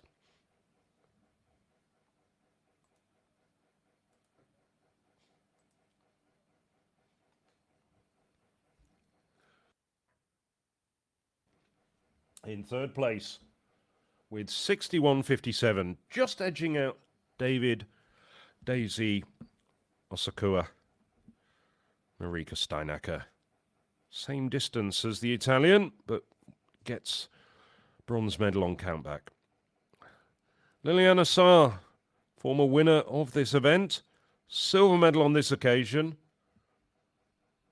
I bet she thought when she launched the discus out to 62.66 in the third round that she'd nailed the gold. But this woman, Vanessa Kamga, the first ever Swedish senior women's winner, responded and was really throwing well in the second half of the competition. Took the lead with 63.25 in the fifth round and finished it off with 62.86, which would have also been a winner with her final effort. Big broad smile from Vanessa Kamga. Really coming good as we hear the Swedish national anthem.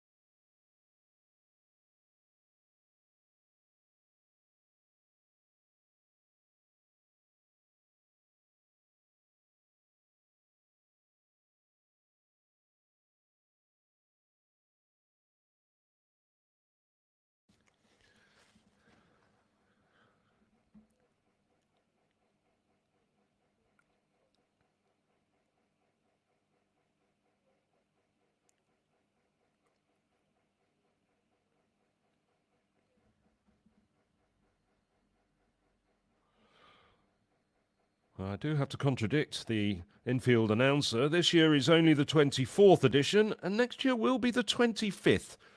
But it's time for myself, Phil Minchell, and Alex Seftel, after 2 days of superb events, to say it's time for us to say goodbye. And with luck, we will be back as well next year in Nicosia. Thank you, and we hope you've enjoyed the last 2 days of the 24th edition of the European Throwing Cup.